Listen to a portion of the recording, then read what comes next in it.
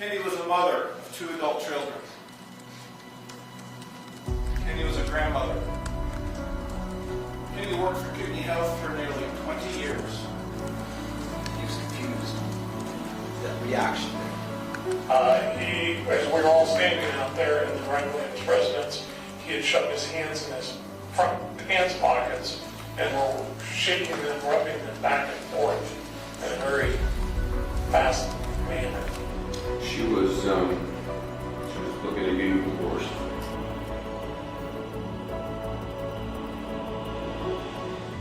Please note that this content is for adults only. Viewer discretion advised. If you haven't yet, hit the subscribe, like, and share.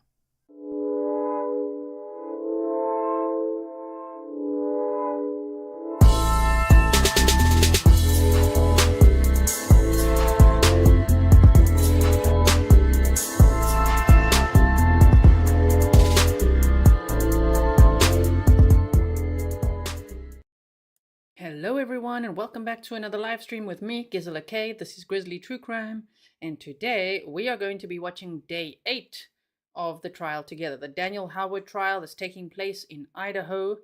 He is on trial for the murder of his wife, Kendy Howard, which happened on February 2nd of 2021.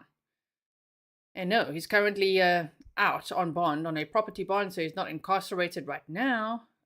Today, the state will rest their case, so we're going to see their final 2 witnesses or so. And then the defense will start presenting their case. Last week Friday or so, the defense said that they might take until next week, Monday or Tuesday, to wrap up their case. So we'll see how that goes. The state wanted the case to be wrapped up by Friday, tomorrow. But we'll just see how it all goes. We are 1 day behind in the live coverage of the trial. So this is, of course, a live stream, and we're covering it live together. We're watching it live, but we're 1 day behind so that we could defluff it. So today's trial footage is 5 hours and 14 minutes, out of, an 8-hour, 20 day. So I'm looking forward to watching this with you. Let's start, shall we? Are we ready? Please like and share. Welcome to all my moderators. Thank you so much for everything you do. Welcome to all my patrons. I hope that you enjoyed my video of the little Italian market food haul that I put up there for you. And then welcome to all my YouTube members. We do need to do a YouTube members only stream again soon. Of course, we've all been very busy with this trial now. So we will do one very soon again. And welcome to all my subscribers. Okay, so I'm going to start playing this. Here we go. As best you can if you'd speak in the microphone. Thank you. You may inquire. Thank you, Judge. Sir, can you say your whole name and spell your last name? Randolph Beasley, B-E-A-S-L-E-Y. Mr. Beasley, are you employed? Yes. Can you describe your employment in your company?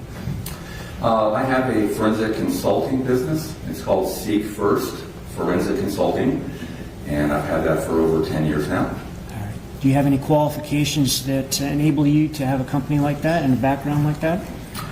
Yes, I worked for the San Bernardino County Sheriff's Department Crime Lab for 30 years. The last 19 of those 30 years was in the crime scene investigation unit. I'm so sorry to interrupt you there, sir. Jenna said I defluffed my buckles ready. Somebody was saying, wait, Vanessa said how many witnesses? The defense said they would have 55 to 60 witnesses, but they ended up having 52.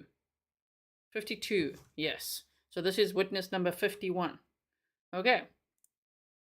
And so the experience and training investigating about 300 homicides,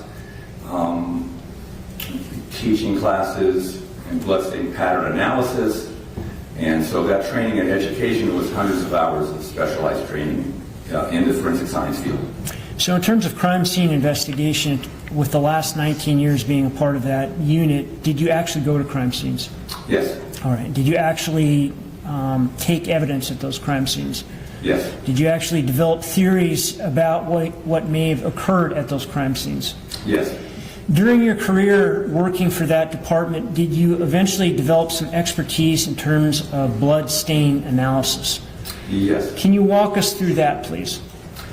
Blood stain pattern analysis is part of what is used to do crime scene reconstruction, to determine what happened at any particular incident And so it can assist in positioning where a victim would be, where anybody who has had blood shed from their body, if they were moved, if they were not moved.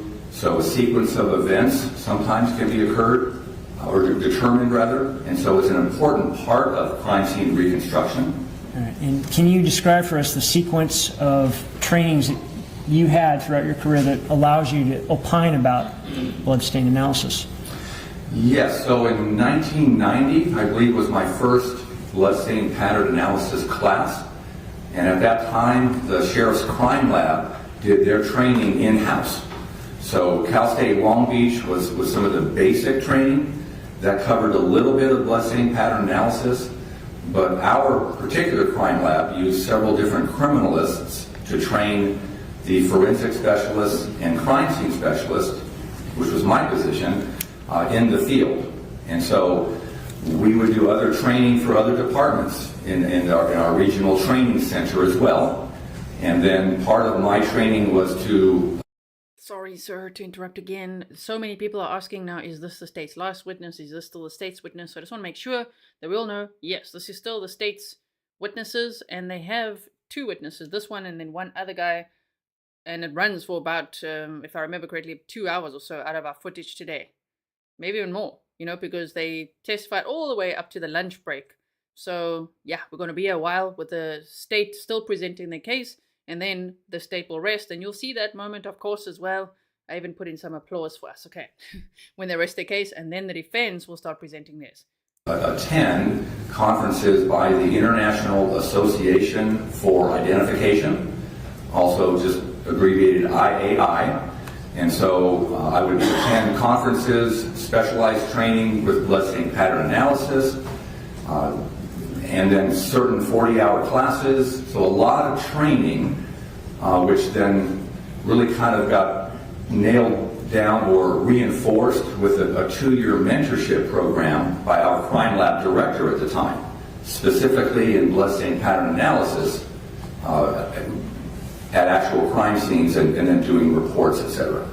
And did the end result of that mentorship, as well as this other training you've talked about, result in you becoming certified in some fashion with bloodstain analysis?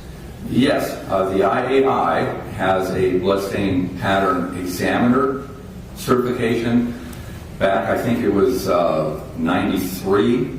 So for 13 years of my 30 years at the crime lab, I was a certified bloodstain pattern examiner through IAI. And did you use that knowledge in these 300 investigations of homicides that you've described to us?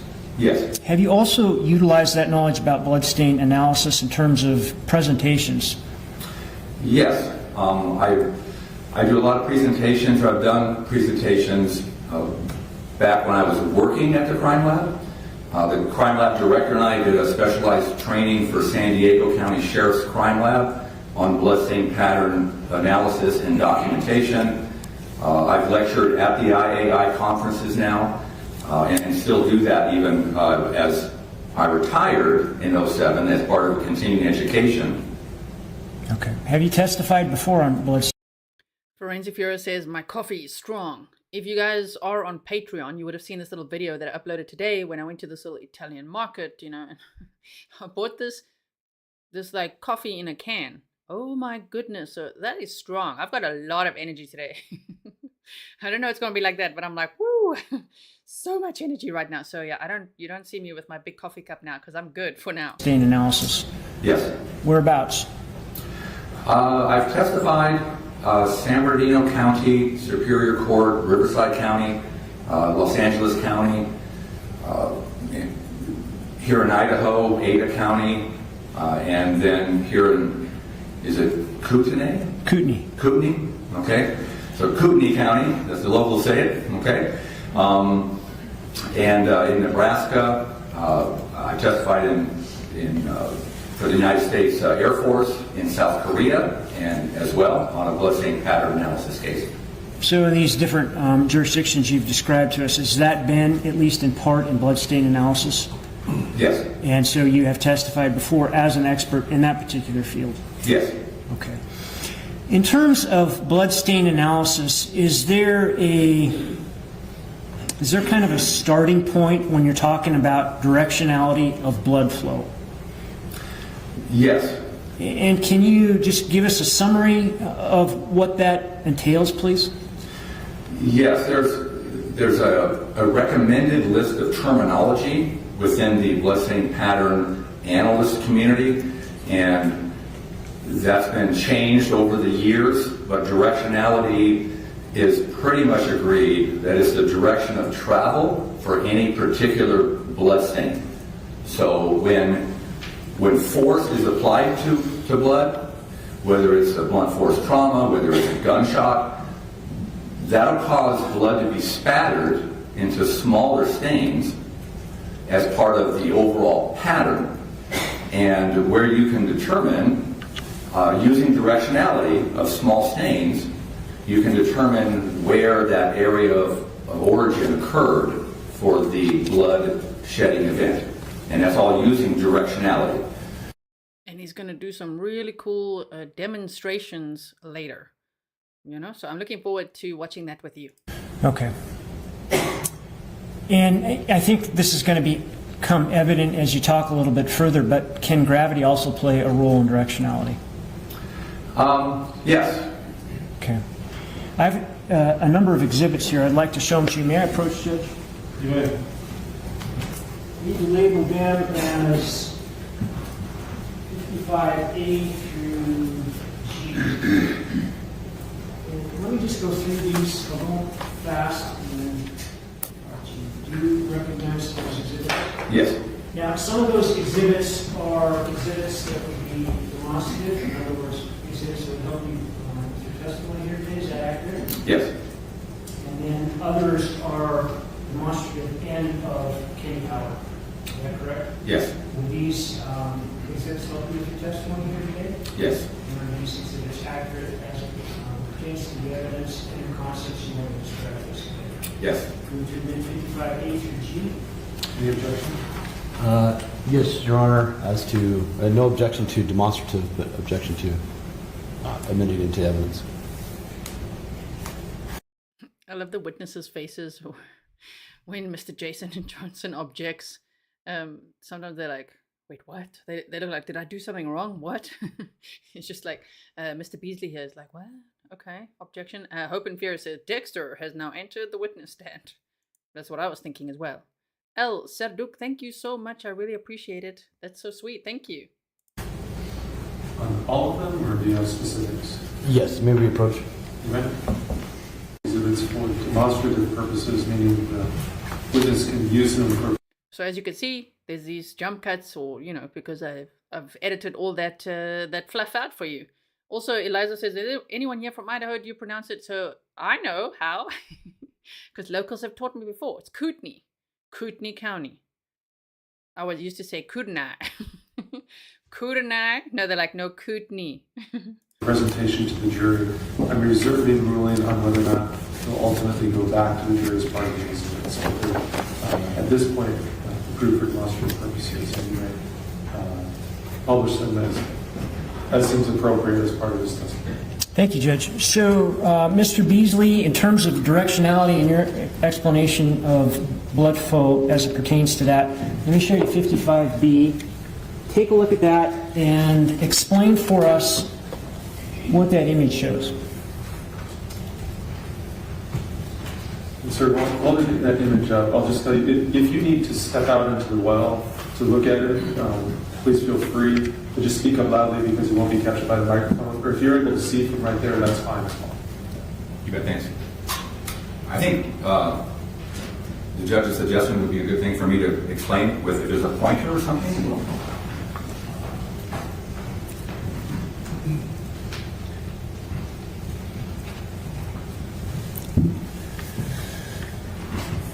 Okay, So, what are we looking at here, Mr. Beasley?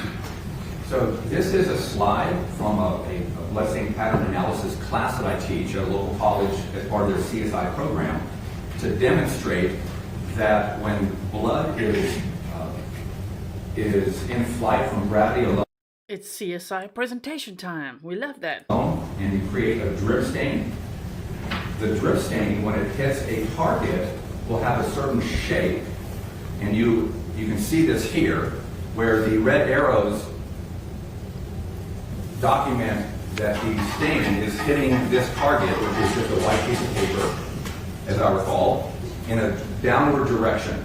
So if you see the serrated type edges here on these stains on the left, there's two stains that don't have quite the length of a tail to show that direction, but the more elongated stains do. And so gravity's effect, so no force applied to blood, just blood dripping, can show the direction from where that blood stain originated. So in this case, the blood stain would have originated above the screen, so that when it contacts this target, you have an elliptical shape where it first makes contact, and then you have this tail, if you will, that shows that direction. Of course, the more elongated stains would show this, and then because of gravity now, you can kind of see how at the tail end of It's like speak of the devil. Joe Jackalone. We were just saying, Forensic Fury and I were like, ooh, this is quiz worthy. Are you going to make a quiz for us? I hope so. We love your quizzes. Thank you for being here. If you guys haven't checked out Joe Jackalone's channel, go check it out. this stain is a little darker, and then at the end of this tail, gravity's effect has caused a little pooling, if you will, where the flow continues and stops. More blood is accumulated often at that tail, and so where the flow stops. In this case, just directly down. All right, so this directionality exhibit that we're looking at, would this be on a piece of smooth paper as opposed to textured paper? Exactly. So when the surface is smooth, you have a very well-defined elliptical edge. But if there's drip stains or spatter stains on a rough textured surface, like drywall or any rough textured surface, could be a rough surface of someone's skin, then you'll have a different appearance. All right, let me show you Exhibit 55A, and perhaps you can describe what this shows on a textured surface, please. So in this case, the textured surface with, again, just drip stains from a little pipette, there's no well-defined edge.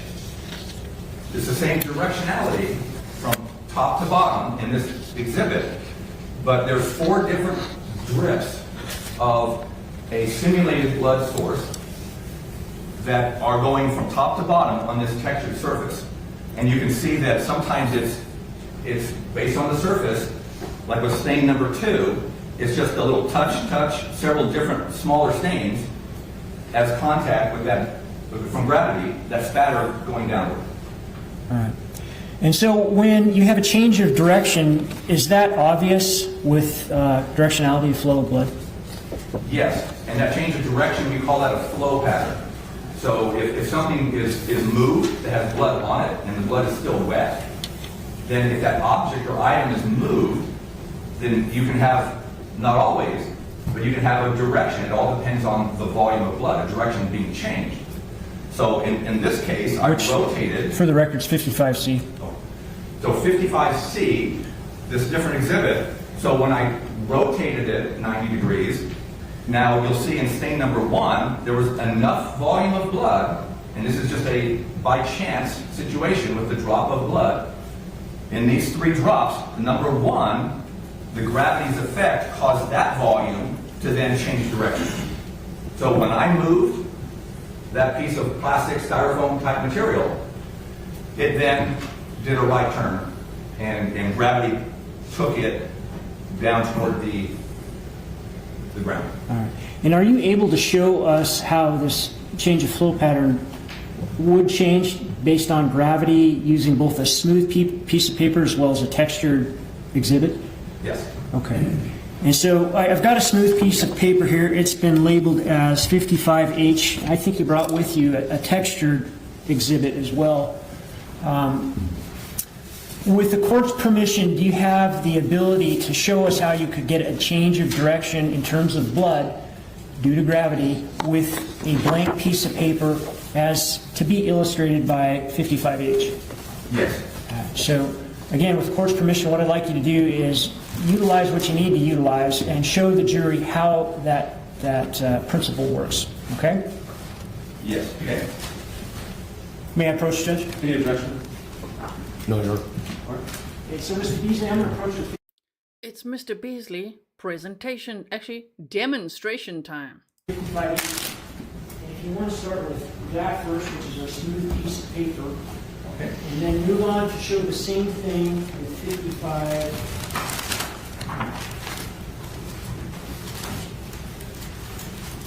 G, which is our textured piece of paper, okay? Okay. So I'm getting some nitrile gloves on, just for the record, and I have a fake blood source that I have in a plastic dish.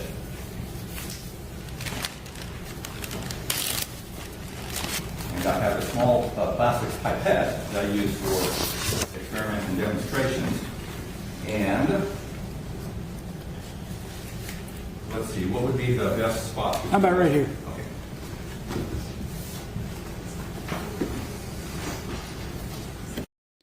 I'm so sorry that closed captions aren't working for most of you. It's on from my side. I know when this happens, we know YouTube's about to make some changes. And we know Bill Gates just had a big update as well. So if you want to blame Bill Gates. But YouTube would normally be doing something. I don't know what it is or what feature they're going to roll out next, but sometimes there's some glitches. I hope it comes back, okay? We are getting a live demo. Ashley says, ooh, are we getting a live demo? Yes. Here we go.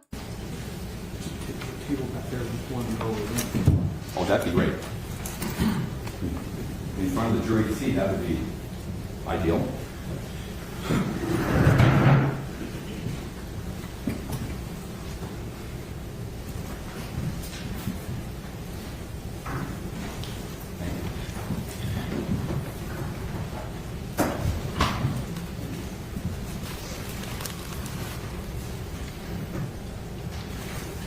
I'm going to get some paper towels to spread out here.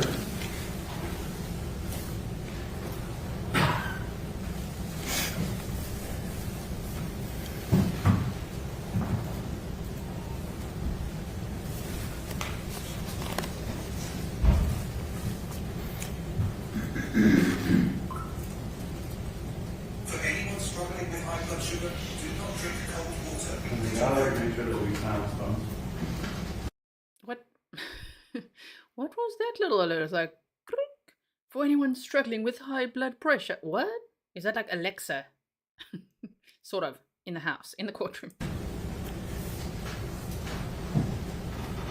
Okay, so exhibit 55H is labeled as flow pattern of blood stain resulting from the movement of the volume of blood on a surface due to gravity or movement of the target. And so what I'll first do is I'm holding the pipette about 18 inches above the target so that I can create some drip stains to show that directionality. You can see with the smooth surface, that elongated stain. And then if I rotate it, and we'll see if there's something that has enough volume. See how that is, there's not enough volume yet to make that flow? So I'll do another stain. So there's about, I think 5 drip stains, and you can notice, maybe before I do this, can I show the jury these little... You may. Okay. So just with a few stains, one missed, so we've got 5 here, but what I wanted you to observe is see the smaller stains. We would call that a satellite stain. These small stains have directionality as well. And again, I'm holding the target in an upward position. So when force is applied to blood, or if there's other issues, you'll have these smaller stains. So again, let me add a little more volume of blood with another stain. I'll make this one off to the right here.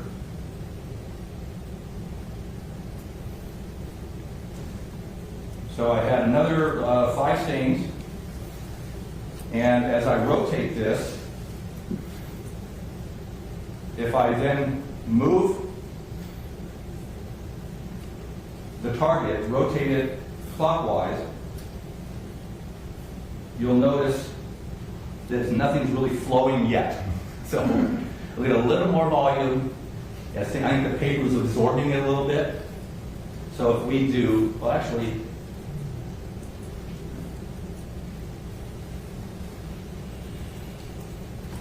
let's do, well it's starting to, you can see it start, right?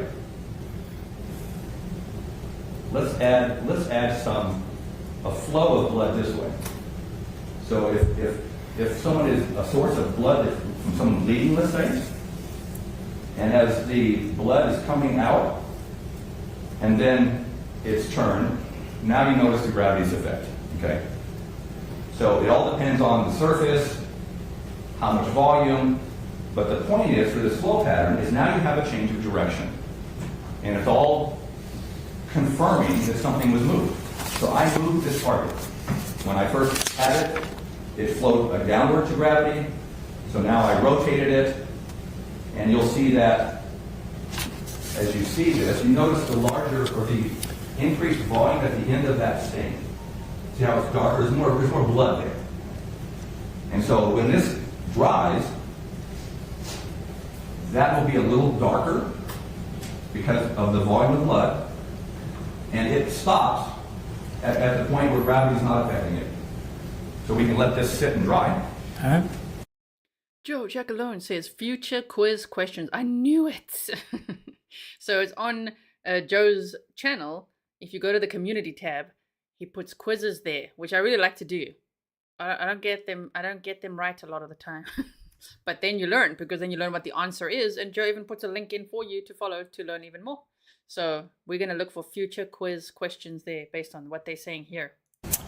So is there a difference between a smooth piece of paper and a textured, say, piece of paper or material when you're talking about directionality of flow and a change in it?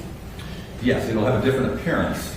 Can you do the same thing you did with that particular exhibit with a piece of textured material? Yes. So exhibit 55G is a similar type of textured material that was in the slide presentation. So here I'll do the same thing in 55G, where I will take several. I'll work on my aim today, okay? So what you notice is, you notice that the certain stain, and again, if we rotate it, I've taken this exhibit, I've rotated it, and you can see that some of the stains have pulled up at the end of that pattern. And so now, just like with that exhibit, there's a volume that you can see that gravity's effect now, because of time, you'll notice this one here just made that right turn, okay? So this confirms that I moved it. I mean, there's no doubt, you saw it. That's how gravity works. And so here you have this right turn, but you see how it's not as clearly defined on the edge. There's not an elliptical shape to it like with a smooth surface. And so you'll have where it touches and makes contact. The more textured the surface, the more you're going to have little dots to show where that stain traveled. But even though it was moved, not all of the stains moved, because that's just the chance of how much volume of blood was in that flow pattern now. But this one here, it's very obvious, it made a right-hand turn. And it's because I rotated it. So we can let this dry. Okay, thank you. And we've got another demonstration, but I'd like to... Another demonstration. If anyone's wondering what is the relevance of this in this case, they said that the victim, Kendy Howard, was in the bathtub, and they already discussed that there wasn't enough blood in the bathtub to explain her injuries from that gunshot wound, right? That she was deceased before she was placed in the bathtub, is basically what they said. But they said that her nose was bleeding, but that the pattern actually went up instead of just dripping down. So that's going to be interesting to hear about as well. Have you talk about a few things first, if you don't mind. So if you could take your seat again. So you've kind of described here direction of flow in terms of both a smooth surface and a textured surface. Let me back up and ask you some questions about this particular case. Obviously, you've agreed to work on it for us, correct? Yes. What sorts of images and or other evidence did you look at in order to get prepared for your testimony here? So I looked at the crime scene photos, and I looked at the autopsy photos, and focused my attention on those, per se, especially the photos related to the victim's body in the bathtub, as opposed to other areas of the house, and focused on the blood stains that I observed and the flow patterns on her body. All right. And did part of that flow pattern that you focused on concern her right breast? Yes. What was it about her right breast that caught your attention? It was a change in a flow pattern. So her body, because of having on her breast blood on it, similar to the demonstration that I did, where the blood stain flowed differently. One particular stain made a right-hand turn, showing her body was moved, and it was not in the position as it was photographed. So Busted, right? you've got behind you 55D, and then in a minute I'll show you 55A, which is a close-up. But can you describe what you mean in more detail with 55D, please? Yes, if I could approach. So this is 55D. D. And the close-up, which is coming next, is 55E, so let me know when you're ready for that. Okay. You're reading my mind. So there's appears to be a stain that was traveling in the position of this red arrow that I placed to show the direction, just like on the textured material. But this one particular stain changed directions. I'm identifying it as the stain with the red arrow going more on the top of the photo, and then the arrow that makes this right-hand turn because of gravity's effect. And then here's the close-up, 55E. So 55E, you have one particular, this is consistent with particular stain here, where it just made 3 little contacts. And then this one here, there's 1, 2, 3, 4, 5, 6 little touches to the surface of her skin on her breast.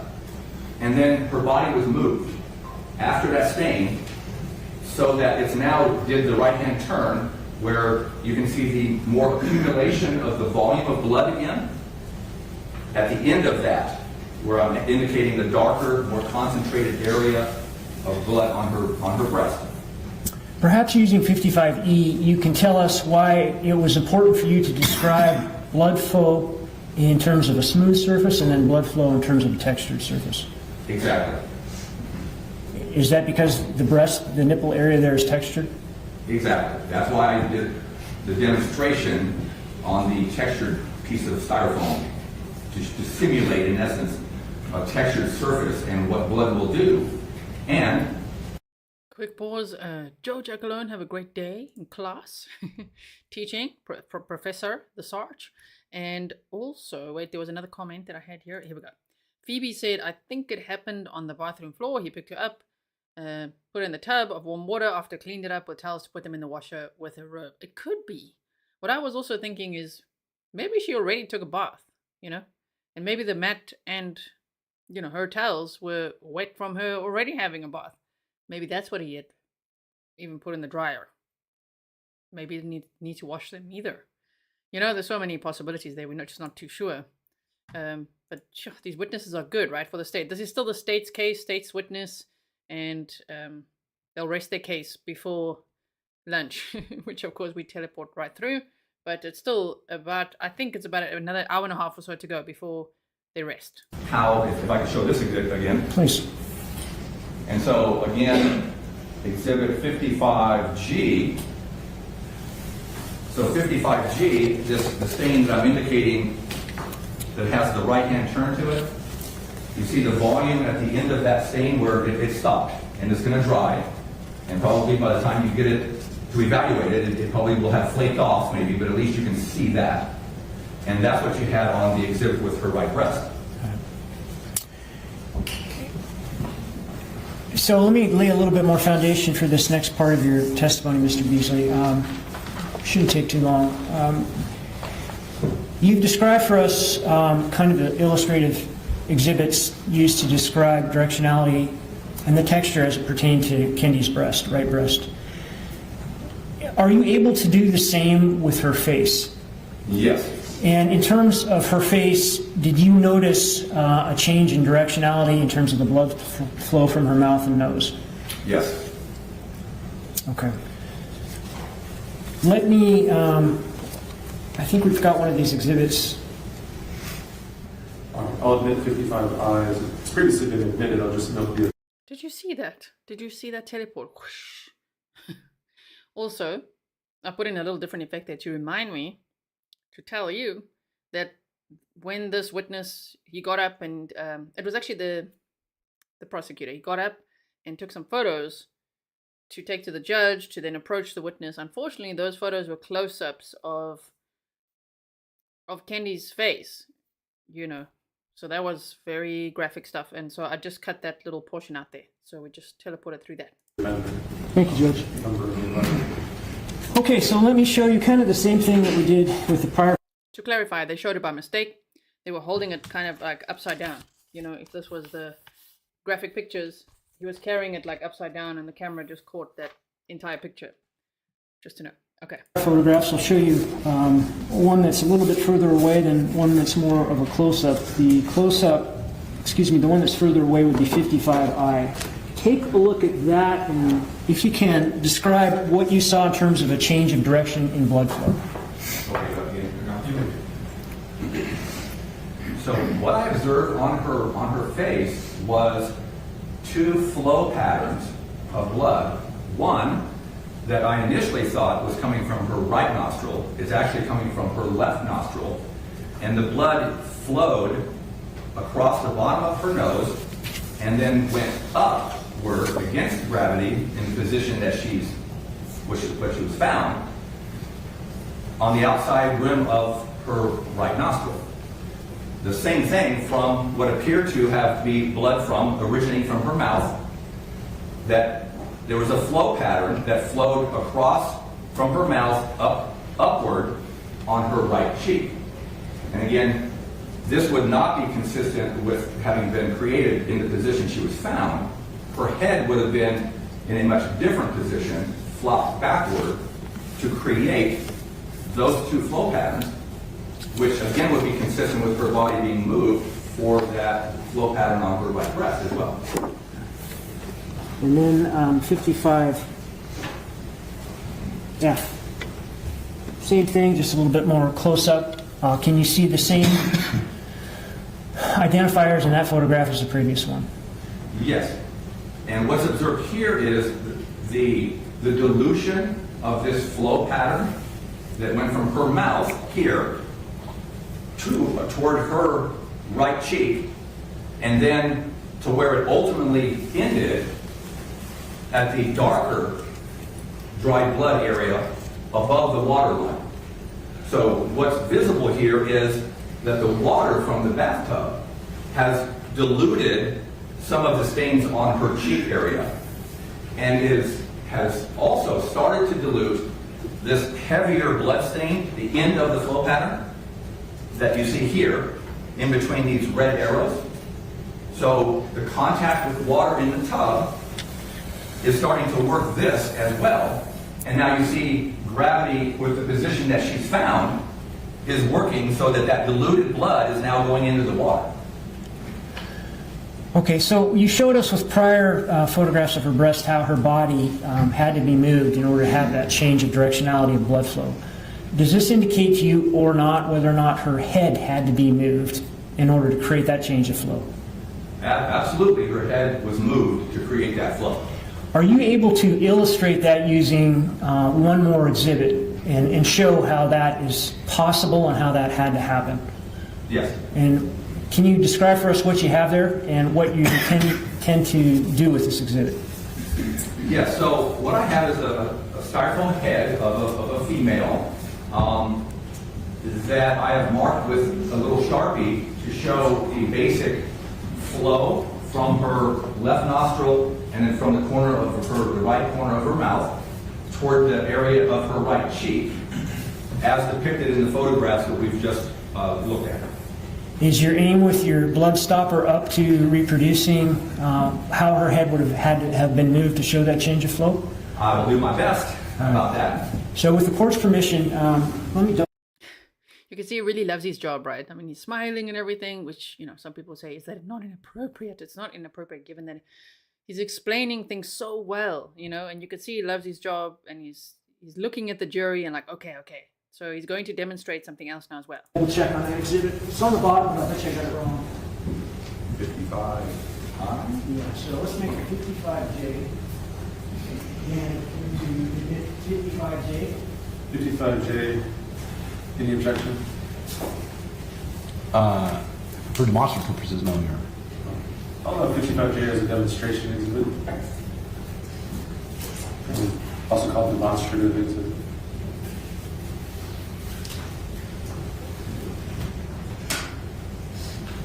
So, Mr. Beasley, you've got 55J, which is a styrofoam head. You've got the other materials that you need. Can you show us how her head would have, at least in a substantial fashion, had to have been moved in order to recreate that change of flow? Yes. And in doing experiments in this type of situation, I will do the best to get it right the first time, to follow the actual trail of to be as similar to the blood flow on her right cheek as possible. So I'm now taking the blood, my blood source in the pipette, and I am going to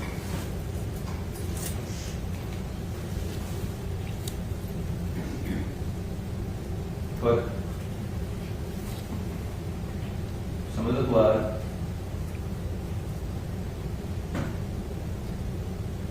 onto, and show where I start here, the jury. So there's I made a little divot in the styrofoam head to kind of have the blood pool. And I'm trying to keep her position of the head, of the styrofoam head, so that gravity doesn't affect it. But if you can see how it's pooled up there, in that little divot in the styrofoam, and then, just to show here,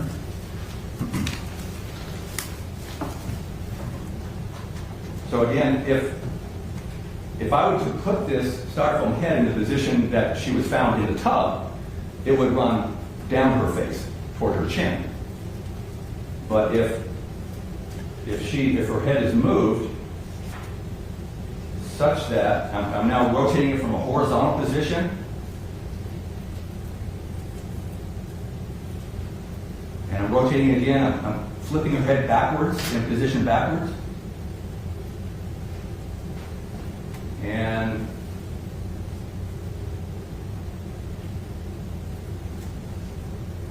you may have to add a little more blood, but we'll see what happens here. I can see gravity, the surface tension of is preventing it from moving. And we'll see.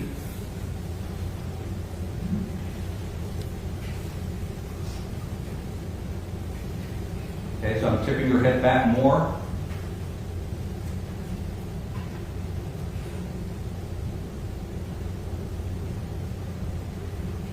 I'm rotating it clockwise.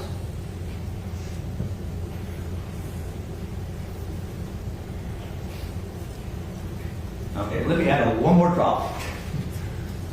This is like real life crime scene blood stain training here. So you add a little bit of blood, a little bit more volume. Okay. So now I'm going to tilt her head back again, the styrofoam head back, and there's definitely more volume there.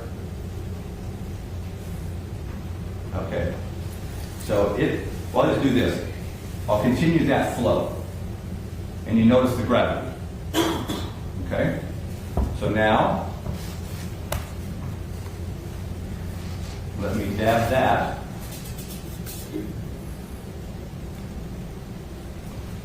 And add the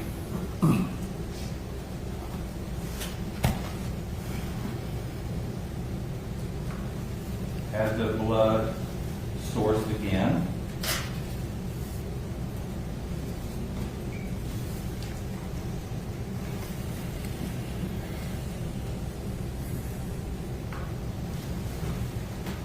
So based on the position, as her head rotates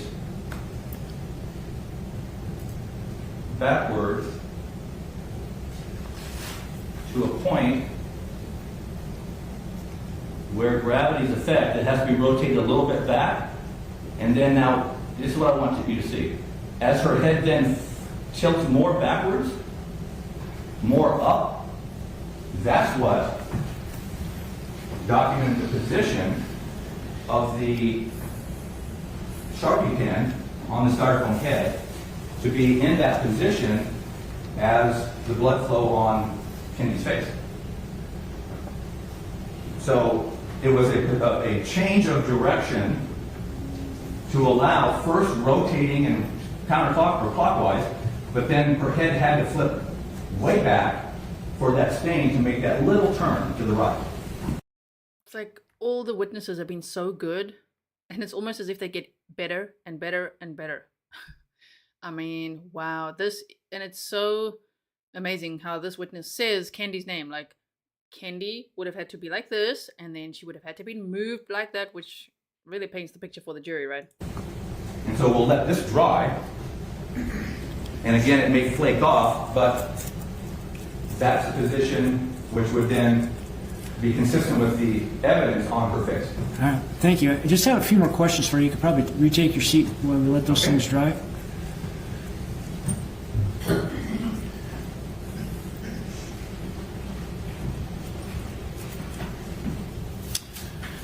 Okay, Mr. Beasley, taking into account what we just saw here with this particular exhibit, and the crime scene photos, specifically the bathtub, and where the bathtub was in relationship to her head, do you base your opinion that she had to be moved on the location of the bathtub and where her head was, as well as this particular exhibit? Yes. Can you describe that for us, please? How the body was moved. Yeah, when you take into account that she had a bathtub behind her head and the blood is flowing upwards out of her mouth.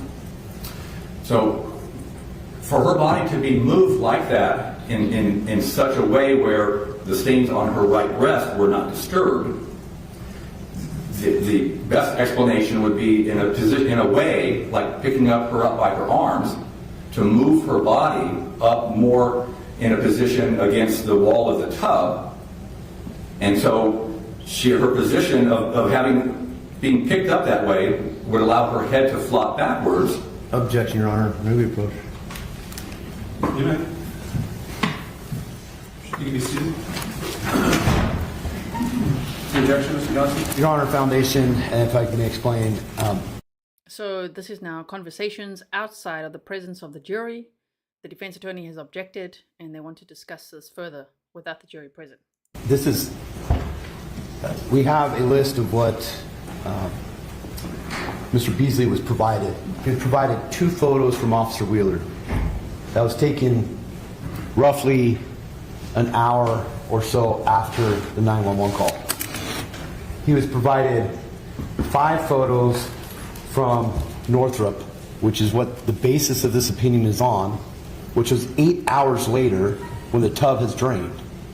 And then he had provided 5 photos from the coroner that was taken as they were draining the water to remove the body.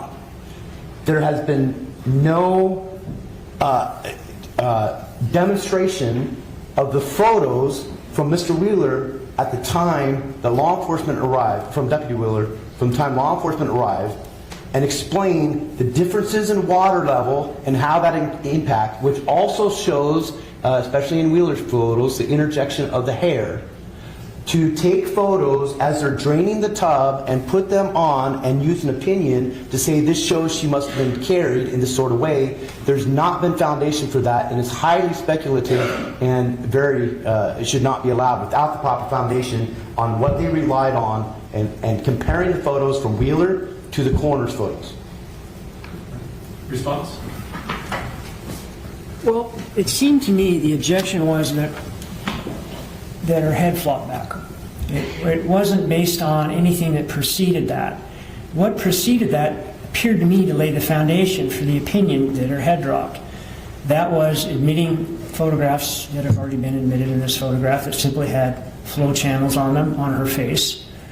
And then using those photographs and the head exhibit to show how her head would have flopped in order to create that flow pattern. So when the objection here is to lack of foundation, and the foundation appears to have been put in front of the jury by means of photographs that have already been admitted, and then by showing a demonstration, it would appear to me to be unfounded. I think it's entirely reasonable for this witness to reach a conclusion that her head flopped when he had to do the same in front of the jury with that styrofoam head. And so I think the foundation was laid, and I think the court should overrule the objection.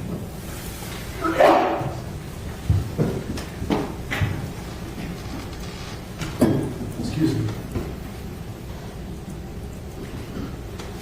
Mr. Johnson, anything further? Yes, to touch on that, certainly this will come up later, but there's going to be force applied to a gunshot, and there's going to be head movement, presumably possibly even striking the back of the tub. The body's going to change positions. Yeah, no, I don't think so. No, defense attorney, you're not the expert in this. I think we just saw the expert, okay? Additionally, there's gravity that's coming down from the water. The hair that in the coroner's photos is not seen because as the water's going down, so is the hair. And so, I plan to deal with this cross, but when you start soliciting an opinion that it must have been lifted or moved based upon the coroner's photos taken 8 hours later as the tub was drained and the body's being removed, there's not enough foundation to solicit an opinion at this point. There is, though. There is, because it's not, you know what I mean, that the blood was already dried by then. So the 8 hours kind of backfires on what he's saying, right? That she was lifted up in a particular manner. Certainly he testified that it might have moved, and I was going to cross him on that, and I will cross him on that. But that's different than an opinion that she must have been lifted up based upon these photos. All right. Well, in terms of what he... Ooh, the judge is gonna... I always like how the judge calmly answers, right? Someone says, Fofona said, does the male state prosecutor have an earpiece? He does.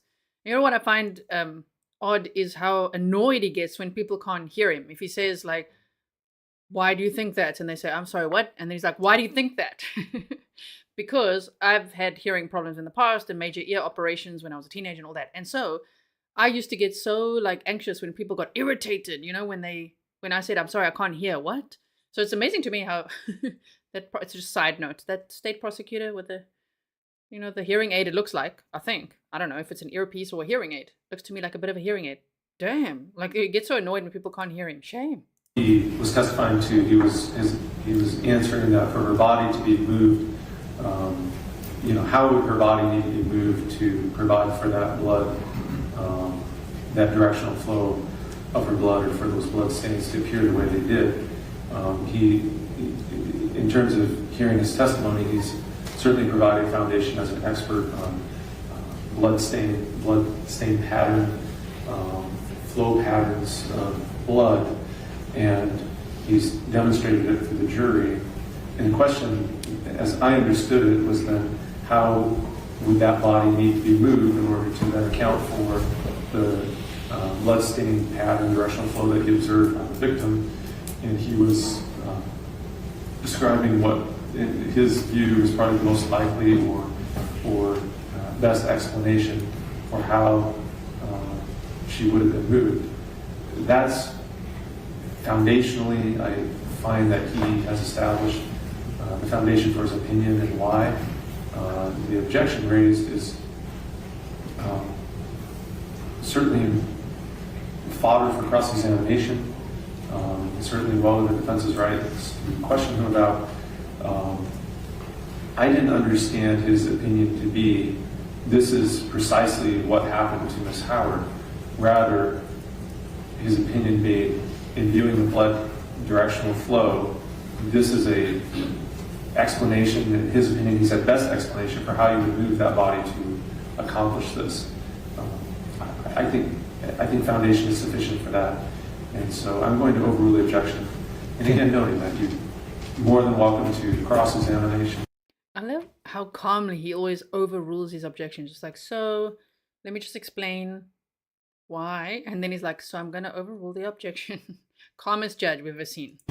To cross-examine him on all the defects you think in his analysis, but as his analysis and in his opinion at this point, I find there's sufficient foundation. Can we then ask that when he gives an opinion that it is hypothetical, not as applied to Ms. Howard then? Unless there's proper I'm not going to tell him how to testify. I think his opinion to this point has been supported by sufficient foundation. So I'm allowing his testimony at this point. If you think it goes beyond that, you're always welcome to object again. All right, let's bring the jury back.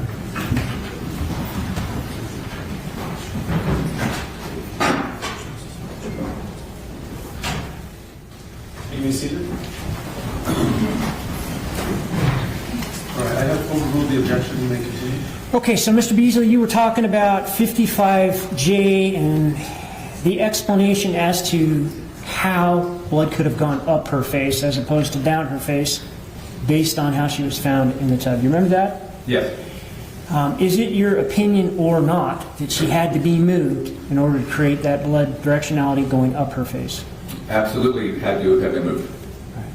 And would this have been after she began bleeding out of her mouth? Yes. Okay. Would her head have moved after she began bleeding out of her mouth in the direction that you showed us with 55J? Not in the position that she was found. No. But when she was moved, would her head have to have been flopped back like you showed us with 55J? Yes. Put in front of you what's been marked as Exhibit 87. Do you recognize that? Yes. What do you recognize that to be? It's a copy of my curriculum vitae, CV, basically, resume. Is it accurate? Yes. Move to admit 87. No objection. 87 is admitted. No further questions. Your Honor, would you consider taking it's going to take me a few minutes to gather some exhibits and set up the Zoom. If we take our mid-morning a little early? Okay, sure, we can do that. So we'll take our mid-morning break at this time. Cross-examination, Mr. Johnson. Thank you, Your Honor. More, sir. Did you see the blink? Mid-morning break is over. Okay, so now, cross-examination time. Good morning. Now, it's important, working with criminal investigation for so many years, it's important to pay attention to the details surrounding what you're observing, correct? Yes. Okay. Permission to approach Madam Clerk, Your Honor. Amen. Do you know what time Mr. Howard called 911? I don't recall what time that would be. Do you know what time law enforcement arrived? I don't recall. Do you recall how long it took him to arrive? No. Do you know how long it was before photos were first taken? Exactly, no. Do you know who took those first photos? I don't recall. Do you know how long it was before other sets of photos were taken? No. Do you know how long it was between those photos and when they started to drain the tub to remove Ms. Howard? No. Do you know when the coroner took her photos? I don't recall. And when I refer to the coroner taking photos, I'm referring to the photos she took as Ms. Howard was being removed. Correct. Okay. Now you would agree that some of what goes into blood flow is the consistency of the blood, or the clotting level of blood, correct?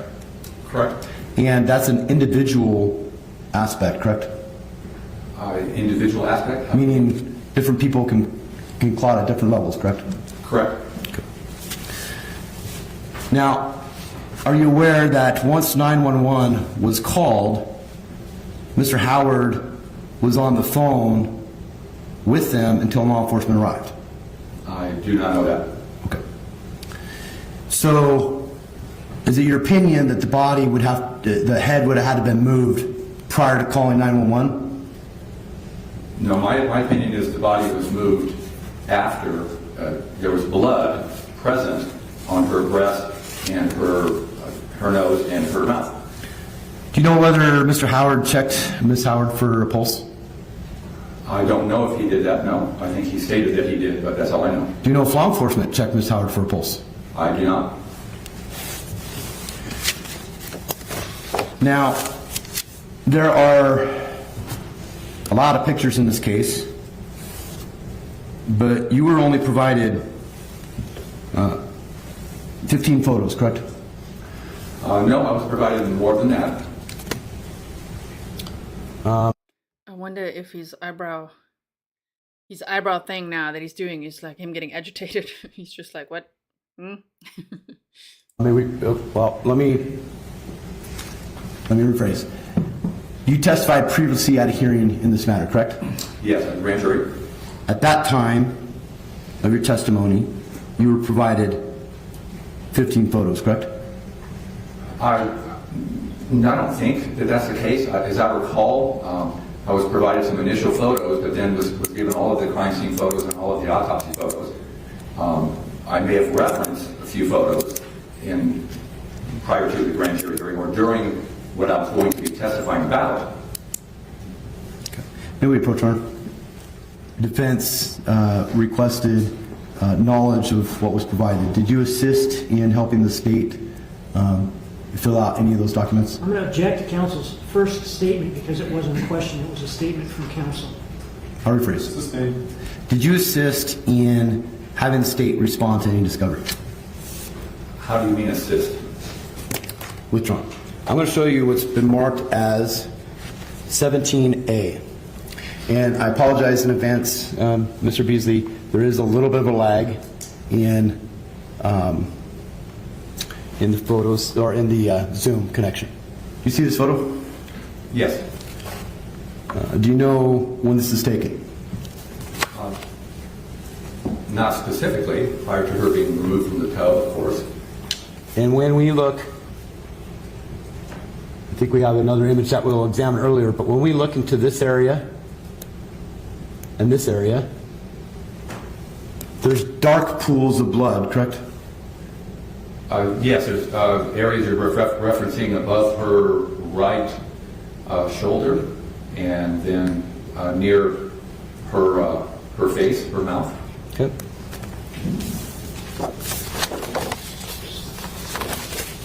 I'm showing you what's been marked as 17D. You see that photo? Yes.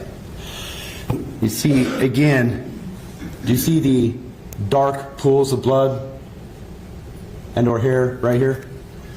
Yes, a darker area of more concentrated blood, I would say, in the water itself. Okay. Now, is it true that in analyzing blood flow, objects can impact the directionality, correct? Well, blood flow and directionality, as far as objects affecting that, how do you mean? Meaning, if there's an object preventing gravity from going down, it's going to move a different direction, correct? If there's an object that could interrupt the flow of blood, yes. Okay.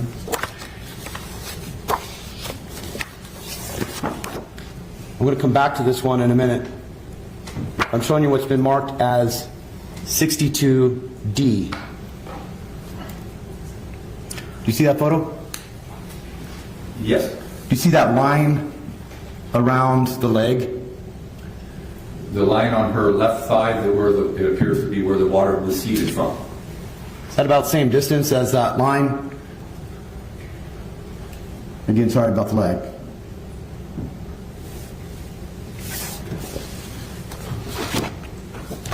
Seem to be about the same distance? Yes. Okay. And you're talking about the line on her chest. I'm also talking about the line between the water and the bloodline. Okay, so the line on the flow pattern from the corner of her right side of her mouth up to where the flow pattern stopped. Yes. Yes. It's consistent with the line on the leg, correct? Yes. Okay. Again, I'm showing you what's been marked as 62E.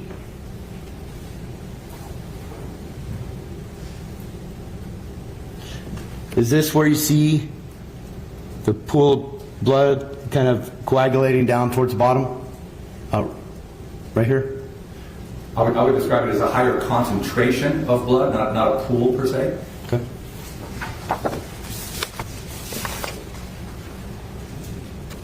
And then I'm showing you what's been marked as admitted as 62F.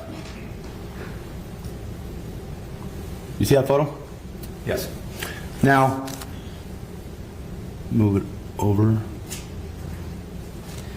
You see this line of hair that comes down right here and intersects your bloodline? Not clearly, no. I don't see the hair that you're referring to. Okay. May I approach one? Yeah. Okay. You want me to answer that question then, or? I'll ask it here in a second. Okay. And sir, I should note, just as a direct, if you need to step out in order to view the exhibit better, feel free to do that if you need to.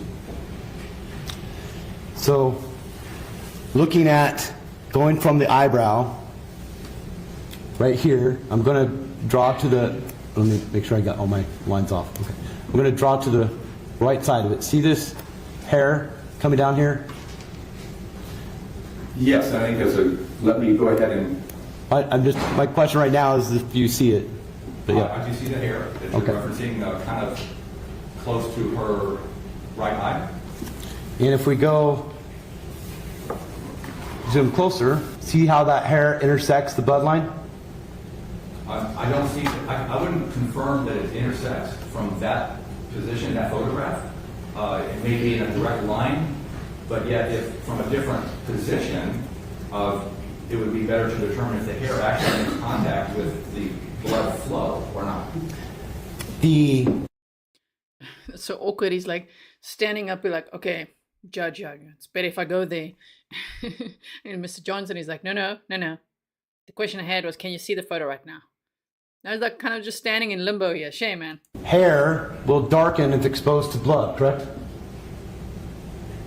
The hair would be more a blood red color, yes, if it's in contact. Okay.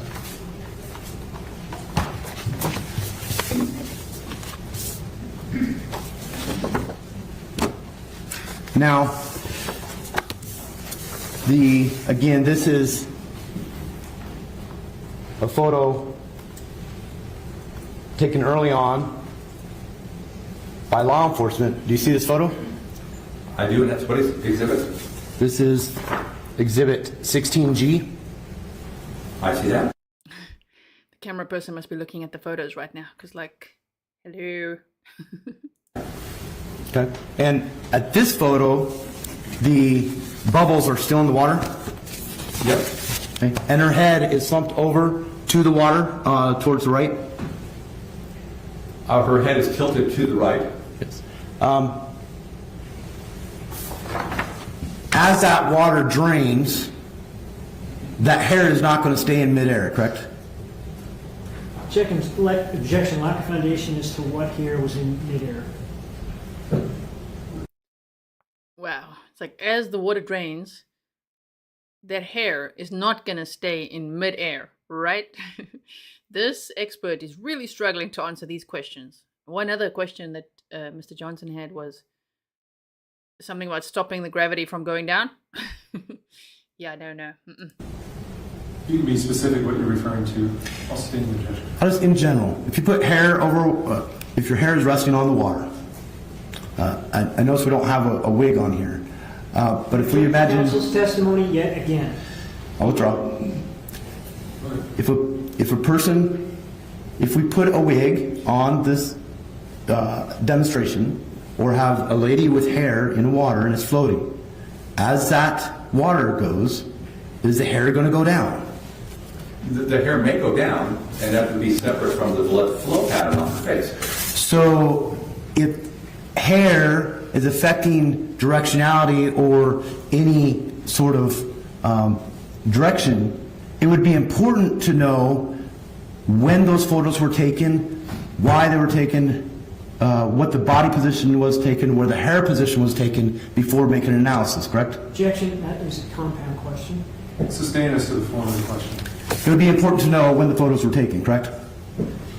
That would depend on how that would affect my opinion, knowing when the photos were taken. It'd be important to know where the hair was at the time those photos were taken, correct? Only if the hair would be involved in somehow changing the flow pattern, which in this case, in my opinion, there's no evidence to show that. The hair was involved in somehow altering or misdirecting the blood flow from her mouth or her nose or her right breast. So you said you were provided all the materials, or a lot of materials in this case, correct? Correct. There's no blood stains found anywhere else in the house, correct? I'm not aware of that. There's no blood found on Mr. Howard, correct? I'm not aware if there was or not. Okay. There's no, other than this flow pattern, there's no physical evidence of a body being moved, correct? Well, actually, there's evidence of 3 different flow patterns, and they're all consistent. So the stain on her... No. No. Jason's asking other than the flow pattern. But this forensic consultant is here to talk about the flow pattern, which proves that her body was moved. But Mr. Johnson is like, but other than that flow pattern, there's no other evidence to show she was moved, right? Her breast, her right breast, on the nipple, and then 2 separate flow patterns from her left nostril and from the corner of her right mouth, the side of her mouth. So there's 3 flow patterns, not 1, that are consistent with her body being moved in this case. So let's talk about that. Do you know how much blood would be ejected from the mouth with an injury such as was sustained by Ms. Howard? Objection beyond the scope of the record. Goes to his hard conclusion, right? Overrule if he knows. There would be no way to know how much blood. Are you talking about blood spatter or flowing blood? Well, either one. Blood spatter? So that depends on the circumstances of the case. Okay. So in this case, there were signs of what appeared to be back spatter, little specks of blood on her chest, on her body, that would be consistent with a gunshot wound with her mouth in an open position to allow blood to be spattered backward. And is it your opinion that Mr. Howard's DNA was found on that gun? Objection to that. Lack of foundation beyond the scope of the record. Sustained. Now let's talk about, was Mr. Howard's DNA on that gun, huh? I don't think this is the expert for that. I'm sure he could testify to it, but that's not what he's here for. Do you know whether blood spatter was found on the gun? Same 2 objections. Goes to blood spatter. It's sustained. There's no foundation. Are you aware of any blood spatter on the left wrist or left hand? There's possible blood spatter on her left hand. And any blood spatter on the right hand? Her hand was in the water. I do not believe that there was any spatter on her right hand. If a person sustains a gunshot intraorally, can that cause any sort of head or body movement? The gunshot itself? Yes. Some movement, yes. So it would be minimal, put it that way. if Mr. Howard shot her, did he shoot her before filling up the tub or afterwards? Same 2 objections. There's a lack of foundation for that question. It's beyond the scope of the record. I mean, that we'd all like to know. I'll sustain it on the first grounds. Certainly no foundation. It's almost like Jason is just curious now. Now he wants to also know. So what do you think?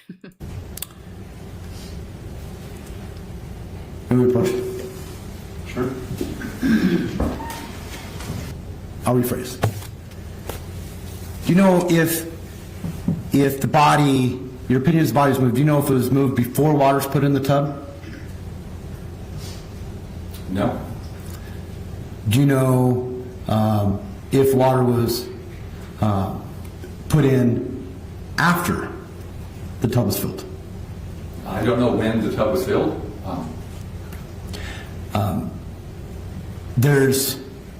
You don't have any evidence of well, let me strike that.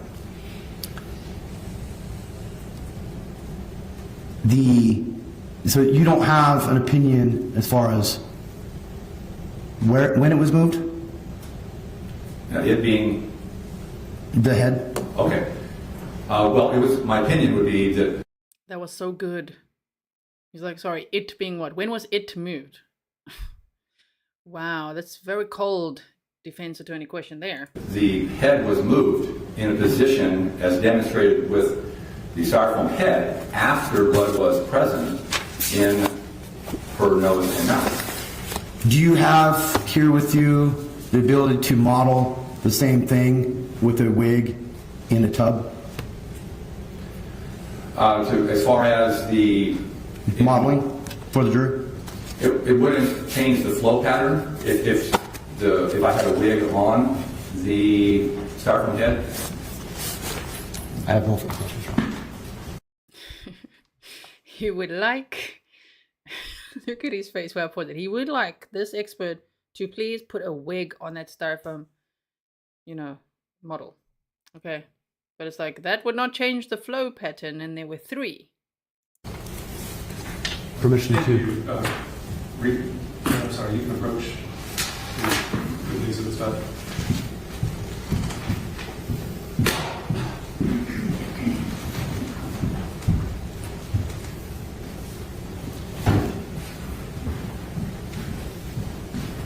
Redirect. Thank you, Judge. Counsel asked you some questions about what you took a look at in order to get ready for this case. Were you asked essentially the same thing at grand jury? Yes. And did you respond in essentially the same fashion that you did here today? I think I was a little more specific in the grand jury, but basically. Well, let me show you page 808 of the grand jury transcript, beginning with line 18 and going over to page 809, line 1, okay? Okay.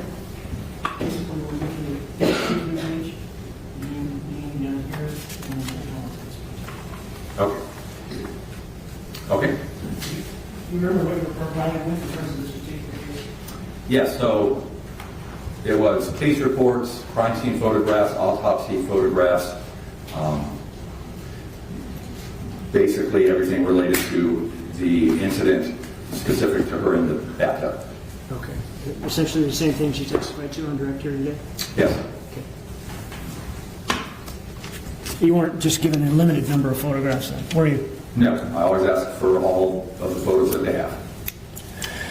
Okay, so if this styrofoam head were wearing a wig, why wouldn't it change the direction of the flow pattern coming from her nose and mouth?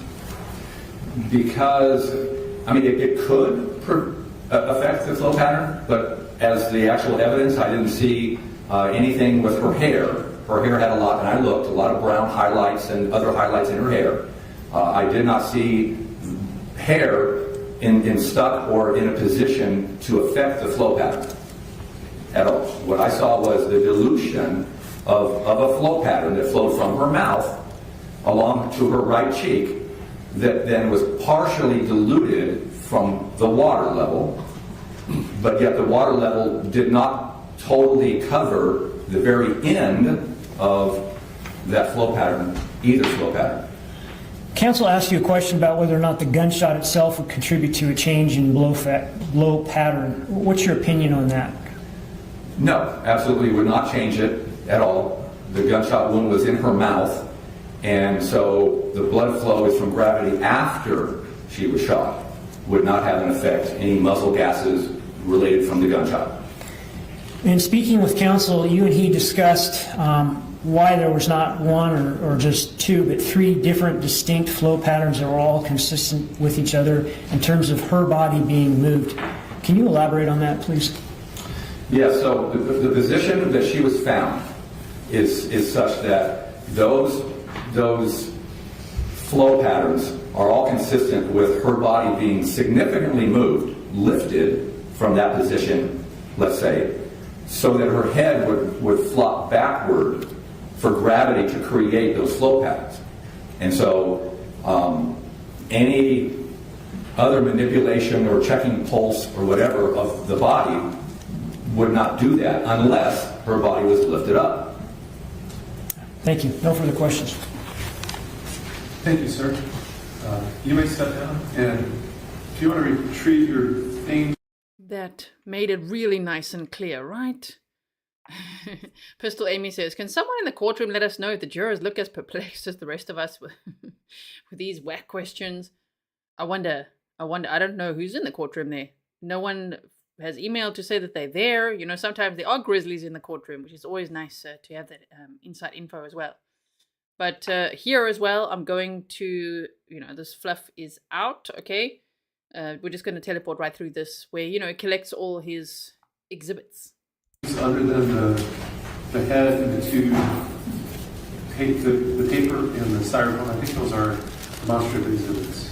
Have been labeled as such, is that right? Yes, Judge. Would you like me to leave them there or lodge them at the railing by your clerk? Why don't you lodge them with the clerk? And as best you can, if you would speak in the mic. And now we have the state's final witness for the whole case. Okay, witness number 52, is it? Wait, 52. Okay, this guy is a psychologist. Let me just catch his name again. You may depart. Thank you, Judge. Sir, can you state your full name and spell your last? Philip Hangar, Philiphanganger. How are you employed? I'm self-employed as a clinical psychologist licensed in the state of Idaho. Can you walk us through your educational background? I have a doctorate, a PhD from the University of Florida. I obtained in 1989. Along the way, received a master's also from the University of Florida. Before that, an undergraduate in psychology from the University of Iowa. Can you walk us through your career up to now in Coeur d'Alene, beginning back when you started off? Sure. I've been practicing as a psychologist for approximately 30 years. The first third of my career specializing in neuropsychology, working in rehabilitation hospitals, providing assessments of individuals who suffered from brain injury, going through recovery. The second third, essentially, of my career, I was working in San Diego, California, where I was the Assistant Deputy Director of Forensic Mental Health Services. I oversaw the adult and juvenile forensic services for the services provided by the mental health in San Diego, as well as doing assessments for their court system. The last approximately 10 years, I have worked up here in northern Idaho, providing services as a forensics expert, providing assessments for the courts in the northern region of Idaho, as well as evaluations for the hospitals. Let me approach with 79.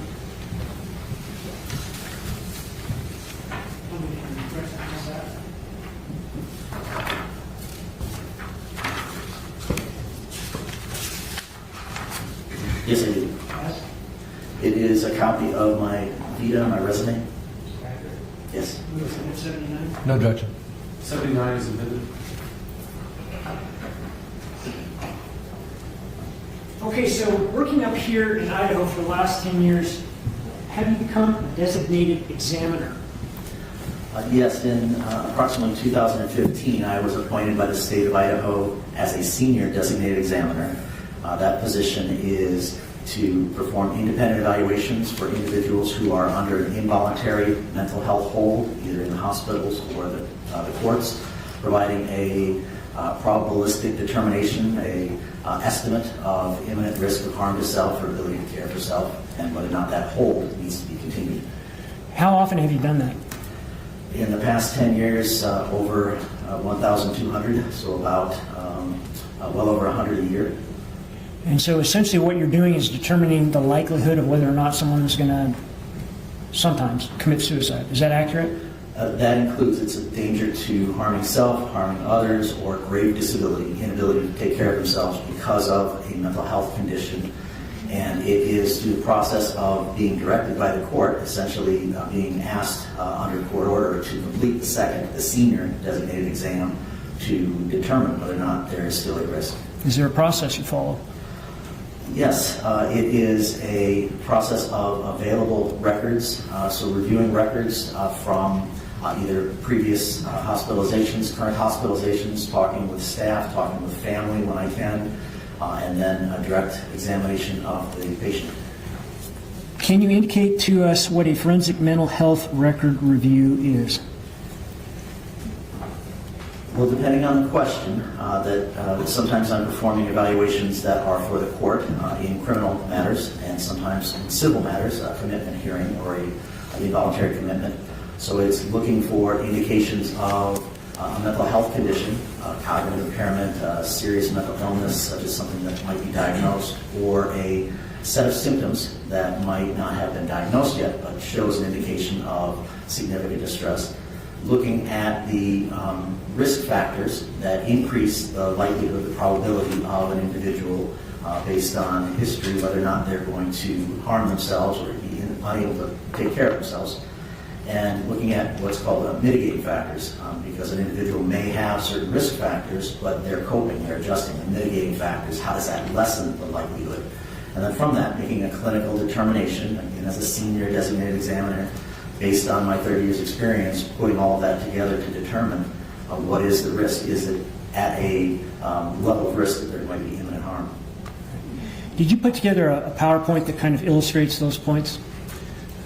Yes, I did. And does it put into focus the various risks that go along with making this assessment, as well as any mitigating factors? Yes. Just a quick pause. I put a poll up. Just remember that Daniel Howard is facing 2 charges. One charge is for domestic battery, and it dates back to 7 months before the alleged murder. He's got a domestic battery charge from July of 2020, and then also a first-degree murder charge from February 2nd of 2021. So my poll options are, do you think he's guilty for both charges? You know, do you think the jury will find him guilty on both charges? Guilty for murder, but not for the domestic battery. And then 2% said not guilty for both charges. Interesting. And 2%, 1% now says hung jury, which means they can't come to a decision. And if so, that would be declared a mistrial. If they carry on and come back and the judges go and deliberate some more and then they say they just can't. They can't come to a unanimous decision. That would be a hung jury. So that's let's see what you guys vote there. The PowerPoint is an outline of the increasing risk factors, those factors that might be indicators that there might be a greater likelihood than not of a person harming themselves, and the mitigating factors, those that I would look for in a person's history, their life, that might stave off, decrease their likelihood. Okay, I have it been marked 52. Take a look at it. Tell me if you recognize it. Yes, I reviewed this earlier with my initials on there and date. What do you recognize? 52 had a copy of my PowerPoint presentation on it. And that would help with your testimony here today? Yes, absolutely. Would you make 52? For demonstrative purposes, no objection. I'll be admitted as a demonstrative exhibit. Move to publish the same. Be here. Dr. Hangar, if you need to step around to see more clearly, you're welcome to do so, or you can see from there to find. Presentation time. Here we go.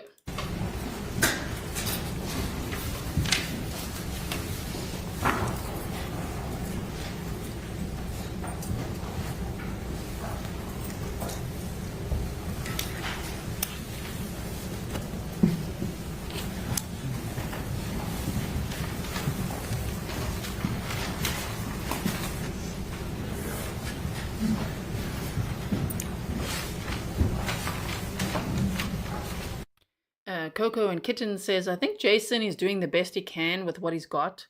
You know, and I was thinking earlier, as Caroline suggested, why did the defense not maybe go with a burglar or something else? But it's because of what Daniel Howard said himself to 911.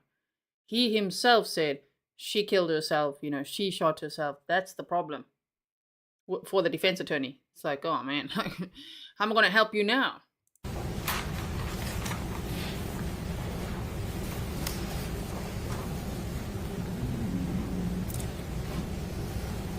You need a pointer?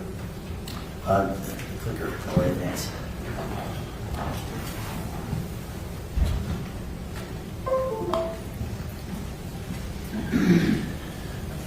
Okay, so Dr. Hangar, we're looking at a screen here. It's entitled on the left side, suicide, self-harm, and on the left it's got increased risk, on the right, decreased risk.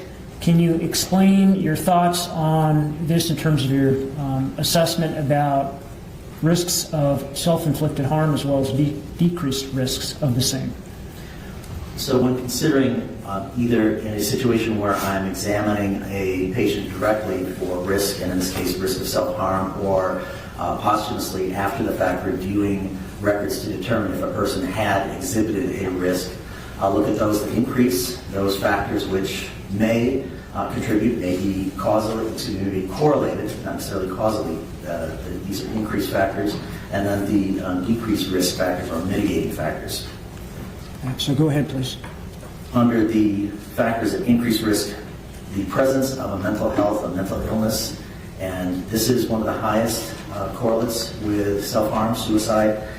These are generally diagnoses that exist in the patient's record: depression, a mood instability, bipolar disorder. It could be indications of a reactive response, a post-traumatic stress disorder, then lower risk, so it's going down a gradient of risk. The psychosis, schizophrenia, more likely to have problems in self-care, great disability than suicide, and the personality disorders. So some personality styles that are maladaptive, the individual may not be able to regulate their emotions and behavior. So looking at the presence of mental illness, a diagnosis in a record from family reports, looking at mental illness in terms of maybe it's undiagnosed and just merely the presentation of symptoms that I as a professional would say that appears to be psychological distress or indications of a mental illness. So in Other increased risks? Next one. The next factor is substance abuse, and this has two factors. One is the acute or intoxication that very often an individual may, because of the disinhibition of substance use, alcohol, methamphetamine, not be able to regulate. Quite often interviewing individuals who have made a gesture and attempt that when they sober, when they abstain from use, they no longer are extremely agitated or having a risk for harming themselves. So looking for, are they intoxicated? Well, what's the toxicology screen show for an individual? Do they have a level of intoxication that might mean that they cannot regulate? Also at risk are individuals who have had a chronic history of abuse. Individuals who for a long time have been told this is a problem, this is something that needs to be addressed, and now they're beginning to abstain. They're going through withdrawals, heroin withdrawals, alcohol, methamphetamine, and then it's after a prolonged use that has caused problems that now they are decreasing, and there can be an increased risk of agitation, and that can lead to increased risk of suicide. Can a family history also increase risk? In terms of asking about family history, this is the indicator that an individual may have a genetic marker for a mental illness or increased susceptibility for substance use. So in the family, has there been a mental health condition which makes them more at risk for development or the development of a mental illness? Same thing with substance use. Is there a pattern of substance use in the home, in the family, that indicates that this individual may be more at risk? The next factor is proximal factors.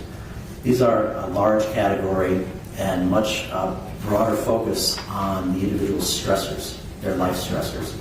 What are the crisis, immediate stressors that the person is experiencing, or the chronic, long-term stressors? We all have stressors, so it's not a matter of discovering are there any stressors, it's which ones. So there may be various ways that we're asking by family, looking at records, and doing a tabulation of what is this individual experiencing in terms of stressors. And of course, stressors don't mean a risk of suicide, they just mean a person may have to adapt, cope, to have a functional lifestyle, to be able to continue living. So an individual who has significant stressors but is still functioning in the community, that's because they have adaptive factors, which we'll also look at when we get to the decreased risk.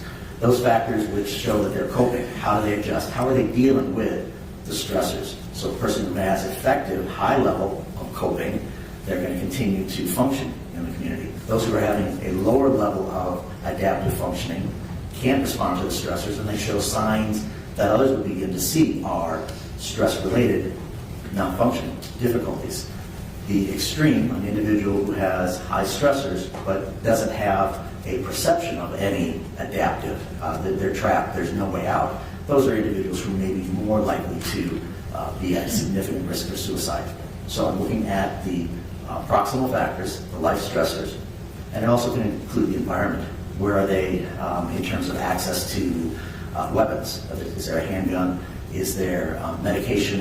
Are they on a medication, a painkiller that might increase their risk? But again, that's not an indication of suicide itself. Then how are they adapting to that? How do they cope with those factors? Just a quick pause. Bookish said it's definitely surprising that there's only one attorney for the defense.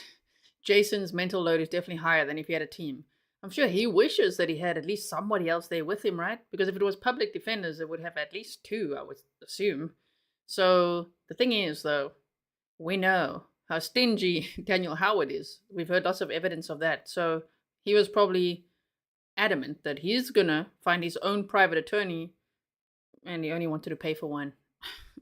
Poor Jason. Actually, poor Jason, because his client put him in a very difficult position by the client giving the narrative of Kendy took her own life. I mean, what can this defense attorney really work with? You know?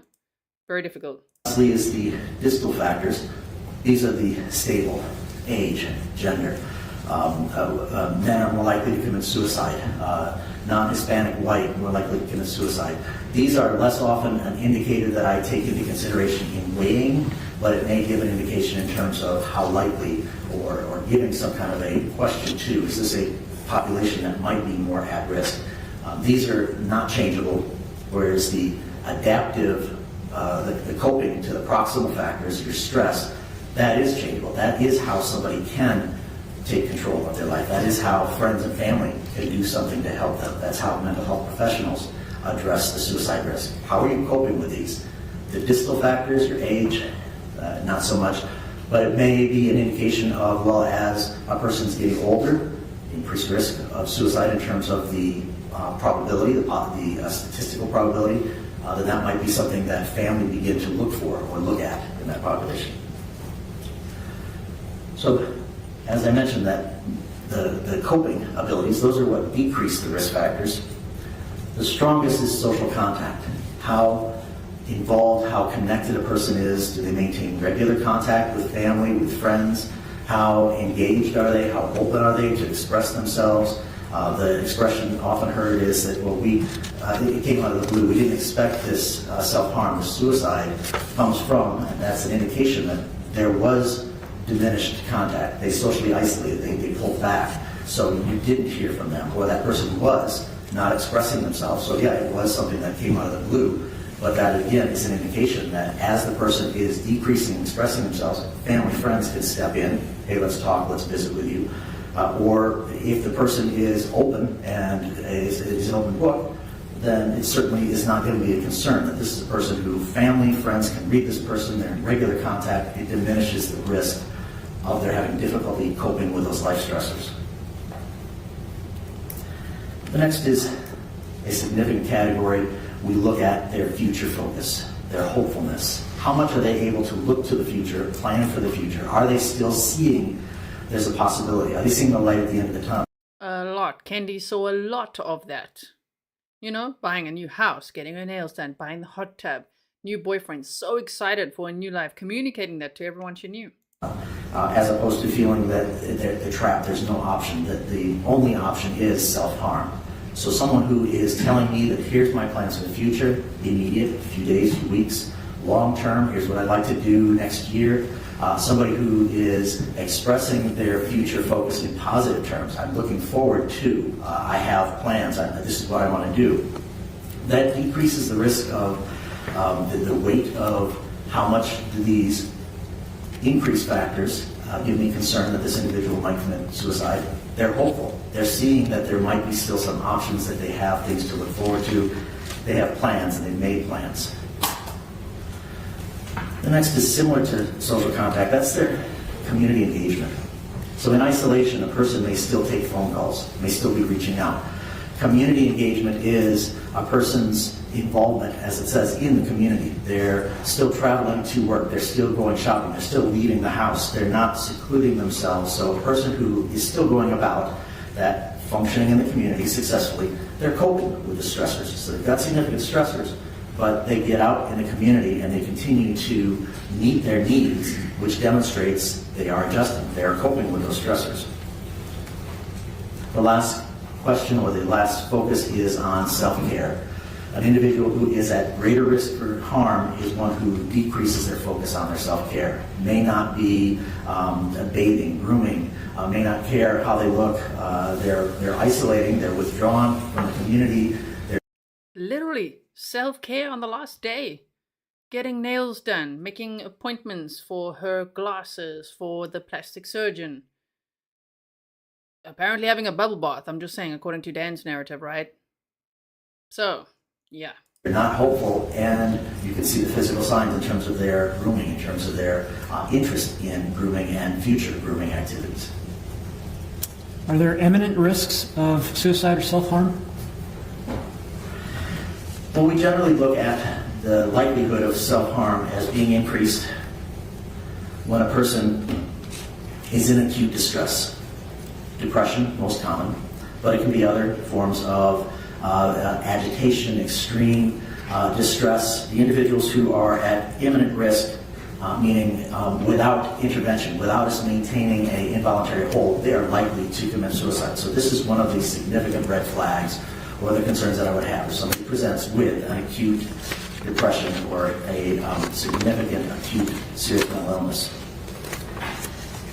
The next is of course, there have to be stressors. There is always factors which push the person over, unless it's extreme intoxication, but even then there can be some indication, some factor that the person perceived. But there are stressors.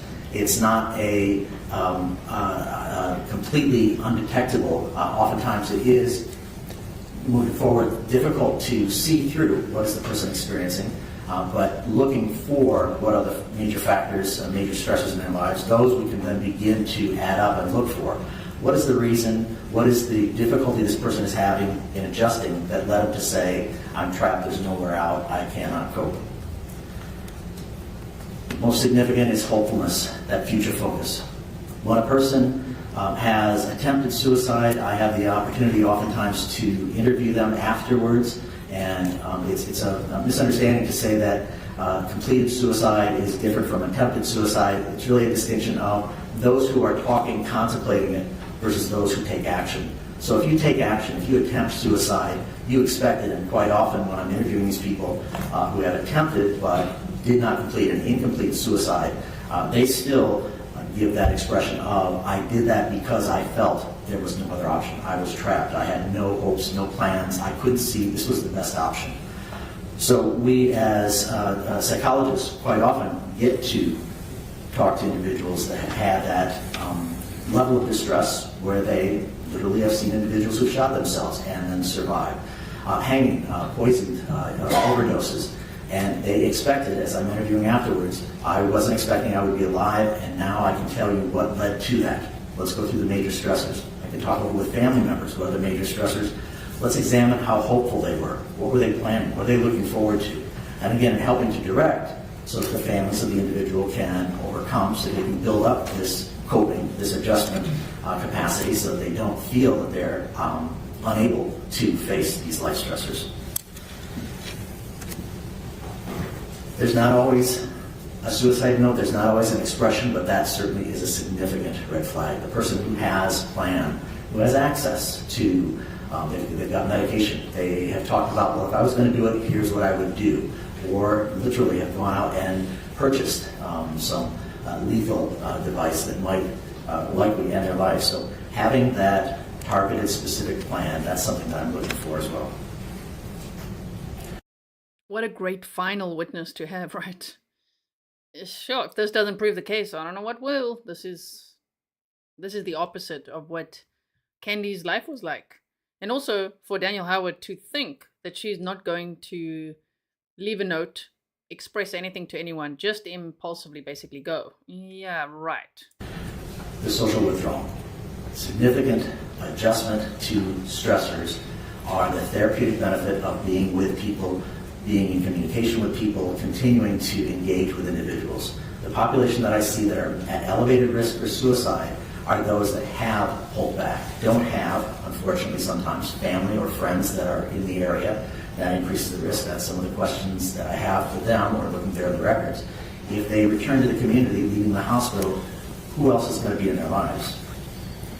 And lastly, substance abuse. Quite often we use a toxicology screen to determine is this an individual who has substance use that is going to increase their risk by disinhibition, or is this somebody who in the record or by family report or the history that I've seen this person and they do struggle with substance use, methamphetamine use, continual alcohol use to causing problems in their lives.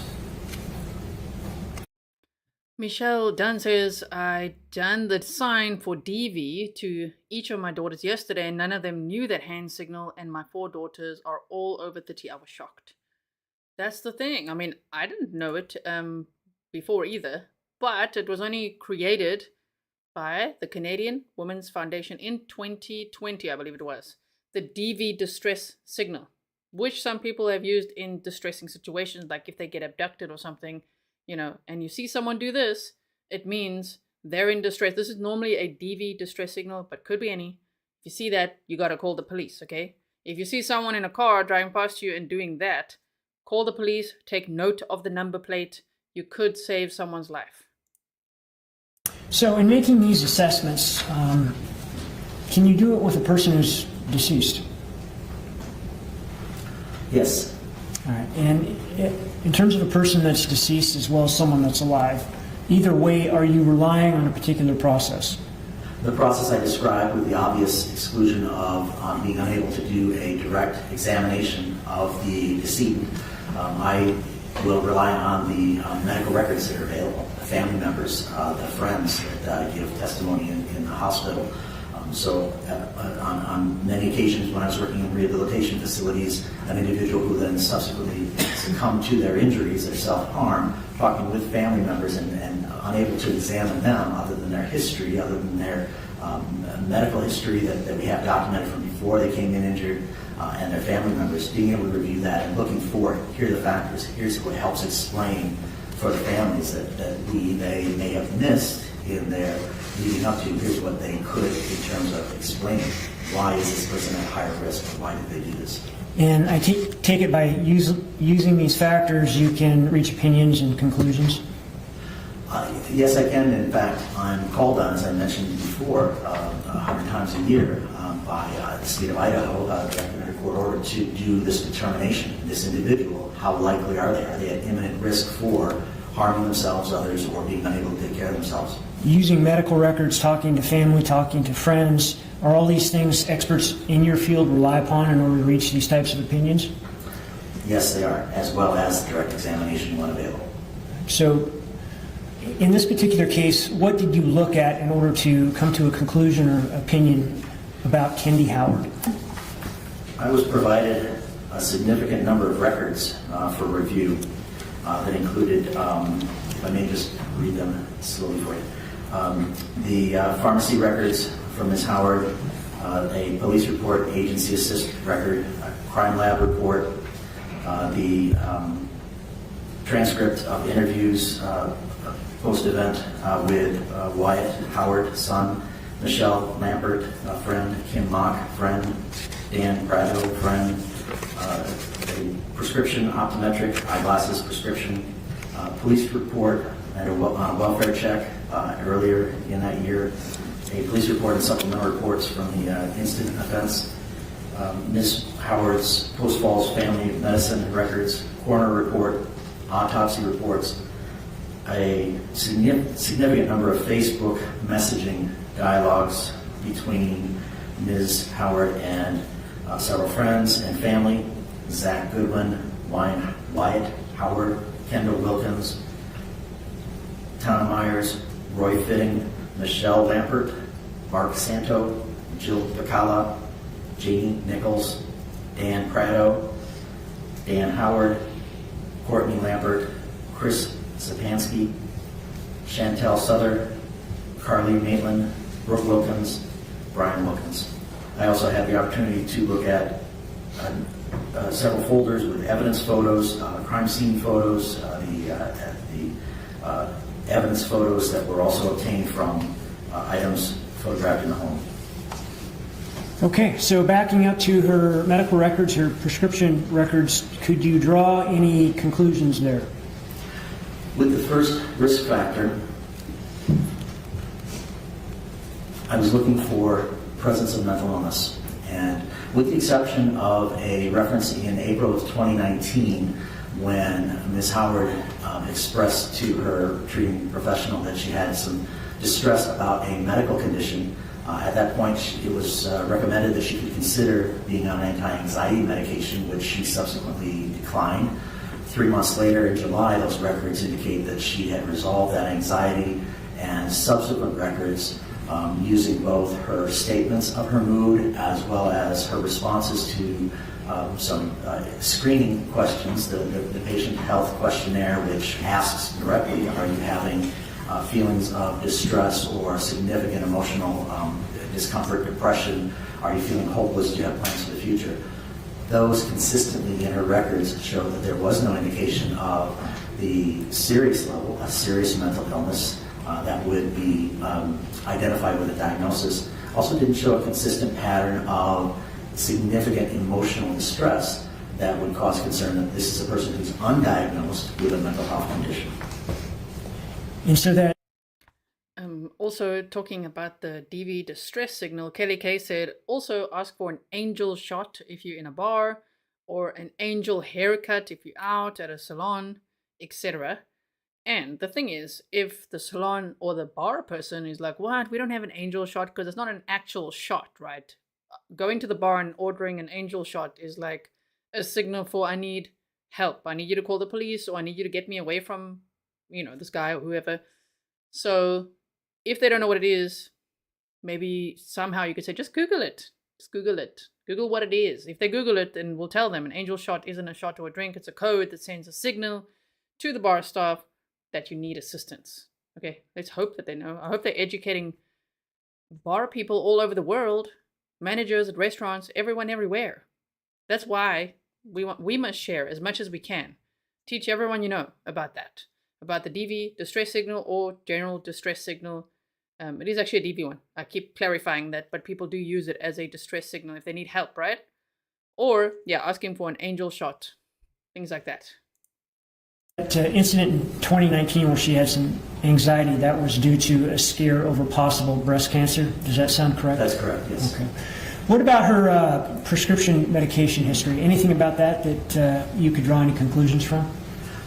The photographic evidence indicated that there were a number of historic prescriptions that Ms. Howard had been given that included antibiotics. The most recent consistent ones that she also had not been taking consistently, so consistent in terms of their more recent to the date of her death, were a medication that's colloquially labeled as an antidepressant, Prozac, and it is commonly prescribed for eating disorders. So specifically on the label, it indicated that her Dr. Miller, I believe, prescribed it for compulsive eating. That's a common use for that medication. So it wasn't by nature of the label with the type of medication for depression. It was a approved use for diminishing compulsive eating. She was also prescribed a medication, Phentergan, which is a stimulant which decreases appetite, and those two medications she was most consistently on, but again, not consistently. At the point of autopsy, the toxicology screen shows that there was no presence of either of those in her system. The review, the pill counting they did and photographed indicated that she had a number of her prescriptions that she had not been maintaining taking. So there's a risk with those two medications. There's what's called a black box warning. They can increase suicide risk. Prozac and Phentergan can or have been found to increase suicide risk, but that's in the presence of a mental illness. And so when prescribed these medications, it's common practice for the prescribing professional to do a significant screen, continual screen. Is there mental illness? So that again supports the first issue that I was looking for. The first factor is that if this individual had a mental health risk, had the presence of significant depression, and the prescribing professional was using that medication for something other than treating the depression, it would have been inappropriately prescribed. So having that evidence that this is a person who did not have an underlying mental health condition, those two medications which activate, stimulate, wouldn't be increasing that level of despair or suicidality. It's not that these medications cause suicide. They increase activation. So an individual with an underlying mental illness with a predisposition for self-harm, now as they're becoming more activated, that's why these medications will cause an increased risk of self-harm. What about interviews with family and friends? Anything about that caused you some sort of concerns or issues in terms of increased risks of suicide or self-harm? The interviews, with the exception of that offered by her husband, Dan Howard, did not provide an indication of concern for risk of self-harm. In fact, they described her as showing a bright, happy, excited, looking forward to the future. So her affect was in its general statements that they make in their interviews, as well as in the Facebook messaging posts, indicating a indication that that Ms. Howard was exhibiting the continued positive affect, bright affect, and not suffering from significant or even reactive despondence, with the exception of her interactions with her husband, where those Facebook posts reflect the distress of arguing, the reference from her husband that he felt that she had a mental health condition and should be seeking treatment for it. Otherwise, no family members, in fact, family members specifically said that they did not see a mental illness, were not concerned about that, did not see a negative affect. Of course Dan Howard did. Typical, right? Just like, oh, she needs help. The usual. Guys like that would be saying that she's crazy. With the exception of her being apprehensive, scared about the divorce, about the separation, about having that expected apprehensive response after decades of marriage, where the individual is now facing life changes. What about those components of substance abuse and family history? Did either of those raise their head in terms of concern for you here? In the medical records, consistently there was no report of any family that had developed mental illness or had shown signs of substance use. The substance use for Ms. Howard, she was described by friends as using alcohol. She consumed alcohol. That there was not a consistent report where there was significant concern that she was using alcohol or that they were addressing. The Facebook posting was oftentimes a continual back and forth where there was descriptions of upcoming social events. Let's get together for parties, for fishing, for social gatherings of vacationing, and no expression of concern about alcohol or any other drug use. Proximal factors? There were a moderate to high level of stressors in Ms. Howard's life. At the time of her death, she was going through divorce, which is a significant stressor, significant life event that requires change. She was contemplating, not in the act of, but she was contemplating a change of job by her statements on Facebook posts and family friends acknowledging, yes, we were aware she was contemplating that. So the apprehensive stress and stressors are positive and negative. A wedding is both. I mean, planning a wedding, getting married, having a new child is both positive and negative. So divorce can be positive and negative. Stressors are change, a change from the routine. So anytime there's a change, that's stressful. We have to adapt to it. The temperature changes. We have to adapt to that. That's a stressor. So in her life, divorce, her anticipated change of job, her anticipated change of residence, buying a new house, looking forward to being in that new residence, again, a positive and negative. There's the hassles of moving, shopping. And lastly, the discord between her and her husband, so arguing with a spouse. So those four major categories represent significant stressors. And as I said before, it's not just that the stressors then cause suicide. How is the person adapting, coping? We could look at those mitigating factors, and in Ms. Howard's case, we look at the social contacts. She was maintaining regular contact with family. You look at the Facebook posts and you see that a continual almost simultaneous contact with friends and family, describing her interests, her focus, her lifestyle, what she's doing, interest in posts that are jovial jokes that she would exchange, as well as shopping ideas for her mouse. So she was not isolating by that. So her coping, she was maintaining a significant connection. I would be less concerned about an individual who shows that level of family and friends are connected to this person, they're in this person's life, this person is sharing with these individuals as demonstrated in the Facebook post. The next would be her future focus.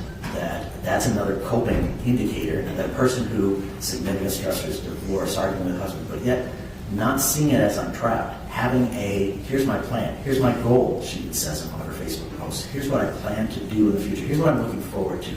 Yes, it's going to be stressful, but I've got hope, I've got a plan. This is how I'm going to get out of this, as opposed to I've got stressors and I'm trapped. I've got no option out. So now, maybe effective, maybe good or bad planning, but I've got a plan is always a significant indicator for me that this person is more likely than not to have that ability to overcome those stressors and continue to function. The next one is her community engagement. I saw in reference to Ms. Howard that she was continuing to go to work.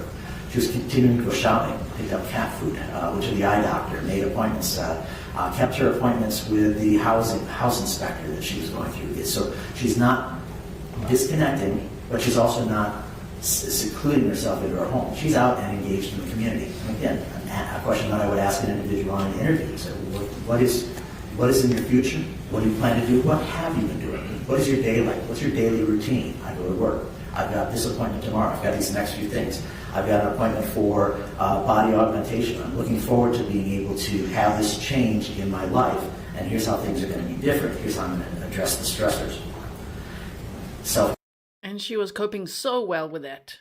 She was so excited. She told her one friend, I'm scared AF, but she was so excited, you know. We saw one of her best friends on the stand already. If you've missed any of the days or the witnesses, remember on the replays, everything is time-stamped for you. So it's really easy to just navigate through and see which witnesses you missed. I put the witness's name as well as, you know, their role in the trial, like a clinical psychologist or friend of Kendy's or co-worker or something like that, right? Welcome to Peter Pronzo, Harlem Raiders. If you guys don't know what Harlem Raiders is, you got to go to Amazon and check out the book, Harlem Raiders. I have a signed copy. Feel very special. Thank you so much, and thanks for being here. Here, looking at this is an individual who described she just had her nails done today. She's focusing on having her image. She struggled with her daughter acknowledges that, her friends acknowledge that she was always concerned about her weight, about her body image, stressor. But she had a plan. She had an appointment for body sculpting, a consultation for breast augmentation, tummy tuck. She had a plan for moving forward. She had her nails done. She was looking at that, a positive image as opposed to someone who, I give up, I'm trapped, I have no choice, I have no options, what does it matter? And that increases the risk. So between her social contact, her future focus, she was hopeful, she was excited about the future, scared about the changes, normal response to stressors such as divorce, such as the issue of changing jobs. Those will be scary, they'll be apprehensive, but she wasn't stopping in terms of her planning, she was moving forward. So ultimately, were you able to reach some conclusions after looking at these materials? My impression from the collective of the records was that this is an individual who it's improbable that this person would be at risk, an imminent risk for self-harm. That this is not an individual who I would raise red flags to family members and suggest you've got somebody that needs additional intervention, needs more contact. She's at the maximum contact, maximum engagement. She was focusing on her future. This is not somebody who, in my impression, within a reasonable degree of psychological certainty, would be at imminent risk for suicide. Thank you. No further questions. Thank you. Ooh, are we ready for cross-examination? If anyone's only joining today, this is day 8, right? There's an entire playlist for you. There's also the body cam that we didn't watch together yesterday, because of the audio quality and all that. But I see some people are watching it. Well done, well done. It's also posted on Patreon if you want to check it out. And so if you've never heard of this case before, just quickly go to the description box because there's a little case background there for you, and it will help out, and then you can watch along with us. This is the final witness for the state, and then after this, the state will rest their case. Right now, there's going to be cross-examination, of course, and maybe some redirect, and then the state will rest their case, which I think this is probably the best case I've ever seen presented by the state, right? It's really been very good. Someone said earlier, not boring at all. Like, not one bit was boring. It was just all so interesting with such excellent witnesses. Okay, so let's see. Thank you, Ron. By the way, we are 1 hour 54 into our trial footage out of 5 hours 14, okay?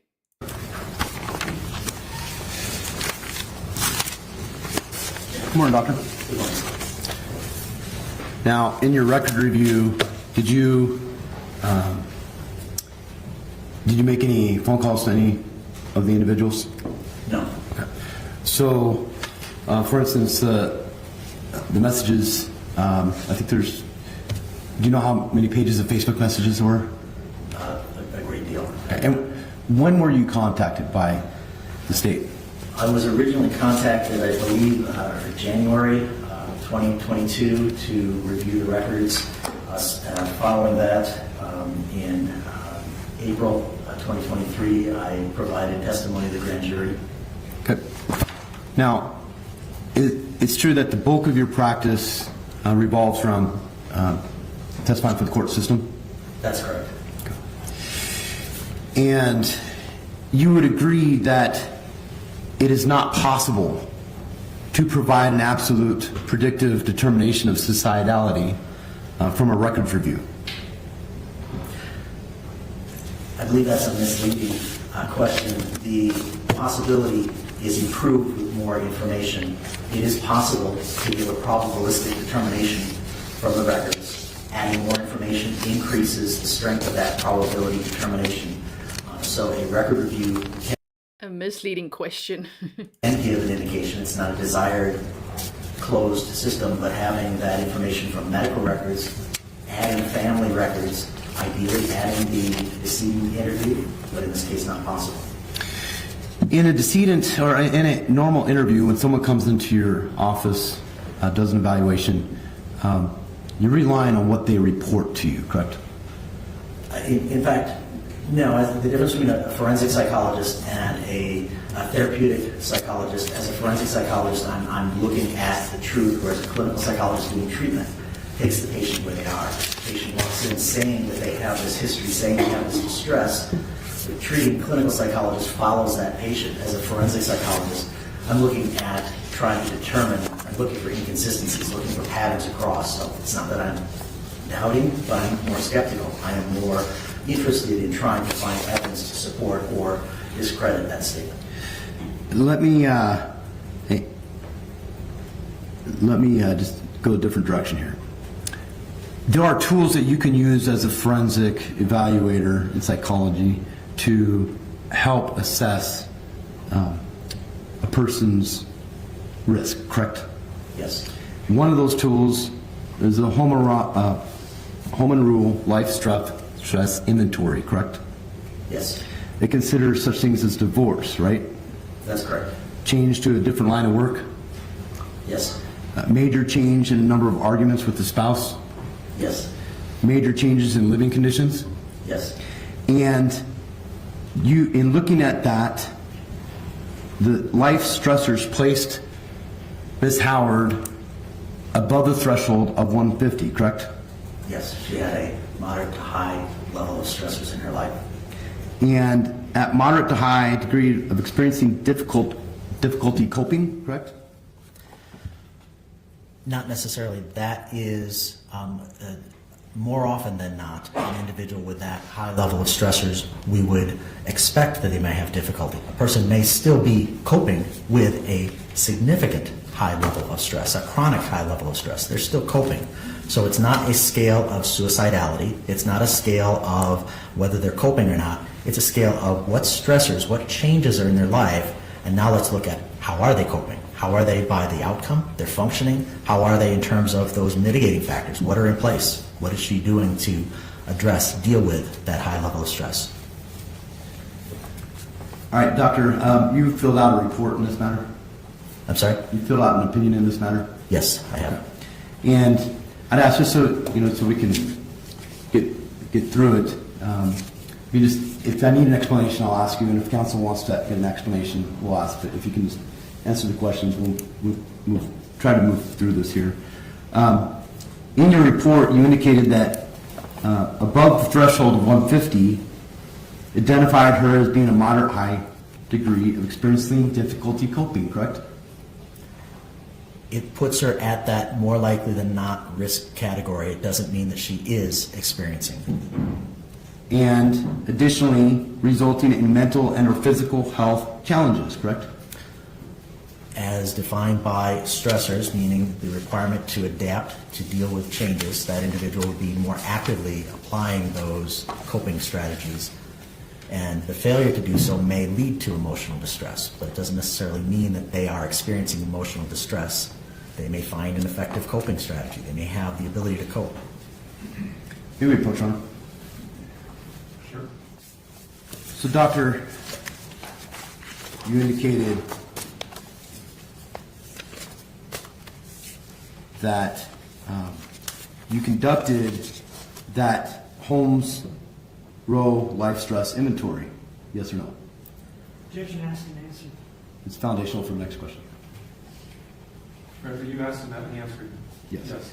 Okay, so since you did that, there were indicators that then you took to adjust your assessment, correct? Objection asked and answered already. That was not asked. Overruled. The Holmes Ray is not a standardized instrument. It's a research instrument that is used to provide a recommended listing of stressors.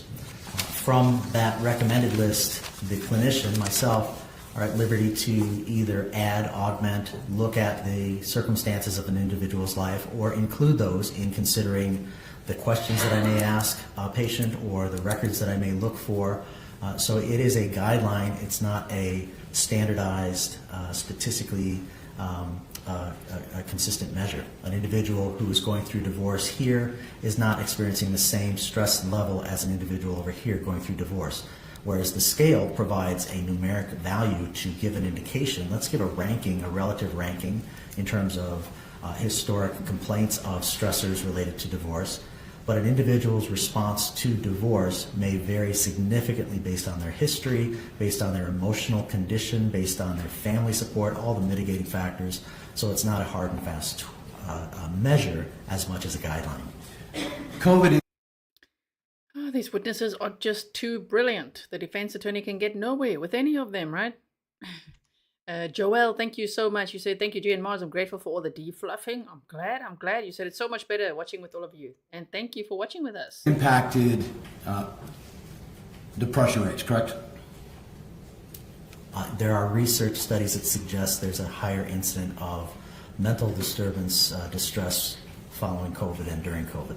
The primary use of Prozac is to address depression, panic attacks, and compulsive disorders, correct?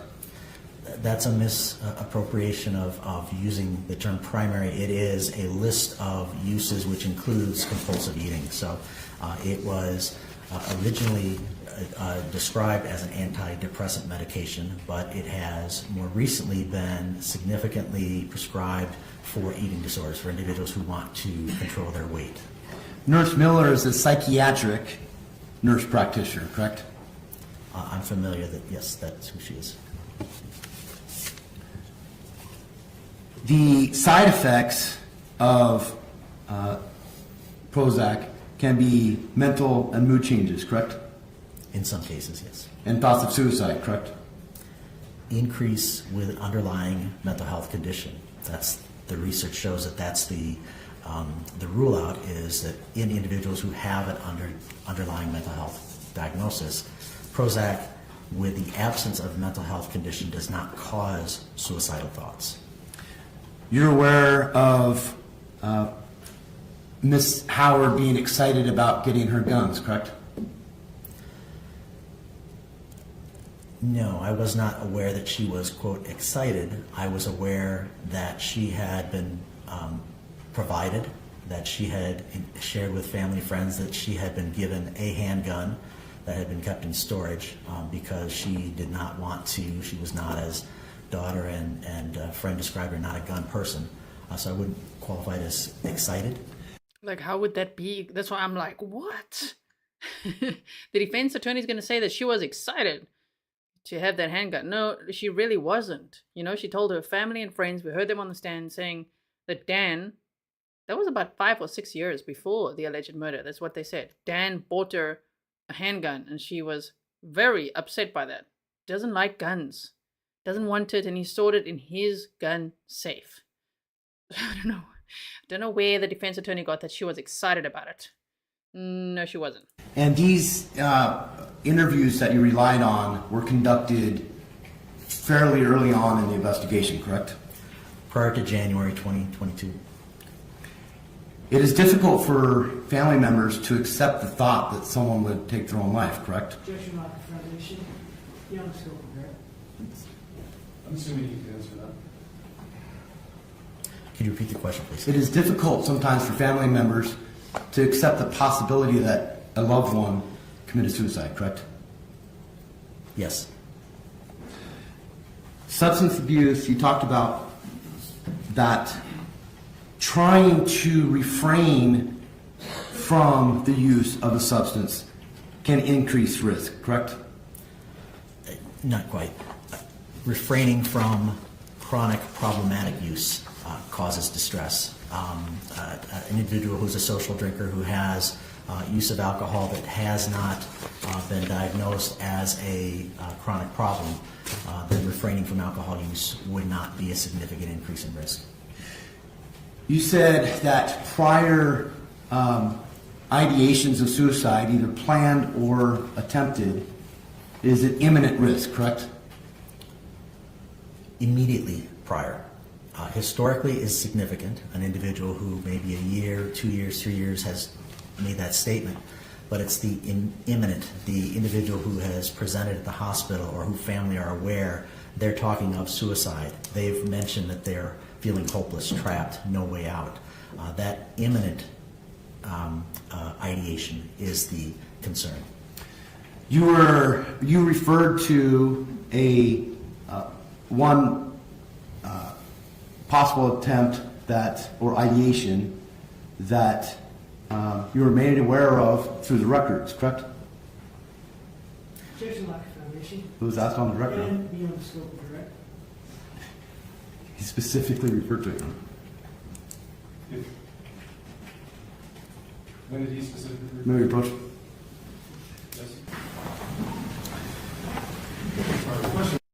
I think this is now outside of the presence of the jury again. There's a lot of fluff I cut out for you, okay? So Gerald was asking a question because YouTube's been having a couple of little glitches in the last few days. People haven't been getting their notifications, even when they click notify me, so that sucks. At least if you are on Patreon, which is $1 a month, you will get your notifications straight to your inbox. And I'm always going to nag Mr. Grizzly to make us an app because he's a software engineer. So I'm like, please, but I mean, it's a full-time job, so I don't know when I think he can do it, but can he make us an app? That would be lovely for one day, right? But Gerald Campbell said on catch up, so why do all the adverts send me back to the beginning? I don't know, it really shouldn't, because I can't stand watching long trial days with adverts the whole time, or long streams with adverts, so I don't have that activated. So I really hope that you guys are not seeing ads throughout these trial days, because I do not have that activated. Just so you know. Okay, so which is why I support your support on Patreon and stuff like that. I appreciate it so much, and coffees and PayPals, because I don't want to have ads. I never have mid-roll ads, just so you know. Which YouTube always recommends you do. You know, they flash at me. Do it now. No, thank you. So I hope that doesn't happen, okay? Thank you all for being here. If you're brand new to this case or to the channel, welcome. Hope you'll consider subscribing. Check out the description box. There's a little write-up that I've got there for you, just so that you can catch up on the case a bit. Maybe a refresher is good every now and then as well. And now, we're going to continue watching day 8 here with the final witness for the state, Dr. Philip Hangar. Shame, that cross-examination, that was quite rough, huh? Now, I think the jury's left the room, and they're going to be, you know, shame. He's all pink in the face as well now.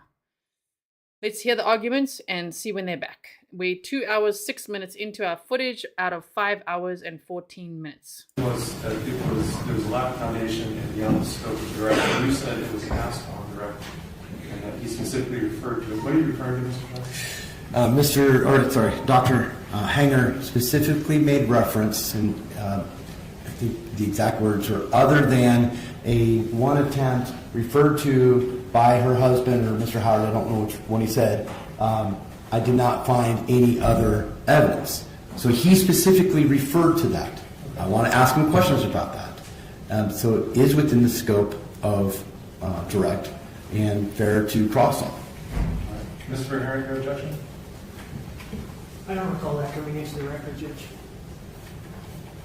And more specifically, the idea of approaching every time that Mr. Johnson has an objection. I've never experienced that particular way of handling objections.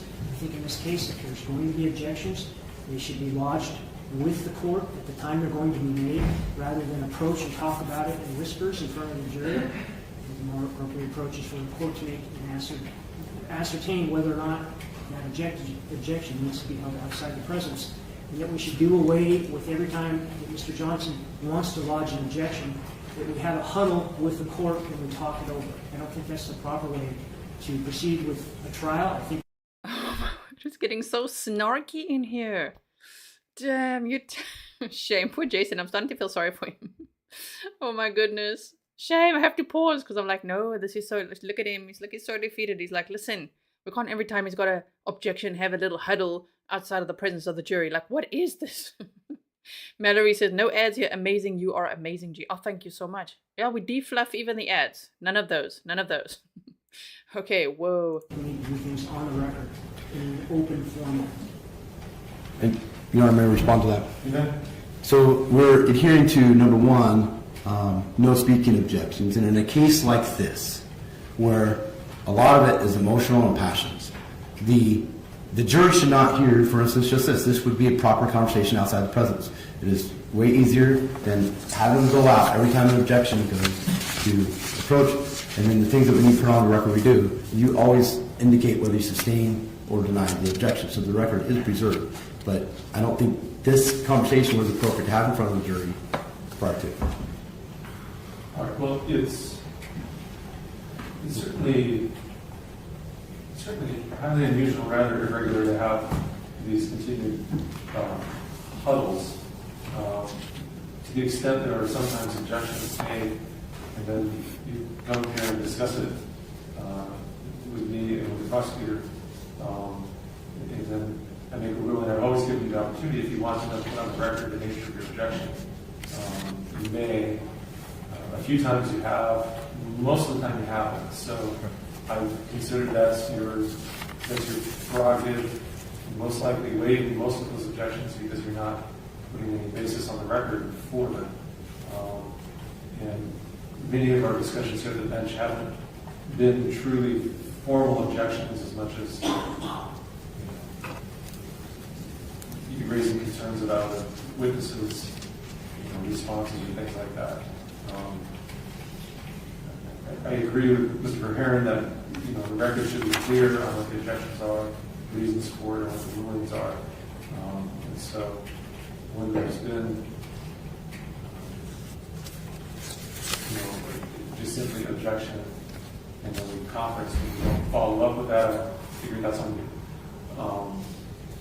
But it's when we need to have a more significant discussion, it's appropriate to have the jury out. I do appreciate the not having speaking objections in front of the jury.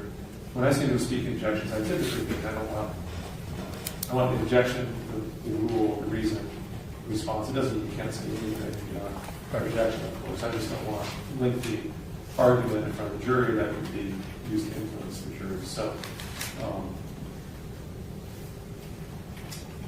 I guess I will, when these are simple objections, I would expect you to just simply make them from the table and try to rule on them. If it is complicated enough, you need to approach, and we need to do it outside the presence of the jury. I'll leave that for you to tell me, and move forward. In terms of this objection, it is, I think it is certainly fair cross-examination to inquire of Dr. Hangar if there was a prior suicide ideation or report of such, and how that would impact his opinion. I guess I can look through the rough transcript. I seem to. It seems like there was reference to that made by Dr. Hangar, but even if there weren't, assuming counsel has a basis on which to ask this, it's a fair question. It's not outside the scope. The scope of his testimony is risk factors and how it relates to an individual's likelihood of self-harm. And so even if it wasn't asked on direct, there's a basis for it. The evidence is in the court. The evidence has been presented to the jury just in terms of the video testimony yesterday. And so there's some basis for defense to inquire into this. And again, I think it's perfectly fair cross-examination. And so I'm going to overrule the objection and allow you to cross-examine on that when we return from lunch. We'll return at 1:30. Continue with Psychologist. All right. That was quick, eh? Quick lunch. I'm always excited because it's not nice to sit through the long break. So I'll probably express it every time. Like, did you see that? Did you see that quick lunch we had there? Quick break, huh? Michelle says this judge is the best. And shame, you guys are all being ugly to Jason and he's stress rash. I also get stress rash. So don't laugh at him. Jennifer said, didn't realize you had or could turn off ads. Yeah, content creators have the power to do that. To either have it like all the time, every 8 minutes. I can't imagine it. Or not at all during these long streams. Maybe just one in the beginning and then never again. No one wants that. We defluff. Okay, so we're continuing with cross-examination. Oh dear, it's going to get intense, I'm sure. 2 hours 13 out of 5 hours 14. So we've got about 3 hours of this trial footage left. It was a very long trial day. It was 8 hours 20, the actual court feed. 8 hours 20. But yeah, I did my best to make sure we take out all the long pauses and things. So it's 5 hours 14. Law enforcement picked up a portion of the carpet and confirmed whether a bullet hole went through where Mr. Howard had said it would. I only know that it was confirming that there was a bullet hole. In the location they searched. Correct. Now, divorce has an impact, as you mentioned, in a person's emotions, correct? It can, absolutely. Particularly if one is waffling or going back and forth on whether they want a divorce or not. Waffling. Okay. When you indicate that it can have an impact on emotions, the waffling is an indication of the person's adjustment, good, bad days, information that may sway them. So the waffling of emotions, as you refer to, is an indication of how they're adjusting. Waffling of the divorce settlement, I don't have information about that. She was having a secret affair, correct? There is reference in the witness statements that there was a relationship, yes, with Mr. Prado. Her best friend didn't even know about the affair, correct? One of them did not. That's correct. Her parents didn't know about the affair, correct? I read the mother's, Janie Wilkins' reference to imply that she was aware there was a closer relationship and that in the Facebook messaging there wasn't a direct reference to a romantic relationship, but a stronger relationship than just friends. That affair was exposed the day before her passing, correct? To whom?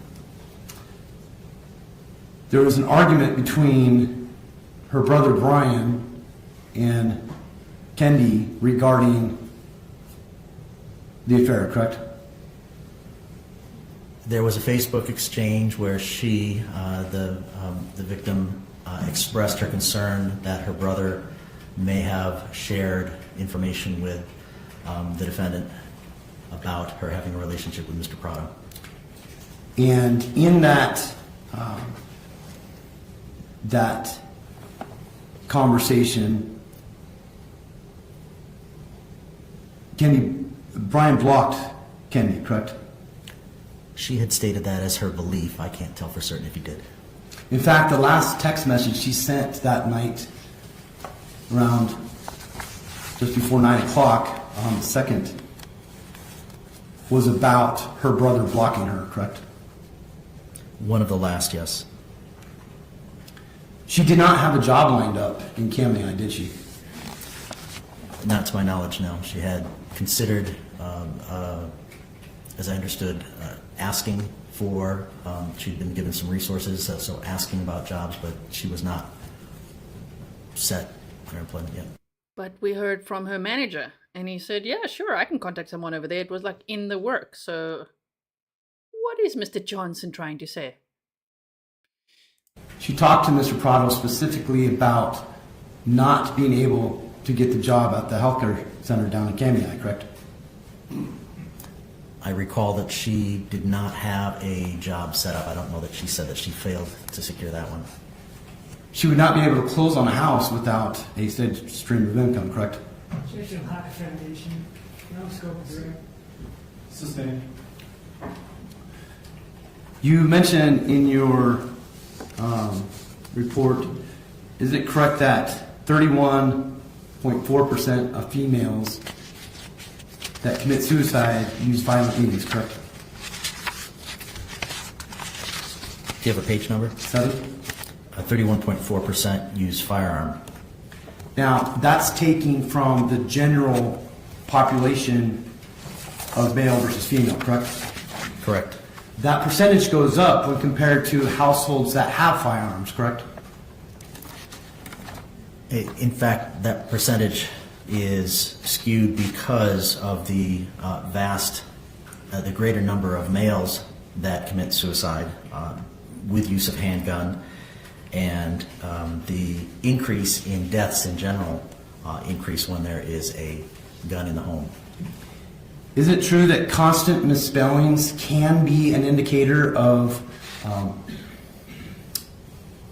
potential issues with emotions? Foundation, he's a forensic psychologist, and Foundation is based upon his review of the text messages, Your Honor. If he has Foundation to answer that question, he can. I don't know. In my review of the Facebook messaging, I saw typos, abbreviations, slang used in all parties. When an individual consistently uses misspelling, can that be an indication of emotional issues? I wouldn't make a conclusive statement. It can mean that they're texting while they're driving. It can just mean that they are typing too quickly. Your assessment of Kendy being positive, having a positive, hopeful outlook, was based upon the interviews between her direct family and law enforcement, correct? As well as her friends, yes. Ms. Howard was 48 years old when she passed. Menopause can have an effect on a person's emotions, correct? Oh, no, you didn't go there, Jason. Wow. And she didn't pass. She was murdered. I know he can't really say that, but because he's the defense attorney, but... And it's just like menopause can have an effect, right? Really? You're going to go there, Jason? Oh, my word. And you low. Yes. Self-care can also be a sign of a person being unhappy with one's image, correct? Not as you're implying that the self-care actions can be an indication that a person is taking control of the stressors in their lives, acting in a manner that they feel may help to relieve some of the distress that could come with the self-image from natural aging, childbirth. Wow. Okay, now it's getting really bad. Like, these questions are really bad. Like, menopause can affect it, right? And also self-care. That could mean someone struggling with their image, right? No, Daniel Howard. Yeah, he can make someone struggle with their image. His wife. By everything we've heard. Yes, indeed. Oh, what a way to say it. Like, what a negative way to talk about self-care. I mean, self-care is pretty self-explanatory. Huh? Oh, man. A tummy tuck is a extreme procedure, correct? I don't have a comment on that, sir. Her secret life was falling apart, correct?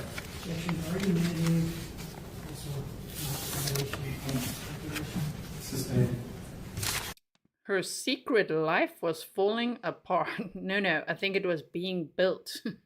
Her life, and it was only secret because of the freaking abuser she was living with, from everything we've heard.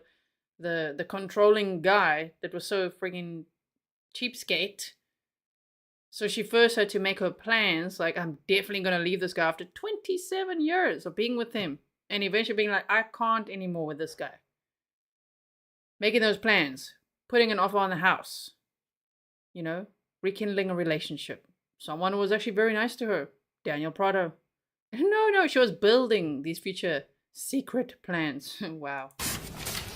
You would agree that your information was based upon the information provided to you, correct? Yes. And while it may be difficult to predict suicidality, increased confidence of self-harm can be obtained from the direct evaluation of an individual, correct? Yes. No direct evaluation of Ms. Howard was conducted, correct? None was available, no. It is not possible to provide an absolute predictive determination of suicidality from a records review, correct? The process is never to determine an absolute predictive. There's medicine. Mental health is not an exact science. So our process is to determine probability, increased probability. So I am, in fact, tasked, called upon by the court in my profession to make the best prediction based on probabilistic information from records, from the direct interview if available, from friends, family. You specifically put in your report that it is not possible to provide an absolute predictive determination of suicidality from a records review, correct? Yes, correct. No further questions. How can you absolutely predict it? No one can. My word.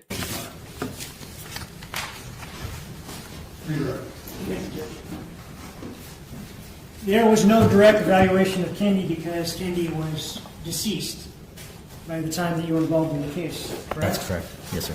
And there was no direct evaluation of Kendy at all in the medical records because she had no history of mental illness, right? She was, on an ongoing basis, being screened by her medical providers. There was a constant request for her to answer questions that give an indication. I did have an objection. I'm sorry. I apologize. No, I thought I heard you say objection, but I wasn't sure. Yes, Your Honor. Objection, mischaracterization of the evidence. Overruled. Go ahead and finish your answer, sir. There was an ongoing assessment of Ms. Howard by her medical professionals. As standard practice in medicine now, mental health screening, domestic violence screenings. When there's certain medications prescribed, there's further screening as well, as was indicated in the medical records. You indicated in speaking with counsel that your assessment of Kendy having a positive outlook on life was based upon the many interviews law enforcement did with family and friends. Is that accurate? The interviews and the Facebook posts, the Facebook messaging posts. And then I think earlier in direct examination you said with the exception of her husband. Is that true? Individuals throughout the records, with the exception of her husband, referred to her as having a positive mental state just prior to her death, and did not raise indication of concern other than her husband that she had a mental illness. And so when you say other than her husband, you mean Dan Howard? Yes, the defendant. And what do you mean by that? The Facebook posts indicated Ms. Howard was aware that he had suggested she get mental health treatment because of her emotional responses, that she had bipolar, that he had in his Facebook response indicated he knew as much as a shrink does, and that was his recommendation. What? I just have to pause that. He was armchair diagnosing his wife and saying, yeah, she's got bipolar and he knows more than a shrink does about it. Oh my. Wow. Daniel Howard, you're going down. She then responded to friends that I'm not crazy, I don't have a mental illness, and she declined to pursue that. When you spoke with counsel about some prior suicide attempt, what was that based on? The only reference was in the defendant's statement to the police that he had witnessed the victim placing a gun to her head and then discharging that weapon into the floor. There was no other witness to that event.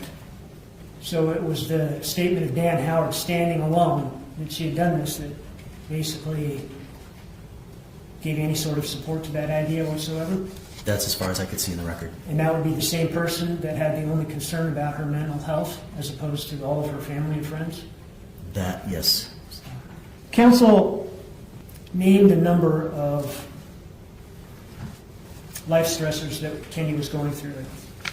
Leaving her job, perhaps finding a new one, getting divorced, moving, things like that. Did you take these things into account when you came to the conclusion that she was at minimal risk for suicide or no risk?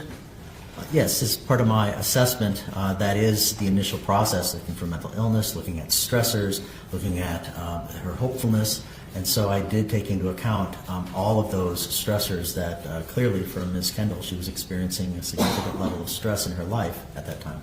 Okay, but despite that, do you think the risks were outweighed by other evidence?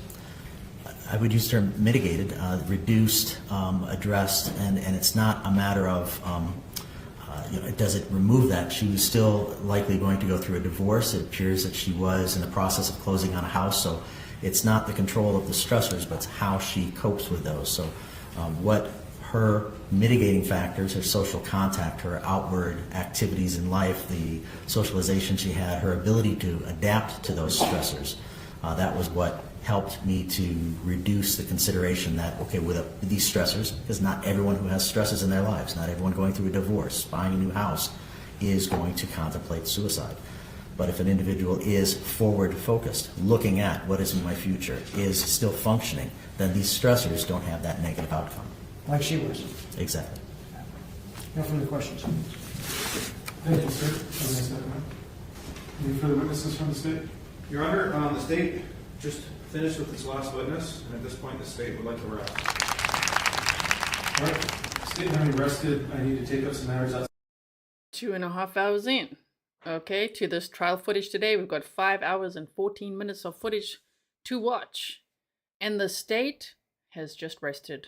Okay? So, the rest is going to be discussions outside of the presence of the jury and the defense presenting their case. So, here we go. Outside the presence of the jury. I can't tell you how long or short this could be. I anticipate this being a little bit of a longer break, just so you know. But we'll get back to you as soon as we can. You can see. Mr. Johnson, you indicated you had a motion for the court?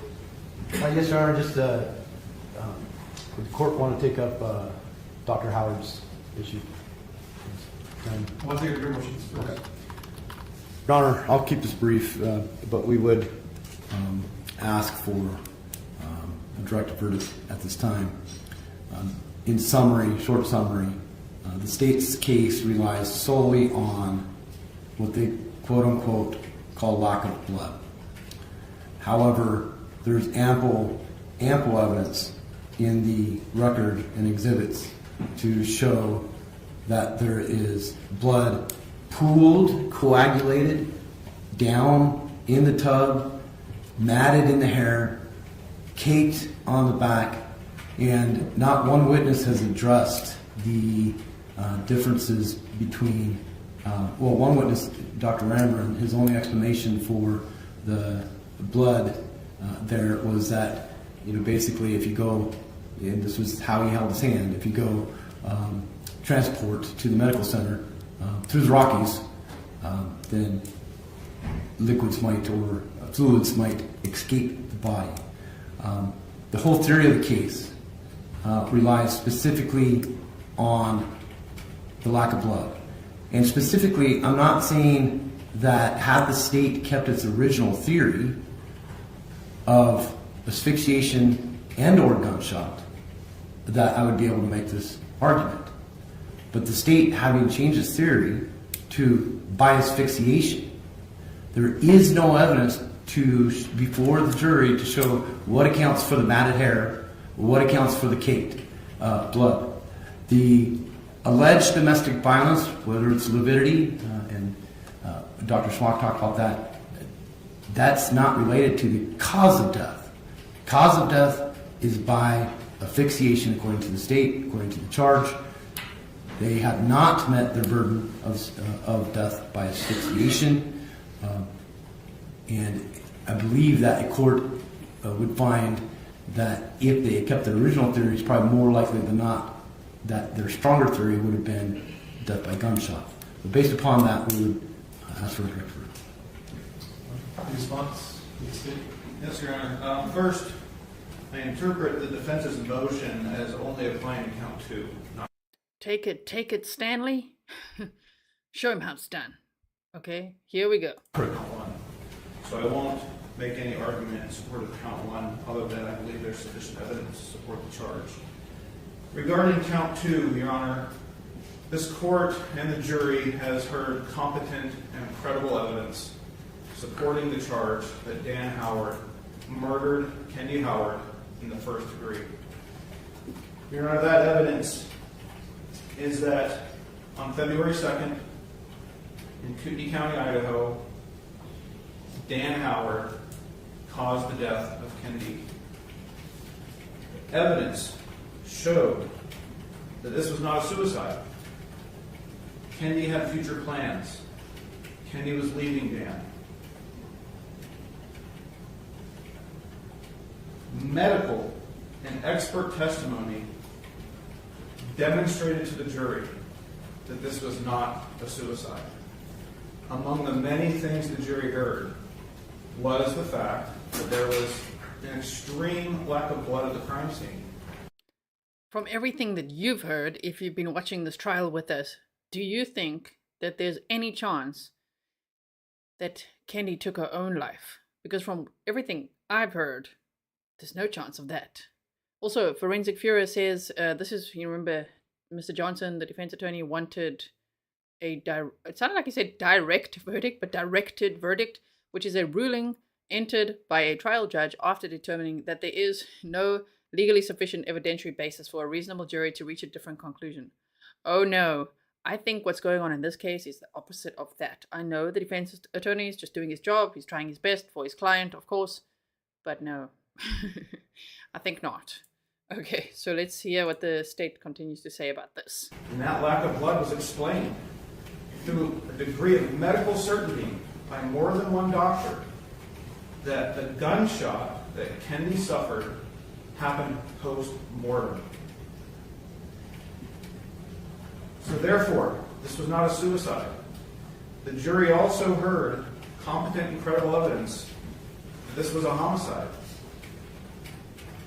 A lot of testimony was given, evidence of asphyxiation.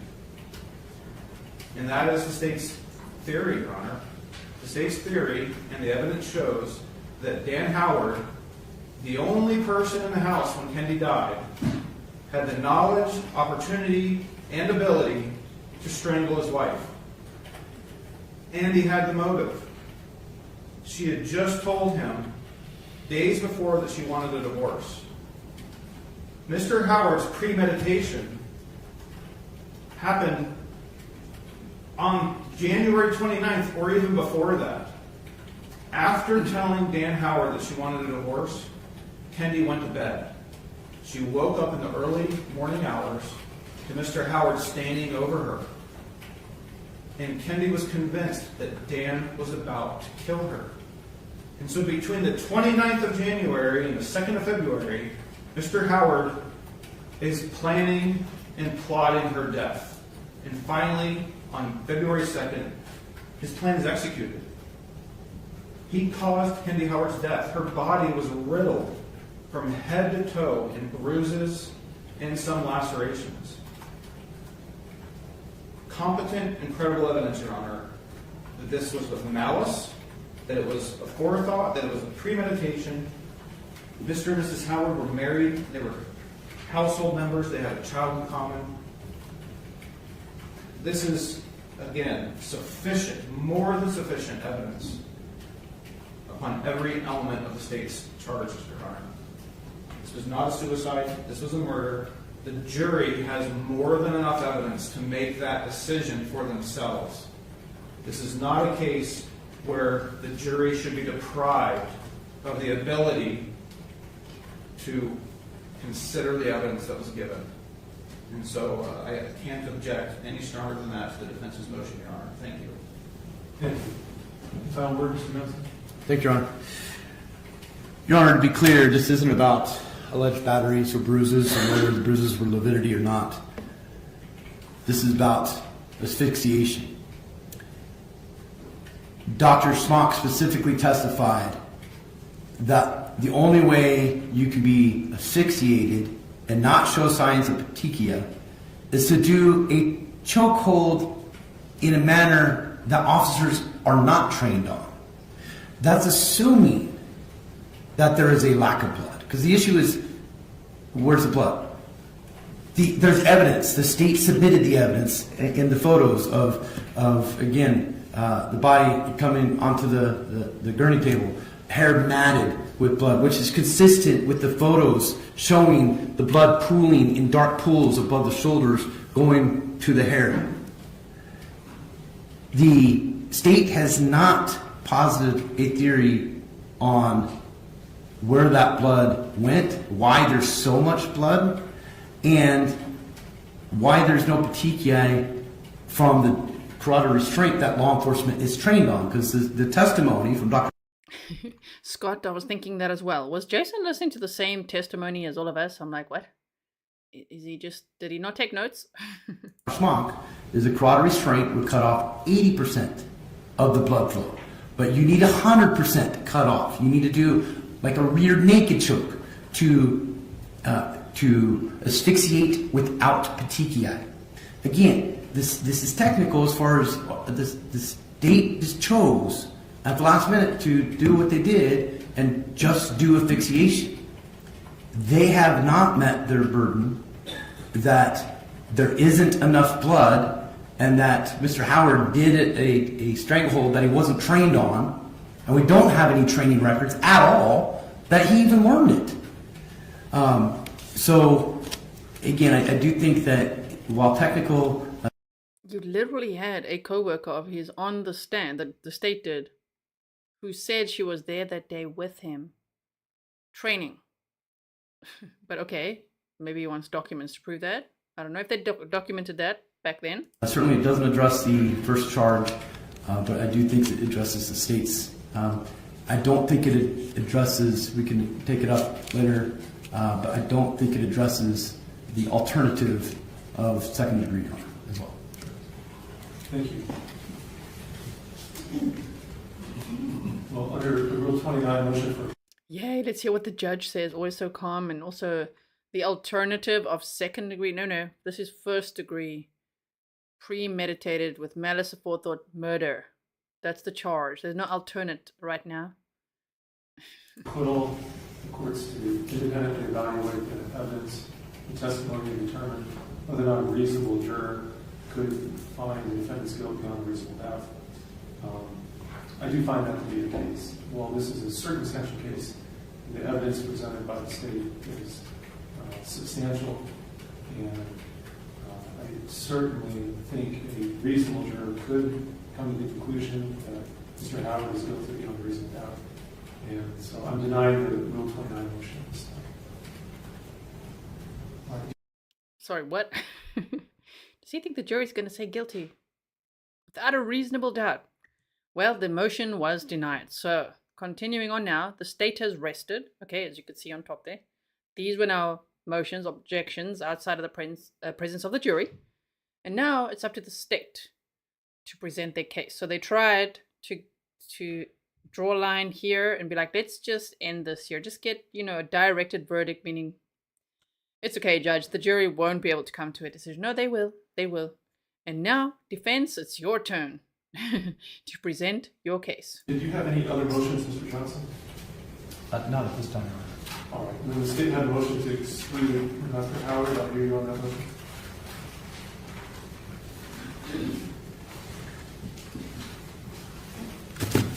Thank you, Your Honor. State filed a motion to exclude Dr. John Howard. You would note that the state became aware that Dr. Howard, that's who the state doesn't want to testify as an expert, they say, because of the crappy job he did on the autopsy, when he's just like undetermined, but yet saved the victim's tongue. That is so weird of him. Glad he did, because there were other people that actually cared about their jobs who did a much better job and said, wait a minute, this wasn't undetermined and she didn't take her own life. This was a homicide. But yes, so the defense has on there, we looked at the witness list the other day, 9 witnesses listed, and one of them is this Dr. Howard.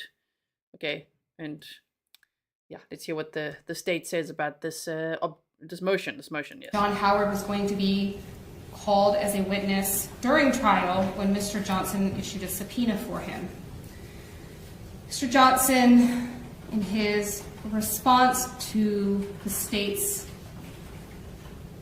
motion, seems to indicate that the state was playing games with its witness list. And so I'd like to clarify that before we get into the reasons why Mr. John Howard should not testify. John Howard left the Spokane Medical Examiner's office within months of Kendy Howard's autopsy. He canceled his medical license in the state of Idaho, and he let it lapse in the state of Washington. Before he left, he communicated to coworkers that he was done. He did not want to do this job anymore, he didn't want to respond to subpoenas anymore, and he wanted to retire. And frankly, Judge, that's what he did. The state did not know where John Howard was. And so when the state's witness list, first, second, third, all said to be provided, that was because the state did not have contact information for John Howard. Now, if the state were playing games, as Mr. Johnson seems to be alleging, the state could have dropped John Howard from its witness list. But the state believes that there was a potential foundational factual need to keep John Howard on the witness list and engaged in ethical actions in attempting to locate John Howard. We got a tip that he'd moved to be closer to his grandkids, whether that was Idaho, Washington, Connecticut, or Georgia. The state didn't know, and there certainly are a lot of John Howards in the world. So the state did take efforts, using its internal investigators, to locate John Howard, get an address, and provide that.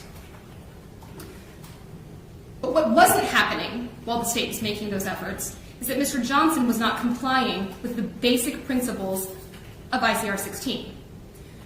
ICR 16 requires that expert witnesses, their reports, their curriculum vitae, and the information used that they rely upon to create those reports be provided to the opposing party.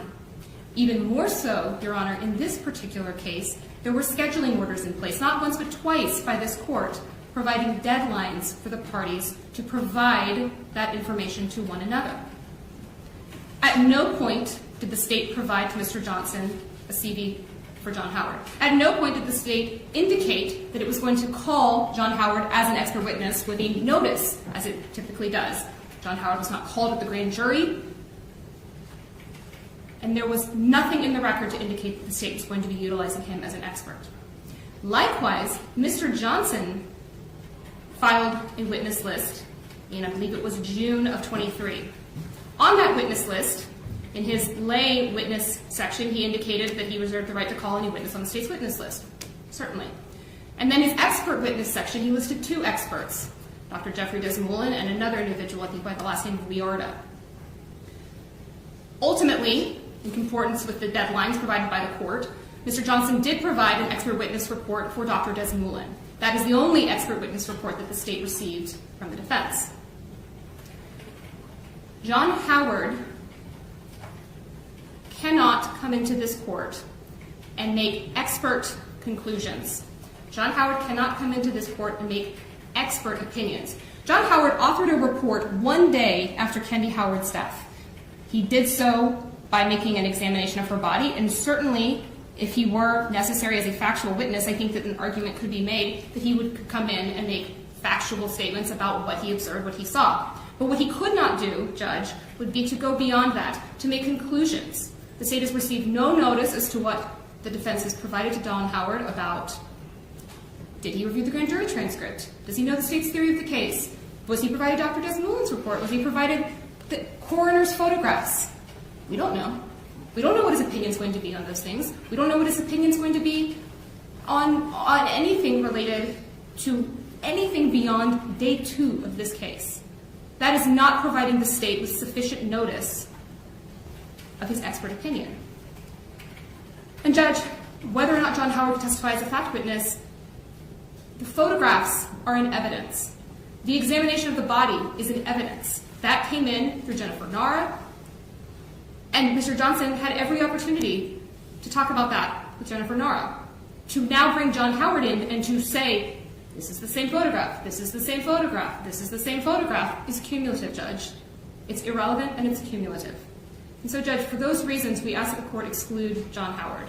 He has not been properly noticed. The state is not on notice as to his opinion, and any testimony that he would provide at this point on a foundational and factual basis is cumulative and irrelevant. Time for Mr. Johnson's counter arguments to that. I mean, that was pretty intense, right? Wendy, welcome. And also, someone said here, wait, there we go. Christina said, long time lurker, I must admit. Are you confessing? You cheated. You already watched yesterday, but you said, but I missed the community. Gee, the snark and making it a point to rewatch with you. Thank you so much. That is really sweet. I do know there's a few, okay, of you that were over there. I saw you. I was lurking last night when I couldn't fall asleep. And I'm like, there you are. It doesn't matter. But you know what's so sweet? Is that you're here today watching with us. Thank you so much. Okay, so let's hear this counter argument. Thank you, Mr. Johnson. Thank you, Your Honor. Again, you have my briefing here, but I think it's a little, I don't know necessarily disingenuous, but from day 1, since receiving discovery, we've known about Dr. Howard. From day 1 of receiving grand jury transcripts, almost every single oral argument in this case has referenced John Howard. He is a necessary witness. He is the only one to have physically, freshly, professionally examined the body. Professionally, when co-workers had said that, you know, he was sick of the job, done with the job, couldn't wait to get out of there, the state actually said in opening statement he had short timers syndrome, where that means, you know, it was a short time left of his job before he retired and he just didn't care anymore. So just like whatever, undetermined. He was actually investigated for 14 other determinations that he made. Oh my goodness. State, even though they didn't put him on the grand jury, the state elected to put him on their witness list. Again, grand juries, you don't put all your witnesses in a grand jury. You put on enough to make a case to convince them on a more likely than not basis or probable cause basis that a crime was committed. So we understood that Mr. Howard or Dr. Howard would not be in the grand jury. But it was on their witness list, and there was 5 different witness lists. In the fall, after we started realizing that the state, based upon their arguments and motions, might not call Dr. Howard, which we still believe is a necessary witness, it took my investigator probably 15 minutes to look up his phone number. I have not provided Dr. Howard with any expert opinion. His opinion would be limited to the report that he conducted that was provided to defense. I don't know why I would have to provide the state their own report. As far as him retiring, he has testified since retiring in over 7 cases where he has performed the autopsy and or reviewed the autopsy. The state is soliciting unsubstantiated at this point statements about why he may have left. That certainly is subject to cross. This should be a search for the truth, not a trial by ambush. And it does feel like an ambush because of particular note, especially since from day one we've been arguing about this, about Dr. Howard's testimony. It feels like an ambush. Oh, shame. Okay. The state has never filed a motion, just like Dr. Desmond, and maybe it's tactics, but it should be. It should be a search for the truth. That had they filed a motion prior to exclude Dr. Howard after the discovery deadlines, which other than CV we've complied with because we have the right to call their witnesses and they have his report. We don't have an additional report that he's relying on. He's relying on his report. He was the subject of 2 motion eliminates in this matter, number 9 and number 14. And specifically, number 14, the state requests that we can't bootstrap our opinion on, not our opinion, Dr. Howard's opinion on another expert. Your Honor knows we've had multiple conversations with that. Never in there is like, well, he wasn't disclosed. No, that was never an issue.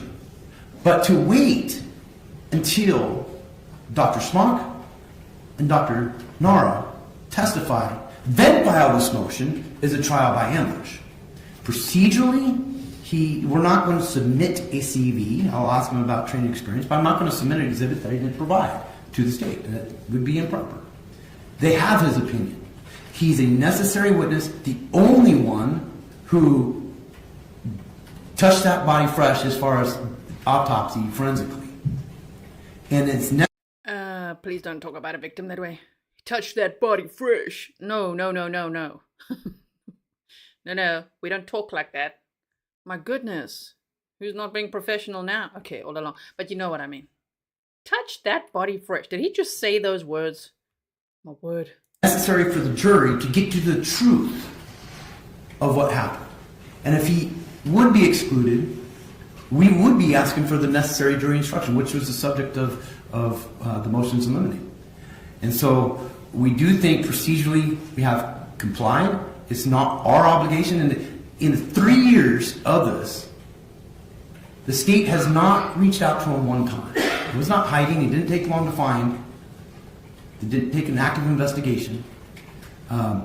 So certainly the state was aware that we were calling him, both by our pleading and by our record, numerous records.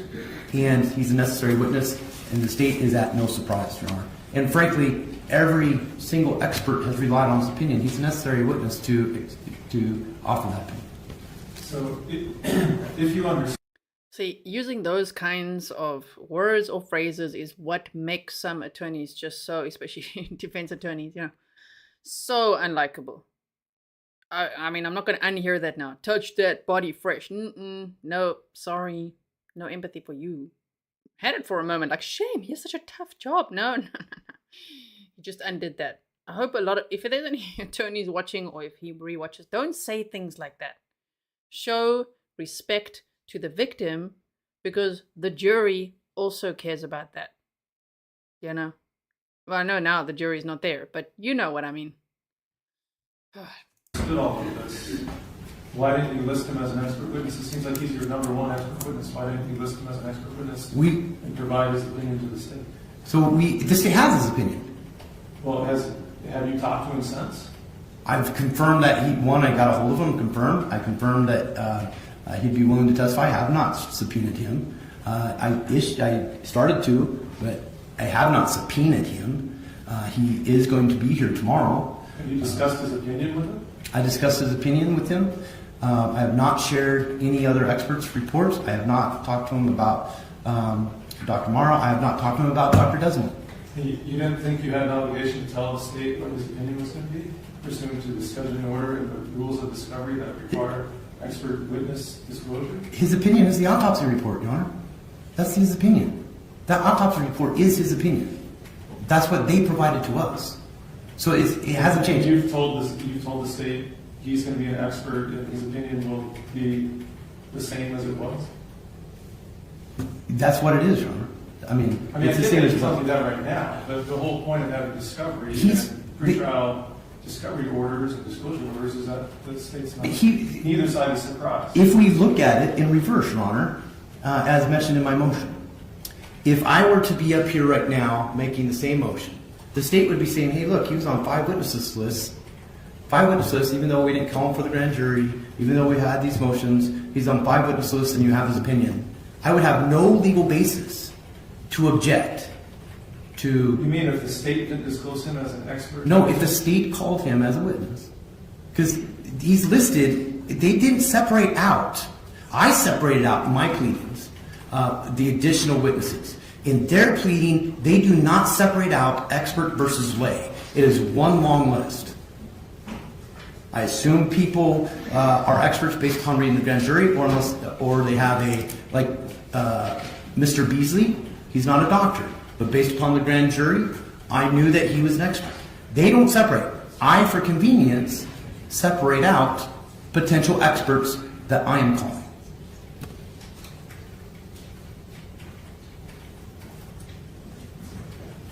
So what do you think Rule 16 requires of you as relates to expert witnesses? When it says, on written request of the prosecuting attorney, the defendant must provide a written summary or report of any testimony that the defense intends to introduce pursuant to Rule 702, 703, or 705 of the Idaho Rules of Evidence. The summary provided must describe the witness's opinions, facts and data for those opinions, and the witness's qualifications. If we think of it this way, Your Honor, and answer the question, the state, had they called him, complied with that. We are calling their expert. We put them on notice of calling anyone. This is their expert, not our expert. It was listed in their description. How is it their expert when they don't even want the judge to say the word expert about him? Disclosures. We were provided his opinion. His opinion has not, we're not offering a different opinion. We're seeking the opinion that we were provided by the state in their disclosures. And we made that known not only in our reply to our witness list, but also frankly, I think the state should have called him.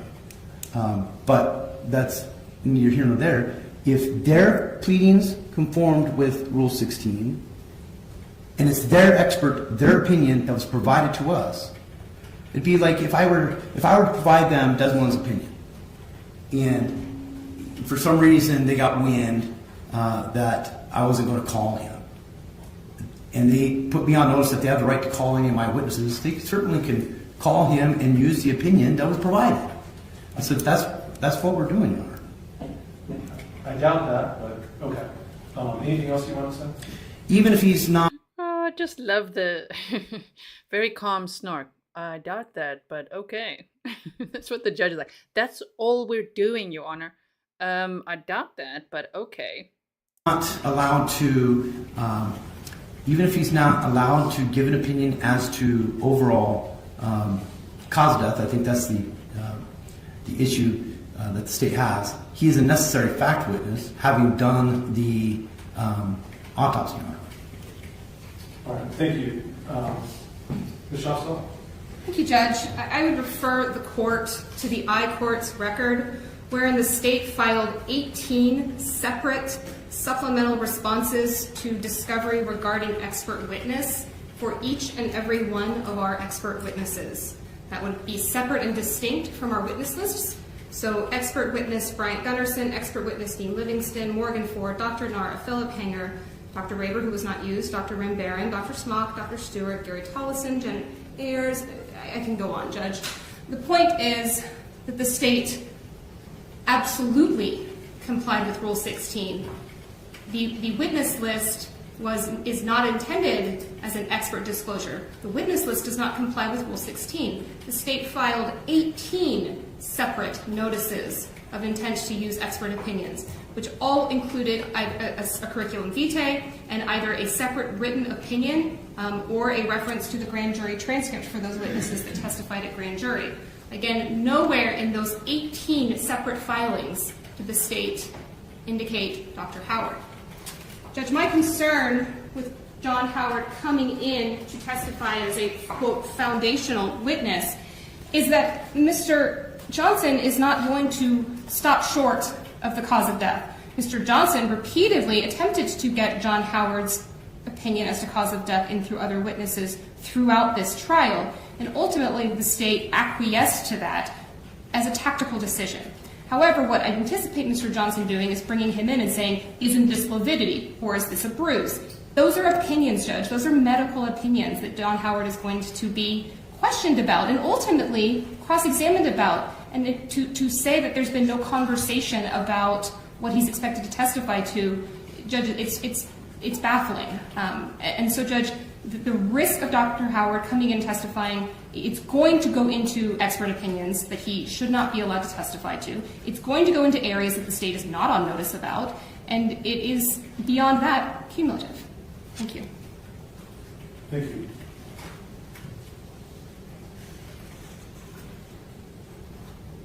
Well, in considering this issue, case law is clear that a criminal defendant's right, and I'm quoting from State v. Siegel, the criminal defendant's right to offer testimony is derived from the Sixth Amendment's compulsory process clause, and that right can be violated by the imposition of a discovery sanction that excludes the material defense of the witness. However, the right to present exculpatory evidence is not without limitation, and it goes on to say the adversary process cannot function effectively without adherence to rules of procedure that govern the orderly presentation of facts and arguments to provide each party with a fair opportunity to assemble and submit evidence to contradict or explain the opponent's case. Thus, the determination whether to exclude a defense witness for late disclosure is committed to the trial court's discretion. In exercising its discretion, the trial court must consider whether the state would be prejudiced from the late disclosure if the evidence were admitted and weigh that prejudice against the defendant's right to a fair trial. Case law goes on to talk about whether it's defense counsel's failure to disclose or the defendant is essentially part of that willful failure to disclose. In this case, it's clear to me that defense counsel has failed to disclose Dr. Howard as an expert witness. I don't see any involvement from the defendant himself as regards to this. So I see this solely as defense counsel's failure to disclose. And I do know that I disagree with counsel's version of how the rules of discovery work. And I believe that counsel was under an obligation under Rule 16 to disclose Dr. Howard as an expert witness and in the requirements under that discovery rule, and he did not. And so sanctions may or may not be appropriate. The ultimate sanction is exclusion of a witness. And that's what the state's asking me to do here. In excluding a witness, I have to consider the state's prejudice. In this case, I don't find any significant prejudice to the state. Dr. Howard has been known to the state from the very beginning as the medical examiner who conducted the autopsy the day after Ms. Howard's death. His report has been available to the state for around 3 years now. There's never been any surprise here that Dr. Howard determined the cause of death to be by a gunshot. That's not. I mean, the state has known that from the very, very beginning. At the time Dr. Howard made that finding, he was in fact maybe not an employee of the state, but a contractor of the state, of the county, for doing autopsies and medical examinations. as a pathologist. And so it is somewhat fair to characterize him as a state's witness. The state has argued in motions in limine that Dr. Howard's opinion should not come in unless and until such time as he testified and gave that opinion in court, which I did rule. There was significant question pre-trial about whether or not Dr. Howard would even testify. Because Mr. Johnson indicated he didn't know if he would have him here, but if he did, he was hoping to have him testify. It was that uncertainty of whether or not he would even be available for trial and testify, which is why I sustained that objection in the opening statement to referencing his opinion, because it was even unclear if he would testify.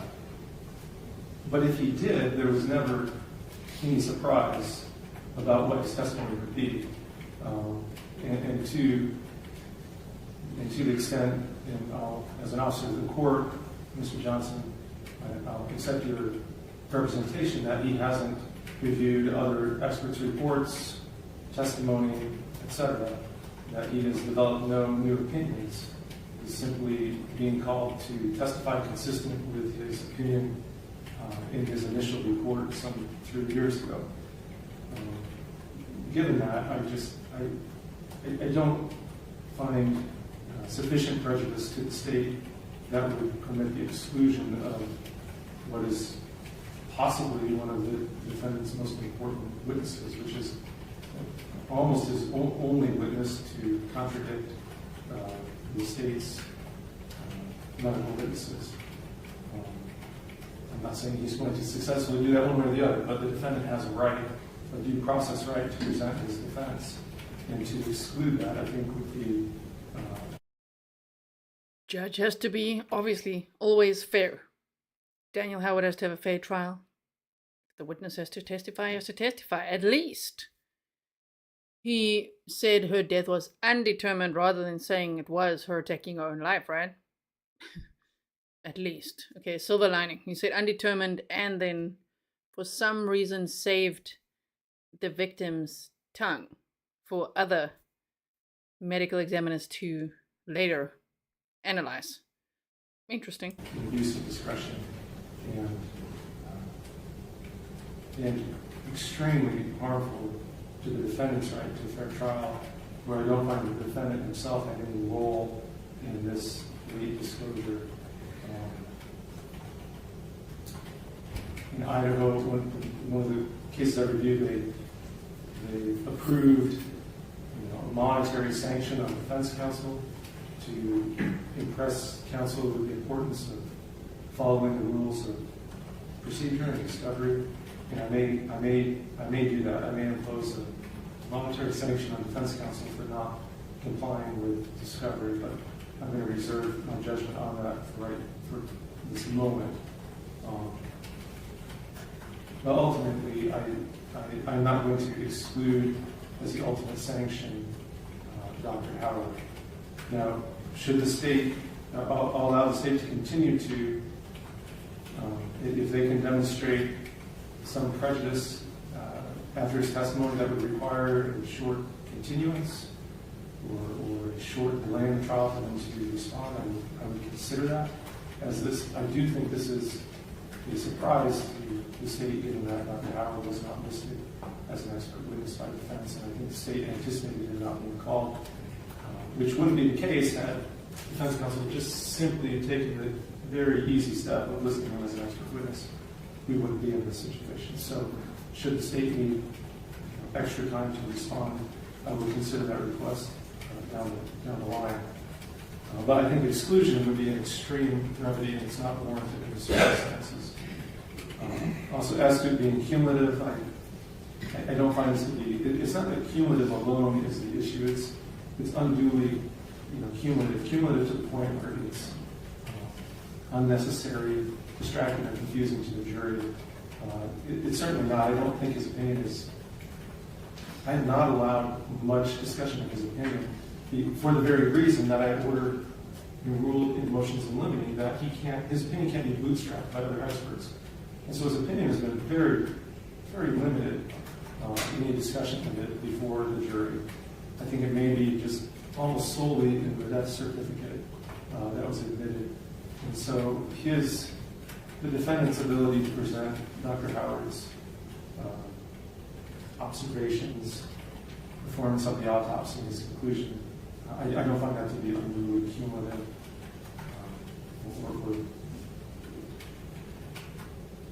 or unnecessary, but rather I think it falls squarely within his due process right to present defense.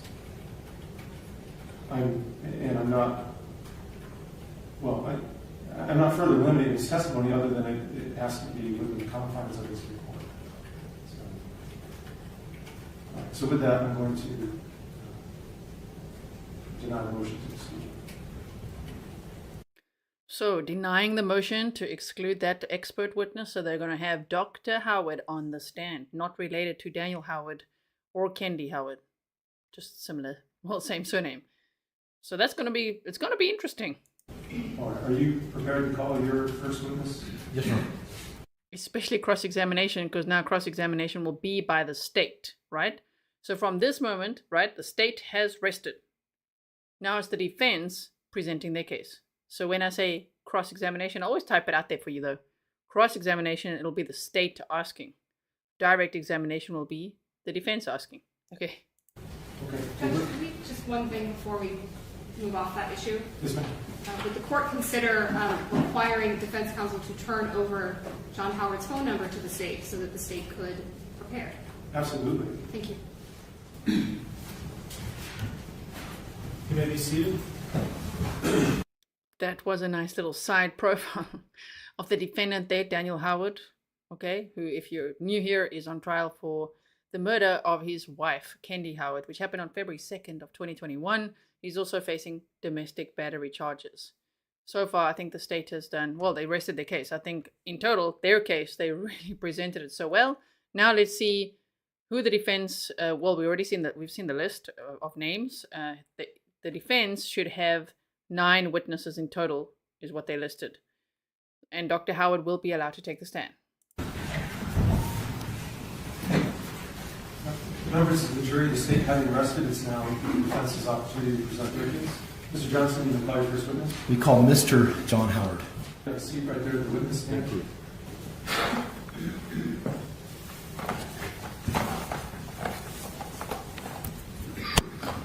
You may inquire. Good afternoon. Can you please state your name and spell your last name for the record? John, middle initial E, last name Howard, Howard. Yeah.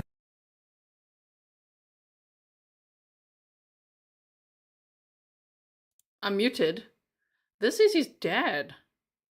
So there's going to be a Dr. Howard, and this is John Howard. There's so many Howards. We've got to keep up. Mr. John Howard is Daniel Howard's dad. So we've got Daniel Howard, the defendant. Kendy Howard, the victim. Here we've got John Howard, his dad. And there's also going to be a Dr. Howard. Oh my goodness. Okay. And where do you live? In Lucille, Idaho. Where's that in relationship to, say, Riggins? It's about 8 miles north of Riggins, Idaho, and 26 miles south of Grangeville. Okay. What's your background? What do you do for work? I'm retired. Okay. Where did you retire from? I've had several occupations as in law enforcement. In the last 15 years, I was logging. Okay. Shame. He was also in law enforcement. Okay. Forensic Fury says witness 53. I wonder if anyone knows. Are we supposed to say witness 1 now? Because, you know, it's the defense's case now.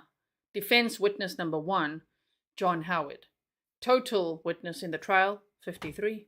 Yes. Do you know Dan Howard? Yes, I do. How do you know him? He's my son. Do you know Kendy Howard? Yes. How do you know her? She is my daughter-in-law. You know Brian Howard? Yes. Who's he? What was I'm that? sorry, Brian Wilkins. Wilkins? Yes. Yes. And who's he? He was Dan's brother-in-law. And then finally Wendell Wilkins. Do you know him? Yes, Wendell was Kendy's dad. Can you just briefly explain where you were living when Dan was growing up? When Dan was growing up, Yes.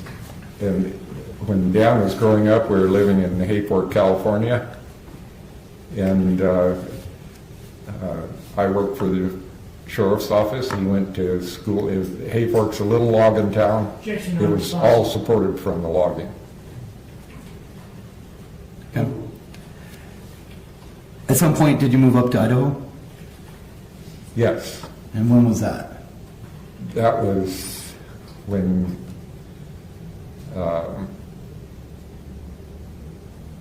I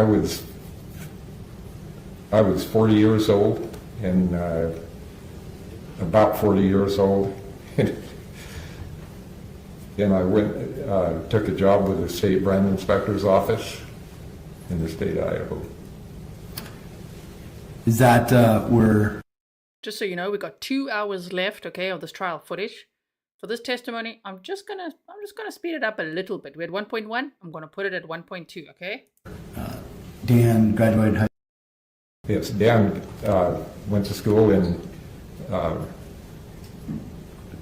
when he came to Idaho, in Meridian, Idaho, and also in Lewiston. I was transferred to the Lewiston office, and he graduated from Lewiston High School. Okay. When did he meet Kendy?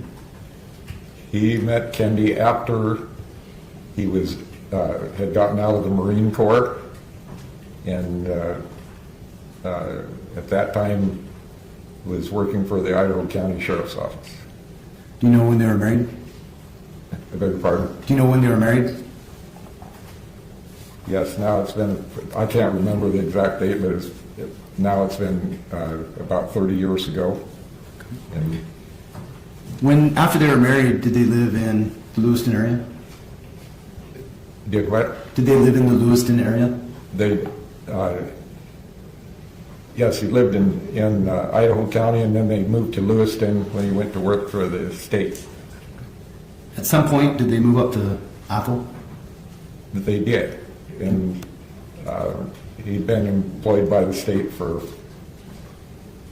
I can't remember exactly, 5 or 6 years, 4 or 5 years. So, from the 5 years prior to Kendy's passing, where was Dan working, to your knowledge? He'd been working in North Dakota and Alaska, and for 4 or 5 years. In your understanding of Dan, how would you describe his normal demeanor? Objection, relevance. It's foundational. Foundational of what, Judge? It's not relevant. Well, it's been addressed by the state in their cases, so I'll allow this as overruled. So, Mr. Howard, how would you describe Dan's normal demeanor? His normal being or Demeanor. Usually he's very, very exacting in projects that he started, complete them.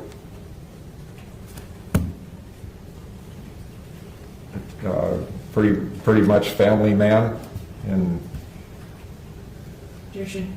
It's non-responsive to the question that's asked. In terms of demeanor. There was not a question before the witness, so we'll strike the last answer. So wait till he asks you a question. Go ahead. Would you describe him as a family man? Objection, relevance, Judge. It's the same. In your interactions with Dan, did you personally witness any issues with, say, hearing? with his hearing. Objection. Yes. Foundation. This could have been when the defendant was a baby as opposed to 50 years old. No foundation for this question. This is foundational. No, you can establish your foundation. Go ahead. Did you have opportunity through the course of Dan's 50 plus years to observe his physical effects? For his physical effects? Yes.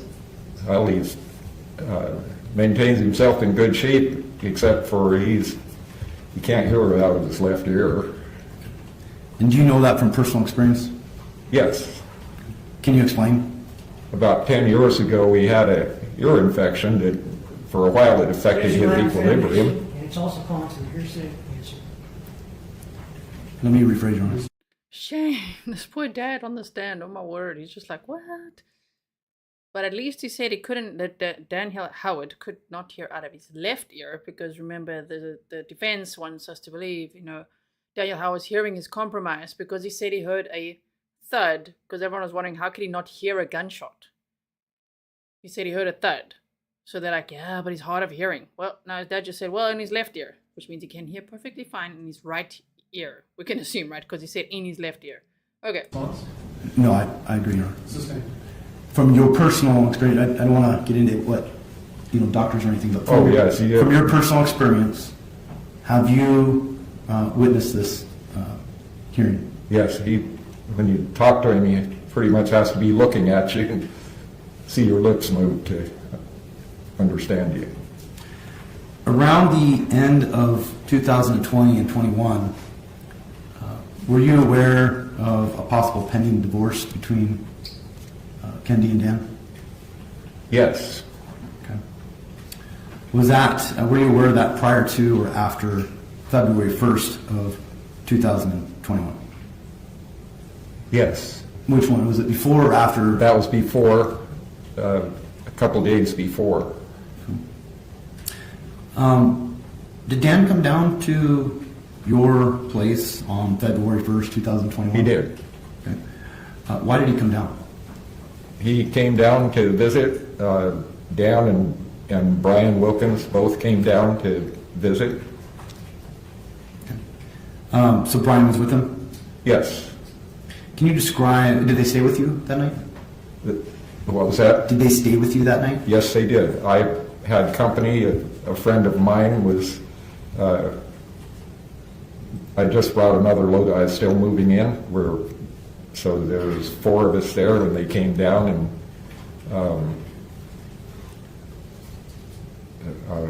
I was unloading another load into my shop and into the hay barn, and when they showed up. So, what time do you think they showed up? That was in the afternoon, about it was 1 or 2 o'clock in the afternoon, I think. Okay. Did the 4 of you then have dinner together? Did you what? Did you have dinner together? Did you have? Did the 4 of you have dinner together? Yes, we did. Okay. And did the 4 of you stay in your house that night? Yes, we barbecued steaks and went to bed probably 10 or 10:30. Okay. Can you explain a little bit how your house is laid out? Yes, it's an older log home, and it's about 2,800 square feet. The bottom floor is a large kitchen with an island, and then there's a large kitchen table, and then there's a stairway in the center of the house, located central in the center of the house. It goes upstairs. There's a walkway around that stairway as it goes to the living room area and my office area. And there's 4 bedrooms upstairs, and 2 couches and lounges downstairs in the living room. It's a large living room. And is your room one of the 4 rooms upstairs? Yes, my room is a master bedroom upstairs. It's just a little larger than the other 3 bedrooms. There's double beds in all of there's double queen beds in the 3 spare bedrooms. Where did the others sleep that night? Dan slept in the northwest bedroom. Brian slept in the northeast bedroom.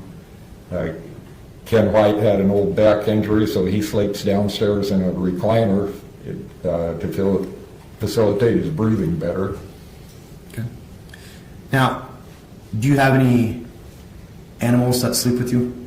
I do. She doesn't sleep with me. I have a well-trained cow dog, sleeps in a little dog bed that's next to the foot of my bed. As you can tell, I'm hearing impaired. I lost my hearing in combat, but I have that dog for a reason. She's trained. If she hears anything outside, she'll wake me up. She'll stand up on the side of the bed and grab my hand and let me know that there's something moving around. Okay. What time did everyone go to bed at around the same time that night? It was around 10 or 10:30, and we all went up and went to bed, and the doors were, I leave my door open into a hallway. There's there's a short hallway, 2 bedrooms on each end of the hallway. The hallway runs central, north and south, and Brian was in the east side of the bedroom and northeast. Dan was in the northwest. The doors were, Dan's door was open, Brian's was closed, and all the lights, there's a night light in the hall. Okay. And so, to your knowledge, did Dan get up and pace at all that night? No. That dog would have been up and getting me up if that would have taken place. And the dog didn't get you up? It did not. What time did everyone wake up in the morning? It was after daylight, and I don't recall the time. It's winter time, so it was well after daylight, and we all had coffee. Okay. So in February, do you know what time ballpark daylight would have been there? Ballpark that we what? What time ballpark? Oh. Okay. It had to be after 8 o'clock because it was winter time and it doesn't get light until after that time. So, and it was well daylight. Okay. After you all got up and had coffee, what did you guys then do? We all decided to go to Riggins and eat breakfast. Okay. Is there anything, a particular place that you went to? Yeah, some people had opened up a breakfast and lunch business in the old pizza place building, as it's referred to by the Riggins residents. And they served quite large breakfasts and good, and so we're all kind of big guys, so that's where we went to eat. How long do you think you were at the restaurant? How long? Yes. Well, they're not very fast at serving breakfast. It takes quite a while to get their orders. They fix them one meal at a time and keep them warm and then bring them out to you. And we were there at least an hour and a half before we got paid and out of there. And when you left the restaurant, did you all leave together? Yes, Ken and I, my friend, we got in my truck, and Dan and Brian got in theirs, and we left from Riggins. Did you stop back at your house? Did Dan and Brian stop back at your house at all? Dan had told me they were going to stop and look at some property that we looked at the previous day in Slate Creek. I don't know that they did that. Did it appear that Dan or Brian were in a hurry? No, we stood outside and talked for 10 or 15 minutes before they left. And Riggins is, you said, to the south of Lucille, where you live? Yes. We followed them on the highway until Lucille, and of course I turned off. So Riggins is the opposite way than Lewiston from your house? Yeah, Riggins is south of Lucille. Grangeville is north of Lucille. Your Honor, the next area of questioning might take a little bit, or would the court want to take a recess now, or? or power through it? Maybe not yet. Let's keep moving. Thank you, Bill. Now, John, where were you when you learned of Kendy's passing? Well, Ken and I had, Objection, non-responsive. Didn't get a chance to answer. Well, overrule the objection and let finish his answer. You can answer. Ken and I had gotten up early, fed the horses, and we were rearranging stuff in my shop. If you can break it, I have something to fix it in that shop, and it was in a pile. So we went to breakfast. Time out. John, sorry. When you hear an objection, just go ahead. Jason's like, time out, time out. Time out, sir. He's like, wait. He wants to tell the whole story. You know, he's just got to say where he was when he learned that Kendy had, I'm going to say allegedly been murdered, but had died. Stop. Okay. I know it might be hard, but if you see me times, go ahead and stop. I'll ask another question. Okay, and then we'll go on.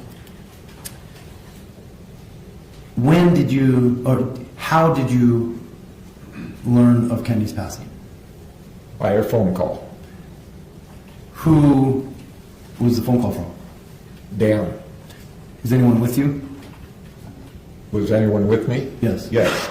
We were eating breakfast in that same restaurant when I got the phone call.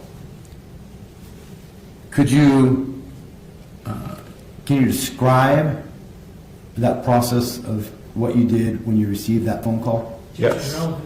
In order, it goes to foundational to some other question. What he did after he got the phone call has nothing to do with this case. There's been an issue of who was contacted or not contacted brought up in the state. Well, maybe you could make it a little more specific rather than just can you describe the process of what you did when you received that phone call. If you could direct the witness more specifically, I'll allow the question. What did you hear? What was said when you got that phone call? What was what? What was said when you got that phone call? Objection, hearsay. It's the same. Those objections are very, very aggressive, right? So Christina M said, note, so the dog testimony and room placement for sleeping arrangements is supposed to debunk her brother's testimony about Danny Boy being up restless all night, wandering around, making noise. Interesting. Yes, yes. And you said along with not debunking the brother's testimony, Jason isn't actually tying it in to make to make it make any sense. But yeah, dog familiar with someone wouldn't be alerted to them making moves inside. Good point. Good point. Rochelle's like, answers are usually yes or no, short and quick. But he wants to tell the whole story. Shit. This poor dad. Did you understand what was going on when you got that phone call? I had a very hard time understanding the Dan because he was crying and bawling, and finally he squeezed out what had happened. And I could barely understand it, so I got up from the table, went outside, and attempted to call him back. Overruled. You went outside and what? I went outside and attempted to call him back. Were you able to get a hold of him again? Yes, but I couldn't understand him. Okay. He was quite upset. Without telling... Was he barking or howling? Like he was on the 911 call and the body cam. I wonder. It's like he was hard to understand. Yeah, we agree. Tell me anything that your friend said. Did your friend assist you in trying to understand that phone call? Objection. It's going to be hearsay. It's also not relevant. Maybe what someone else heard the phone call to be and explained it to this witness. The question was, did your friend assist you in trying to understand the phone call? That's a yes or no question, so overruled. Did someone assist you in understanding that phone call? Yes. My friend, Ken White. Okay. After you understood that Kendy had passed, did you try to make contact with Mr. Wilkins? Yes. After that, did you travel up to Athol? Yes. What day?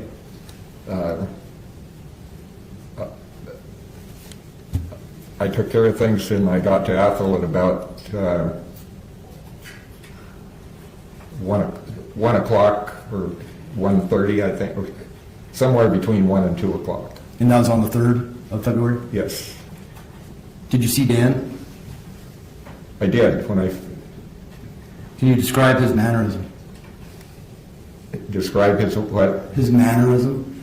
he was very upset, and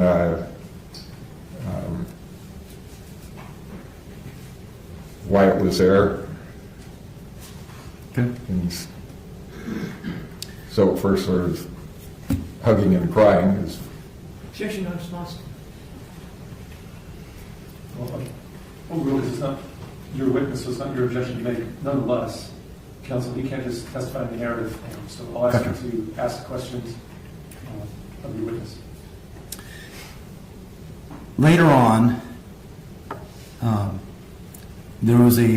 were you aware of a memorial down in Kamei for Kendy? Yes, Did you have any discussions with Dan about attending that memorial? I did.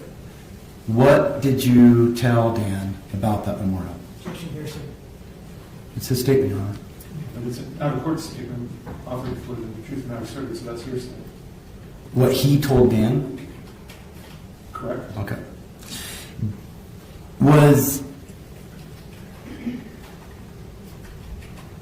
Did you want Dan to attend the funeral? Objection, No, relevance. Overruled. Why? Objection, There- relevance. The state's made an issue. Overruling the objection. there were threats that were rumored and Objection, going not on foundation, Facebook. false or speculation. If we're talking about rumors at this point, Judge. No. I will sustain that objection. Okay. So,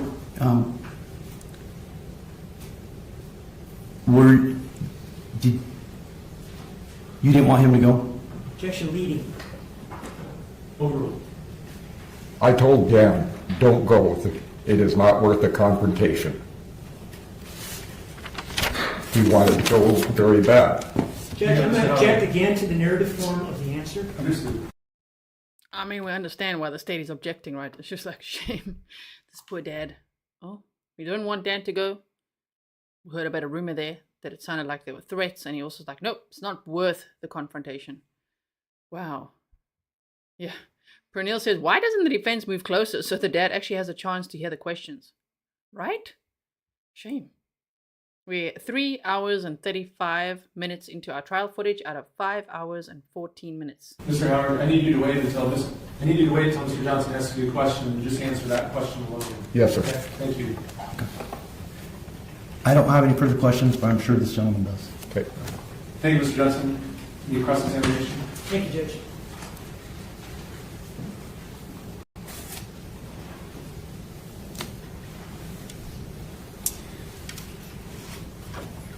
You described your son's general demeanor as very exacting. Remember that? What? That your son's general demeanor was very exacting. Do you remember that? Yes. In other words, he wanted things done his way, right? No, that's not necessarily so. Your son was very clear about how he wanted things done in life, right? No, that's not necessarily so. He's just a forthright person that doesn't act. He didn't operate in a helter-skelter way. He planned ahead, didn't he? He what? He planned ahead when he wanted to accomplish something, didn't he? If he had a project, sometimes he would do that, yes. And he told us he would go through and finish those projects, wouldn't he? The what? He would finish the projects that he wanted to get done, wouldn't he? You see what I was talking about earlier, with the prosecutor having an earpiece but having no empathy for someone who can't hear, like he gets so agitated, but just slow down your questions and maybe this poor witness will hear you. Slow it down. He's probably trying to lip read a little bit too. Well, yes, I didn't live there, but the few that I saw him work on, like the boat or the projects with the animals on the place, he'd finish those. Once your son had a goal in mind, he would see it through, right? I would expect that. He was that kind of man, right?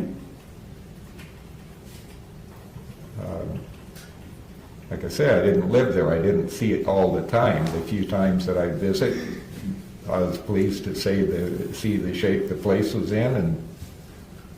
And he would go forward with a plan and put it into effect even if he didn't really want to go through the details of that plan, but he would do it to get to the end result, wouldn't he? Calls for speculation.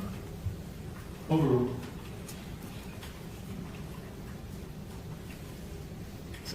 He'd go through the details of the plan. He never did that with me, but Okay.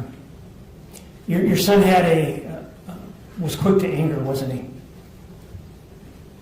he was what? He was quick to anger, right? I don't really know that. Well, he was your son for a great many years, correct? It is what? He was your son. He's your son, and he's been your son for many years, right? Yeah, he accomplished many things on his place. It was a nice place, and But your son is quick to anger, right? quick at what? Quick to get angry. He's quick to lose his temper. No, I right? don't think that. I've never thought that. He was quick to tell Kendy what to do and how to do it, right? I never witnessed that. You knew that Kendy wanted a divorce, right? Dan had told me that they were getting a divorce. Dan didn't want to get a divorce, did he? What? I don't know. When I heard about it, I was told that they had both agreed to it and were making a list. Dan likes his money, doesn't he? What? Dan likes his money, doesn't he? I've never asked him about that. But you've known him quite some time. Oh my word, this is like, I don't even know, this is awkward now. I wish it was Stanley or the lady attorney Abigail, because this is aggressive and it's not coming across very well. Kathleen said, oh my word, stop speaking to him like he's 5. Right? Shame. Oh my goodness. And Wendy said, this hurts my heart. Yeah, this is difficult to watch. Okay. Right? His normal what? You've known your son his entire life, right? No, Besides liking his money, Dan also likes his property, right? You're telling me how I view my son? I don't view him like that anyway. Does Dan like his material possessions? Does he like his what? Material possessions. I couldn't say that. Like, it doesn't help to say material possessions. You're going lower and lower. When you got some hearing problems, lower and lower tones, or even harder to hear, you know? So it's like, what? Material possessions. Say it with your chest. Say it slowly and nicely so the witness can hear, but also don't talk down to him. Shame, man. And I like how he snarked back, like, you're telling me how I view my son and I don't view him that way. I like that. Okay. Dan didn't want to lose half his possessions to Kendy, did he? Objection calls for speculation. If he knows. That would be something I know nothing about.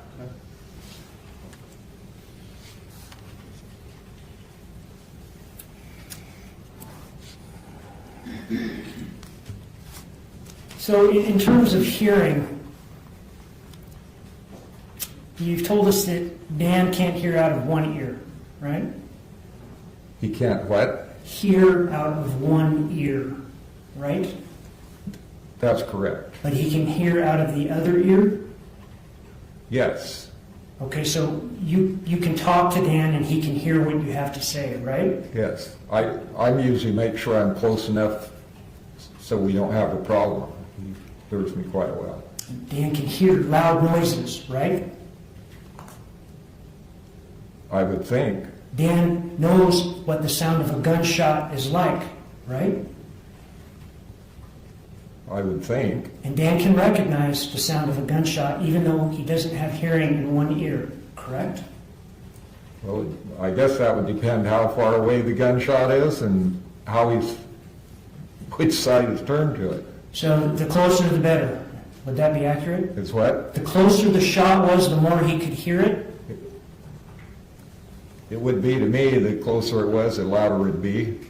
I think that's with anybody.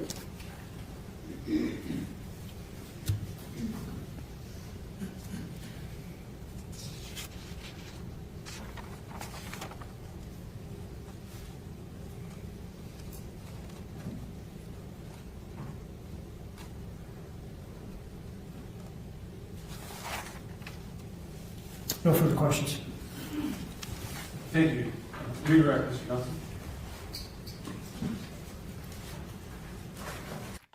Whew, that was difficult. It was too aggressive. Pernille says, "Can we end this so sad? Now I'm disappointed in the state after presenting such a brilliant case to be grilling Dan's dad like that. It's just really uncalled for, right? There's better ways to ask those questions. Shame." So remember, the state has rested their case, and this is the defense presenting their case. So now, when it's going to be redirect, as I'm going to update it here on the banner, if you're confused, just look at the banner. Redirect now, the defense is going to ask questions, okay? So there we go. Here we go. Let's hear.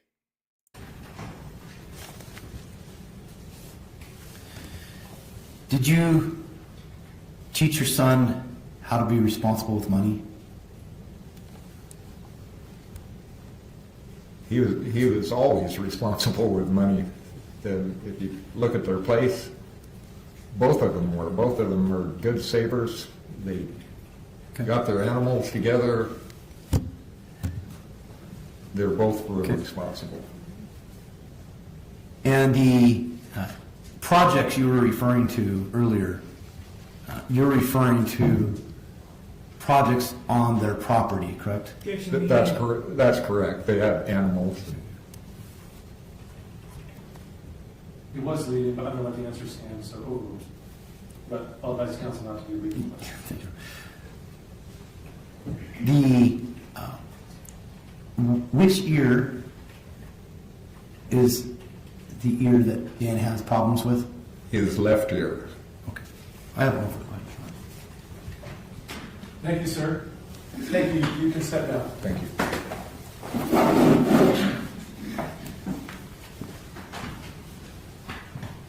Shame. Look at his son. The next witness.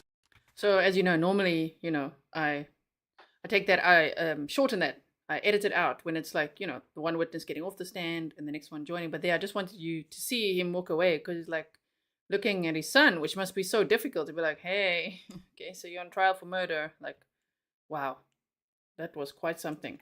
3 hours 44 out of 5 hours 14. Okay. Good afternoon. Good afternoon. Can you please state your name and spell your last name for the record? My name is Brett Gunderson, Gunderson. Where do you live? I live on Wheat Ridge Road in Athol. Okay. Neighbors of Dan. Okay. The Howards. What do you do for work? I work for the Forest Service. Okay. Before that? I joined the Navy in 1987. I worked on nuclear weapons for a while, got my clearance. And then in 94, I applied for the police academy, the military police academy, went through the military police academy. In 2001, I was commissioned as a naval officer, and then with a law enforcement designator, and I retired in 2011. Worked for the DOD for a while, and now I work for the Forest Service. Okay. How long have you been Dan's neighbor? I moved in, I believe it was February of 2014. Do you know Kendy Howard? I did. Okay. Now, explain your interactions with Dan and Kendy prior to February 2021. Well, I moved there when I first moved there. I had just retired from the military not too far before that. Objection to the narrative form of the answer. Also, Stan, and if you could, that's kind of the focus of your question. What kind of things did you, how would you interact with Dan Kendy? We'd have bonfires. We'd go on motorcycle rides together. He taught me a lot about, like when I first got there, I didn't know how to raise pigs. First thing he did was offer me a piglet, but I had nothing, I had no buildings or any way to do it. He came over and taught me how to build the buildings and how to raise them. And just a quick pause. Donald Payne says, what was the relevance of Dan's father's testimony? I'm sure there would be a character witness, right? To testify to Dan's nature and character, and maybe also the timeline a little bit and the layout of the house, and that maybe, as Christina said earlier, the dog testimony and room placement for sleeping arrangements is supposed to debunk her brother's testimony about Danny Boy being up restless all night, wandering around and making noise. So I think it would be those things. This is now defense witness number 2, Brett Gunderson. So Mr. Johnson is currently asking the questions, direct examination. Remember, it's the other way around now, because it's the defense's case now to present. And they have on their witness list a total of 9 witnesses. So this is number 2 so far. Okay, Brett Gunderson, neighbors. He was neighbors with of Dan's and Kendy's, and he's now Dan's friend. And I mean, I did sheep, and he kind of helped me with some of those things. Okay. Do you know Kerry Maitland? Yes, I do. She's my girlfriend. You have a couple there? I do. Yes, I do. She's my neighbor. Okay. And she's also your girlfriend? And my girlfriend is. Was she your girlfriend at the time of February 2021? Yes, she was. And did you guys do things together as a couple with the Howards? Yes, we did. We went on motorcycle rides together, and like I said, we did. Okay. We would have cookouts, bonfires, their house. If I hadn't, edited this already and watched some of it, of course, to edit it, I would have been a little confused now if I hadn't seen it, right? Like, wait, whose girlfriend, what? So he's talking about his girlfriend, as in Brett Gunderson has a girlfriend, I think her name's Kerry, and she's going to testify after him.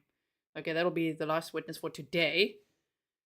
So, and why they bring it up is because Brett and his girlfriend used to hang out with Dan and Kendy.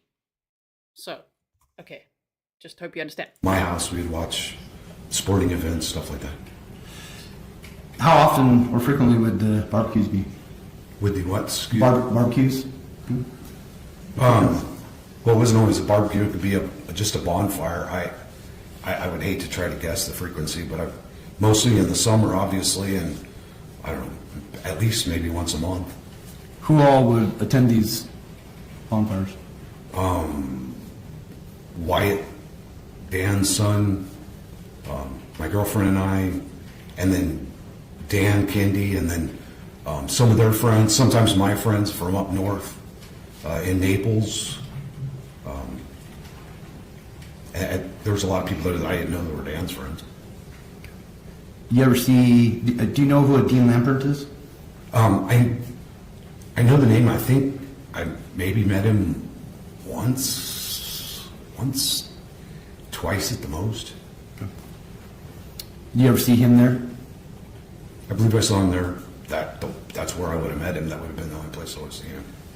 Was there a typical, or how these bonfires normally end? Usually ends, seeing as how there's a gate going to my property through Dan's property. I'd be there, we'd help clean up or whatever, and put out the fire, and we'd go home. We'd usually the last couple of people to go home. Okay. A couple of people being you and Kerry? Kerry and I, yes. Okay. Now, in the summer of 2020, did you ever observe the Howards getting ready for any sort of trip? Yes, it was shortly after I had my shoulder surgery, and I'd re-injured it. We were driving to go to dinner or go get some food, It was like any other time. We drive by, if the Howards were out and about, we'd stop and say hi. I mean, just kind of the neighborly thing to do. And we stopped, I believe it was on July 10th, and we stopped, and they were loading up, getting ready to go camping. It's some lake with a weird name. I've never been down there. My arm was hung up. I couldn't have gone anyways. Let me be clear here. Was there, without telling what it was there any sort of incident involving Kennedy or Kennedy on that day? Yes, we stopped to help. We stopped just to talk to them and say hey, and they were okay. They had their camper. Yeah. What do they do? I'm going to ask some follow-up questions. Oh, sorry. Yeah, just make sure we don't want to go into narrative. So okay. He was also ready to tell the whole story. Like, oh, sorry, sorry about that. So this would be the summer of 2020. So it's around the same time that's where the domestic battery charge comes from. Around that time. How are you sure about that date? Well, I had my shoulder reattached, my bicep reattached in the bone, and it came loose. And I had a meeting that following Monday with my doctor, and I couldn't go on the camping trip. I was laid up, and I stopped by, and that's it. I don't know what you want me to say there. I mean, that's... So we had a prior hearing earlier. When did you learn, or did you do any steps to kind of narrow in to the state? Judge, I'm going to object to counsel's testimony that he built into the first part of his question and maybe strike that. Sustained. How did you come upon that, or when did you come upon that date? The date that I went in to see my doctors on Monday, the 13th of July? Yes. Several weeks ago, I knew that I was going to have to, I knew that I had hurt my arm. I wasn't sure of exactly what the dates were, so I called my doctors and re-verified that I had when my surgery was... Sorry to pause it there. Hold on. Better pause. Better freeze frame. So Jennifer Stokes said this is totally inconsistent testimony. Kendy was injured 7/10/20. They didn't go camping until a week or so later, but they went camping with others. It wasn't these two. Remember, it was the Lamperts. Wasn't it Michelle and Dean? Something like that. So this must have been a different camping trip. I'm just pointing that out. There were other two friends they went camping with initially. With these ones, they went like camping sometimes, boating, things like that. So let's continue to hear what he says. When my follow-up, when my bicep released, and then when they did the surgery to reattach my bicep. What happened of note while you guys were there on that date? I was helping Dan with my one arm. I think I handed him a couple of fishing poles or something. And Kendy and my girlfriend were up at the forward end of the boat. I was on the right side of the boat in the middle, and I heard her, I guess you could say heard her fall, but I heard her curse when she fell. And then I looked over, my girlfriend was standing there, and she stood up, and she'd fallen and hit in the trolling motor, apparently, that was right there in the front of the boat. Have you ever been asked by law enforcement about this event in the summer of 2020? No, the first time anything was when we testified the last time. Law enforcement never contacted me ever anything about this incident. Okay. In the 3 years? Yes. Yes, sir. Now, is it fair to say? Well, let me back. How did you learn of Kendy's passing?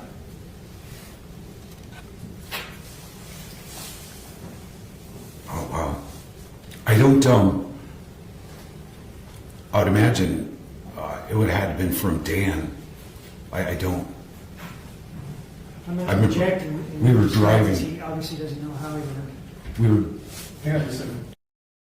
He's like looking at the prosecutor. When Lakeside lawyer, thank you for becoming a member. And you said attending a large social gathering with a couple does not give you an inside look at their relationship, right? Sorry. Based on the answer, it's speculative, so I'll sustain the objection. How would you describe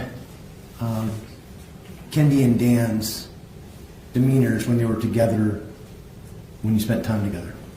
Well, they had been married for, I think, over 25 years, and they got along fine. I didn't see anything out of the regular. They had fun together. We all enjoyed going out and enjoying events, and they had a good marriage as far as I'm concerned. Did you have opportunity to talk to Dan after Kendy passed? Yes, I did. How would you describe his demeanor?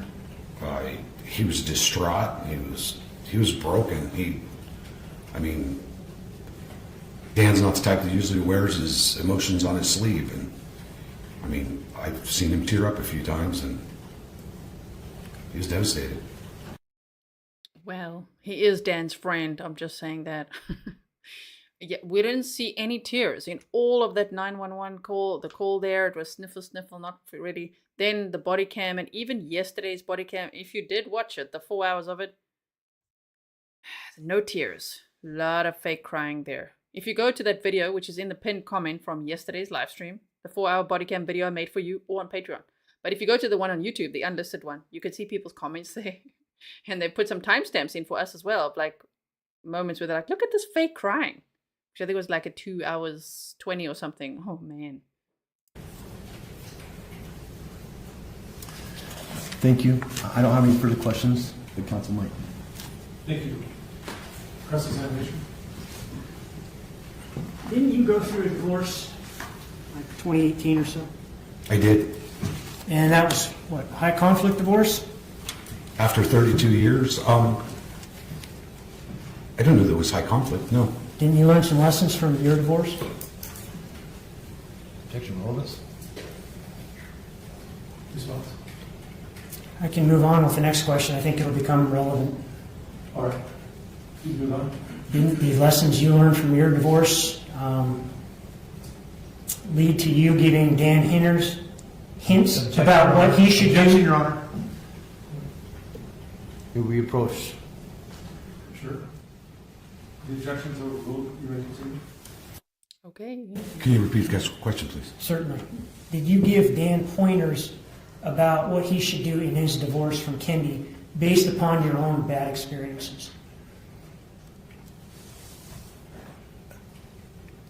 If you're talking about in jest, I talked to him about it, and I said it's better to agree on things and not have to go through.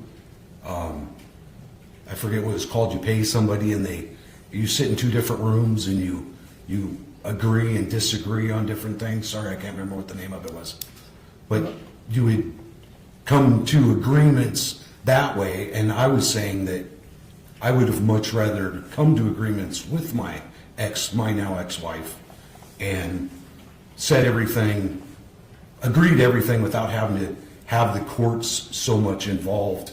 So when you go to the court, everything's already agreed to, and then you move forward from there.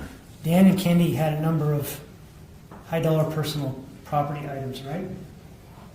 I believe so, yes. They had a camper. They did have a camper. They had a boat. Yes. They had a tractor. Yes. They had a motorcycle. Yes.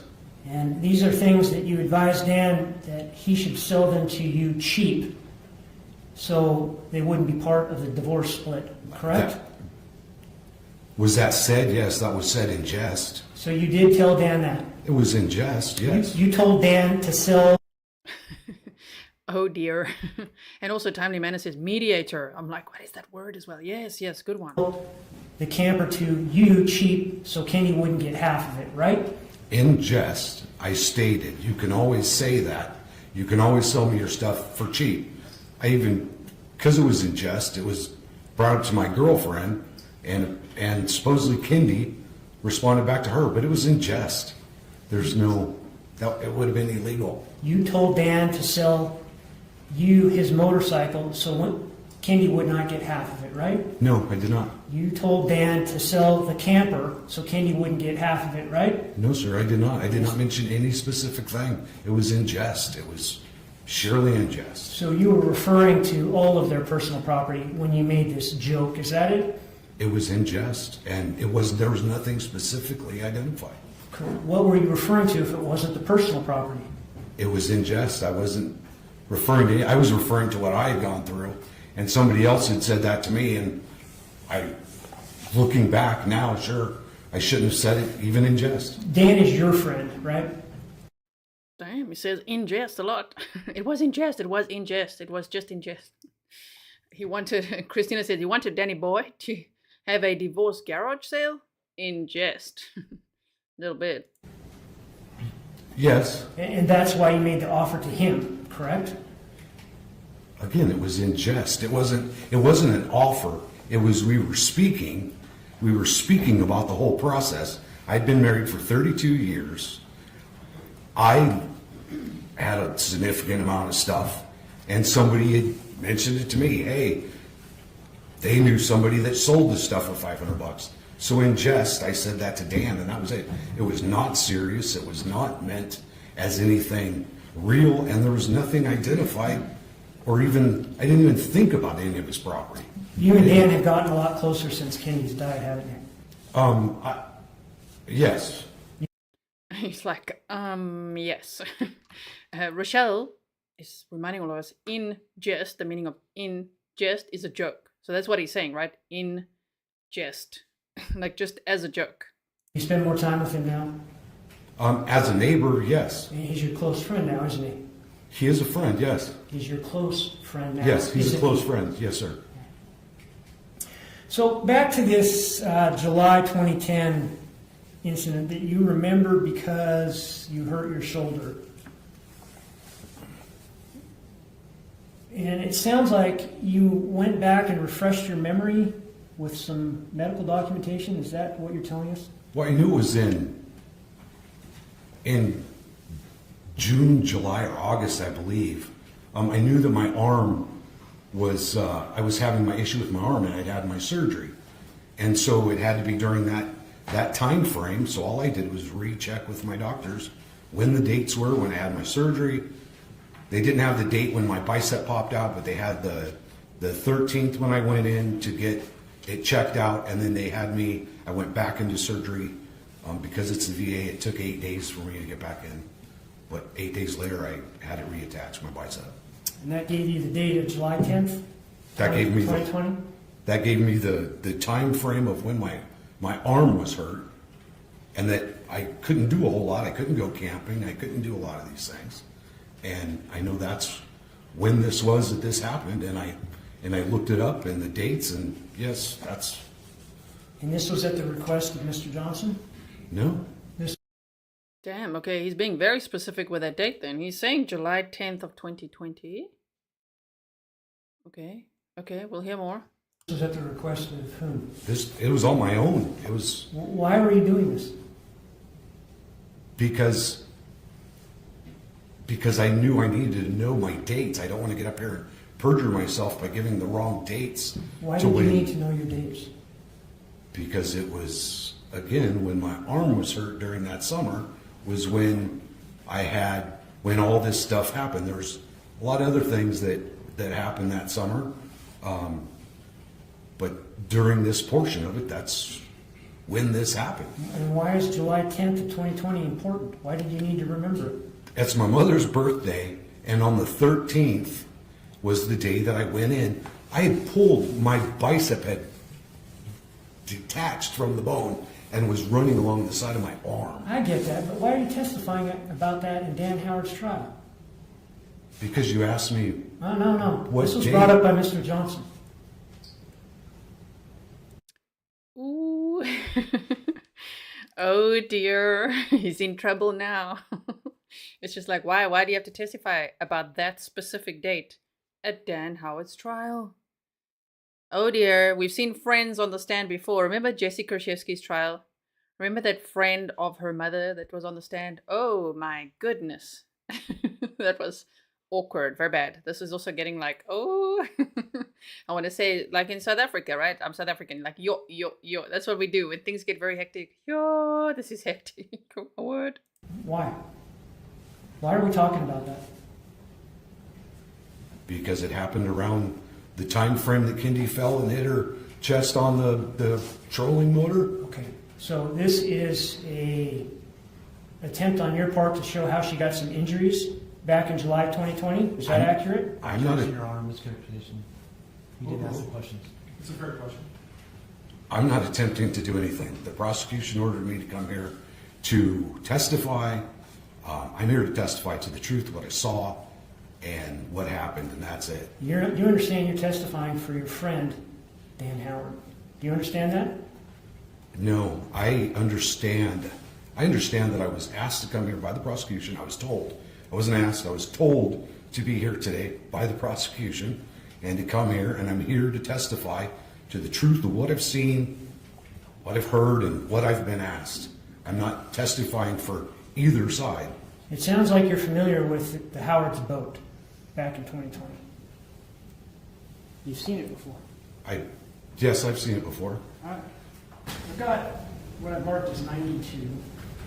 It's a photograph of a boat that was taken off of Kendy's phone. Take a look at that. Tell me if you recognize it.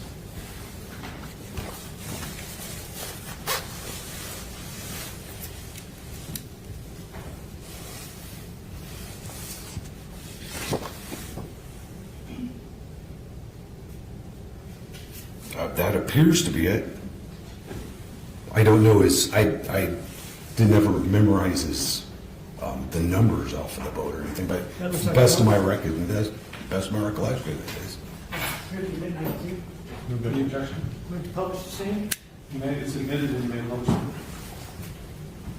Sir, I don't know how well you can see from the side. If you need to step out to look at it, you're welcome to. It's the same picture I saw here, right? Oh, yes. All right, so can you show us where the trolling motor is? Would you like a pointer? So you don't have to walk up there? How would you like me to do it? Well, whatever's easiest for you. You can either walk up there or... The trolling motor, use this right here. And so you talked about Kendy. Well, let me get this straight. Did you see Kendy fall or didn't you see Kendy fall? I was standing. I did not see her chest hit the trolling motor. Okay. Let me ask it again. Did you see Kendy fall or not? I saw her head go down. Okay. Now this is very important to pay attention to. Of course, I've got a little bit of foresight from knowing that his girlfriend's going to be on the stand next. And while I don't watch every single minute while I'm editing this, I do watch some of it, of course. And I'm like, let's make sure the stories match, because like I saw her head go down. That's what I saw. Okay, so let's just listen very carefully now. Where did you see her head go down? At the front of the boat. Okay, where were you when you saw her head go down? Yeah, right. Yes, please. I was standing over on this side. I was standing over this side about in the middle of the boat. And to my recollection, I handed up a couple of fishing poles a day and we were standing inside the boat. Kerry and Kendy were up here somewhere, heard motion. Okay. It was like the same time I looked, head went down and came back up, there was a curse. What do you mean they were up there somewhere? Well, my girlfriend and Kendy were up forward apparently putting stuff up in the front of the boat. So, I wasn't watching them, I was helping Dan. Yes, C. Cheney does say no spoilers. I don't want to give spoilers. I just want to alert you guys. Listen very carefully. I don't even know the spoilers. I just know. We have to listen very carefully now because, of course, they're trying to... Careful now. It seems like they might be trying to explain away the bruises all over Kendy's chest, which is where the domestic battery charge comes from. Which means kind of trying to explain away domestic violence injuries.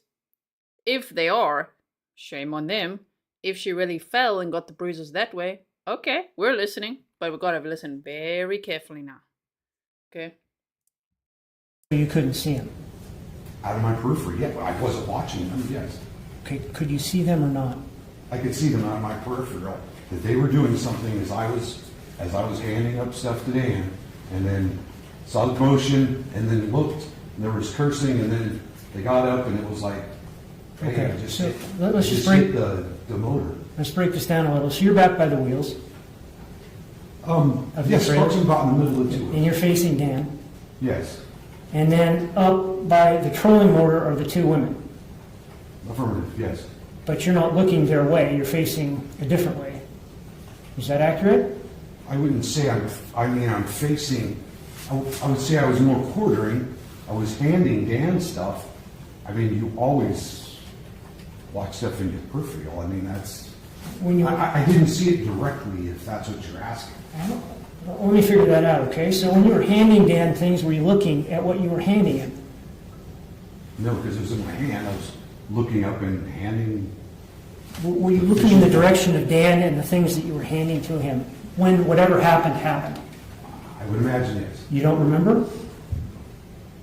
I remember handing him stuff Okay. and looking up at him, and then I'm looking up at him, and just like I'm looking up at this, I can still see you. And out of the peripheral, there was a commotion, and then it was ouch. I just hit my blah blah blah and whatever, and then we were there, and then they were done Okay, so for the day. you and- heard an ouch. I don't know if this- Where did the ouch come from? I heard Kendy say something about something to the effect of like a curse word or something, and then I think my girlfriend went over there to her, and I probably just grabbed another handful of poles or whatever, and handed them to Dana. I don't. Did you hear an ouch or not?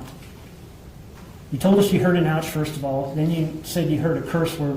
Was it both or either one? I believe it was both. I heard Okay. an ouch and a curse word. So you never saw anything, you just heard something. Out of the peripheral of my vision, I could see going down, coming up, and then the cursing as I was handing the poles off this way. I could see out of my peripheral. Going down what? What was going down? Her head. Her head going down Going down where? at the front of the boat. Okay, so you told us she was at the front of the boat on her feet. What happened to her? I don't know. I don't know exactly what she was standing on. How do you know she went down? Because out of my peripheral, I saw movement. And then I heard whatever it was that I heard, ouch and the F word or whatever it was, and then we went on from there. How do you know she just didn't dip her head? Because of the follow-on curse words that I heard, that she didn't just dip her head. So you never saw her fall down, you just saw her head dip. Is that accurate? It is accurate to say that I did not physically see her body hit the front of the boat. Okay, did you see her fall down or not? Yes, out of my peripheral, I saw movement out of the right side, her dip down, and then come back up, cursing, saying, just in front of the boat, and then, I mean, it was almost 3 years ago. I don't remember all the words and everything that was said. Okay, so she dipped down and what part of her body hit what? Could you see I that? couldn't see that part. Okay, so you don't know what she hit or what part of her body hit, whatever it is she hit. Is that accurate? It's accurate that she was up in the front of the boat, and then she dipped down, hit something, came back up, and ouch, something to that effect, and then curse word. When you started us out here, you said that your girlfriend and Kendy were at the front of the boat. Are you talking about in the boat? No. Okay, they were on the ground. Or standing on somewhere on the trailer. There's a big difference there. Do you know which one it was?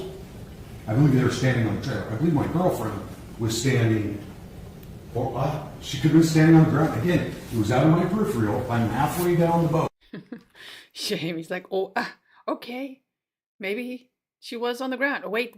Maybe she was standing on something else. Oh, dear. Story. It's falling apart a little bit, don't you think? Oh, my. So my view of what they could be standing on, I would have to stand there on that boat and look again to see if I could see their feet. I don't remember anything about the feet or whose feet were where. Well, it sounds like you don't know where they were standing. Is that accurate? Specifically, no, I don't know where. You don't know if they're on the ground or on the trailer, right? From my vantage view, yes. And you don't know what Kendy hit, if she hit anything, or what part of her body hit, if it hit anything. Is that accurate? Yes, that is accurate, but there was the boat motor up there was the only thing that was logical. She either hit the boat motor or the front of the boat. I don't know. She hit something and then she came back up again. How did she hit the boat motor if she was on her feet in front of the boat? Well, she was elevated. If she was standing on the ground, I wouldn't be able to see her. So she had to be standing on something. She could have a step ladder. She could have been standing on the... So she fell upwards. Oh dear. On the frame of the trailer. That I'm saying that I can't. I didn't see that part of it. I don't know. I don't know what. I know the trailer, the camper was there. They had been loading the camper. They were just stopping by to say hi and help them load the trailer. And that's... Well, this whole stepladder business. Did you see a stepladder? No, I didn't. Where did you come up with a stepladder? I'm just saying I don't know what she was standing on is what I'm saying. Well, then, if you don't know what she was standing on, how do you know what she hit? Because of where she was located on the boat. Because she was all the way up at the very front of the boat. If I had, well, I'm not going to guess. We're in court. I would assume that she was standing... You can't assume, sir. You have to tell us what you saw, okay? Yes, you have to tell us what you saw, okay? Yes, sir. All right. And it sounds like you didn't see anything, did you? I have my peripheral. Objection, Her head comes down. Out of my peripheral. That's the go-to statement. The go-to statement to be like, out of my peripheral. Okay, in my periphery, he saw what, and then heard a curse word. Ouch and a curse. It's too vague. This story. Oh no. Yeah, Lily Polly's like, you can sit down, sir. Wow, this cross-examination. Yeah, that escalated quickly. Well, the answer to the question is overrule the objection. You don't know whether she injured herself or not, do you? She always bruised really easy. She got some bruised. Did you hear the question, sir? Say, you don't know whether she injured herself or not, do you?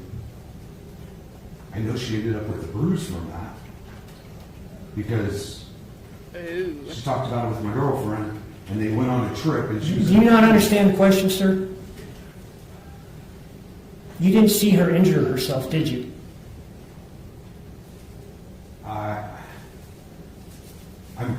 I'm guessing. You can't guess. guess. That is that I can't say that I definitely saw her injure herself. Well, that's the answer then. Then you didn't see her injure herself. Also, why did Kendy take that picture that day? Why did she take the picture of the boat and everything for them to even look at exactly from that day? You know what I mean? She could have been documenting something like, these people are going to say that I fell off this boat or something. You just got done telling us you didn't see anything. Do you remember that? No, I didn't say I didn't see anything. You saw her head dip. I saw that she was elevated. I could see the top of her. She was my girlfriend. Was me and her. I was on the side of the boat. She went down. There was an ouch or something to that effect, some cursing, and then she like, ow, that hurt. And I really wish the behavior panel would take a look at this one. That would be interesting. Because it's the same, just returning to that same narrative. Saw her head dip down. She said, ouch, curse word, ouch something. And that's it. I mean, he may be telling the truth, but it doesn't feel like it. And then we went on. I don't remember what else was said after that. I think you can take your seat again, sir. Thank you. Like, I think you can take your seat again, sir. No further questions? Thank you, Reader.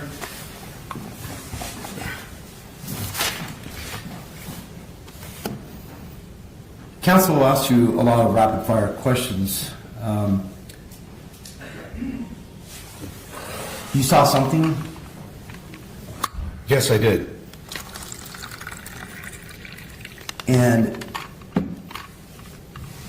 well, let me back up. Did you, in answering counsel's questions, did you have try to interject a script or a narrative that you previously had worked out? No. Okay. So he's asking a lot of questions, but you saw something. Yes. Did you hear something? Objection, leading 2 times in a row now. The second one wasn't leading.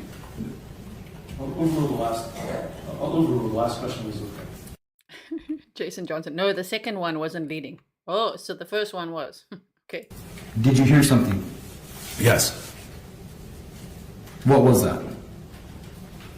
I heard something to the effect of ouch and a curse word, and it wasn't a boom, but there was a loud, I would guess not a loud, but a noise up front, a disturbance up front with A boom? Okay, boom. where my girlfriend and Kendy were at. How tall would you say Kendy was? I would guess she was 5'3", 5'4". I don't know. Same height as Richard Allen. Which, by the way, we're going to have another stream after this trial day to discuss some more Delphi documents and drama. The Delphi debacle continues. If you were to stand up, how tall would she be compared to you? Do you think? I believe she was about here. Okay.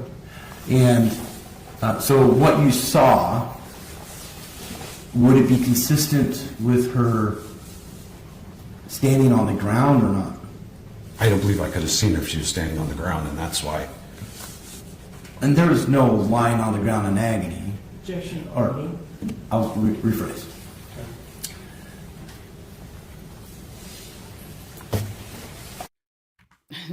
Someone is saying in chat, Pernil, I think actually you're saying it sounds like a cartoon, right? Because it's kind of like, and then her head dipped down, and then there's an ouch, and then a curse word, and then a boom. Yeah, it's starting to really sound like a cartoon. You, the council asked you about the date. You remember that? Yes. And how you know the date? Yes. Did you have to go through rapid fire questions in a previous hearing before? Yes. And did some of those questions involve how you know the date? Yes. Did where did you have surgery? I had the surgery. Of course, you're going to ask me that question. It was in Post Falls. Which place? My doctor's name was Greg, and it was. He's like, of course you're going to ask me that question. Well, isn't that what the whole story was pinned on? Your mother's birthday, 1 and 2, that your bicep had to have surgery 3 days later? It was orthopedic and physical security. It's right there in Ironwood. It's an OPMI or something like that. I can see the sign. The VA, they're just the VA. It's whoever the VA sends you to, and that's who I got. So I didn't search them out, or that's just who the VA sent me to for the surgery. You were referred? Referred, yes, sir. And you said it was Dr. Gray? Greg. His first name was Greg. I don't remember his last name. He was. Okay. And is that why you took it upon yourself to kind of narrow in when that happened? Yes, because I'd been asked questions before, and I didn't know when it was. I knew my arm was hurt. I knew I had just pulled my bicep. And so that's when I contacted the doctors, and I'm like, hey, when were these dates exactly? And then that is what. Unfortunately, we've learned a lot from the behavior panel, haven't we? And when someone doesn't just answer yes or no, not that this guy's on trial. He's not on trial. It's Dan Howard on trial. But man, this is his close friend. Is he lying for him a little bit? Seems plausible at this point. Which, that's not good. He already said the word perjury himself too. Don't lie, sir. Because it's like giving way too many details. When someone lies and you ask them a yes or no type of question, and then they have to say so much. No, because, I didn't seek them out. They actually provided the medical, so then I just went wherever. No, that's too long of an answer. And yeah, as you guys are saying in chat, yeah, I'm sure Dan Howard, his friend, told him all this narrative, like Kendy bruises easily, and just say that she fell down there and all of that, right? Oh man, this is so scary to watch, actually. Nailed it down to, for my memory, exactly what day it was. Okay. I know for Judge, may I ask a couple of additional cross questions pertaining to this hearing Mr. Johnson brought up on the direct? I'll allow it to the extent that was new information. Thank you, Judge. So I just want to ask you some specific questions about that hearing you testified to before. Ooh, so he's brought up the previous hearing. Okay, which would be all the hearings leading and the grand jury indictment, all that leading up to, you know, this trial. So now it's recross. So the state is going to ask more questions based on what the defense attorney just brought up. Okay. Yes, sir. Since that issue came up, and I'd like to direct your attention here to page 12, line 1. Line 1, Mr. Johnson is asking you some questions. Is that accurate? By Mr. Johnson, By Mr. Johnson. Did you see her fall? Yes. Yes. So then he asked you on line 2, did you see her fall? What did you say there on line 3? May I move it so I can read it? Did you see Mr. Howard get into an altercation at that time? And it says no.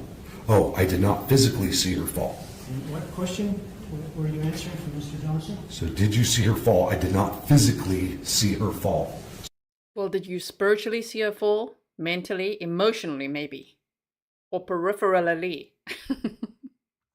Is that how you saw her fall? Because if you didn't physically see Kendy fall, then how else did you? So the contact with the chest, I did not physically see that. Thank you. No further questions. Can you reiterate on that? But you did see her head move. Objection leading. What did you see? I did see that there was commotion up front, and then her head went down, came back up, there was cursing, and then we went on from there. Thank you. No further questions. Thank you, sir. You're going to sit down. Thank you, Your Honor. Took his tiny cup with him. Oh man. Now his girlfriend's gonna be on the stand. So now we gotta listen carefully again, because it's like round 2 of can you all keep your story straight. Also, every time he says, and then we went on from there. Where? Did you get Kendy any medical attention? Did she need help? How sore was it? We saw photos of that bruising. So if she really fell, which just sounds so ridiculous, oh my word. If this is the story, then what? And then we went from there. Where did you go? Did anyone help her? Doesn't sound like it. Mayor Clark. Good afternoon. Can you please state your name and spell your last name for the record? My name is Kerry Maitland, Maitland. And where do you live? I live on Wheat Ridge Road, neighborhood down in Kendy's for 20 years. And do you know Brett Gunderson?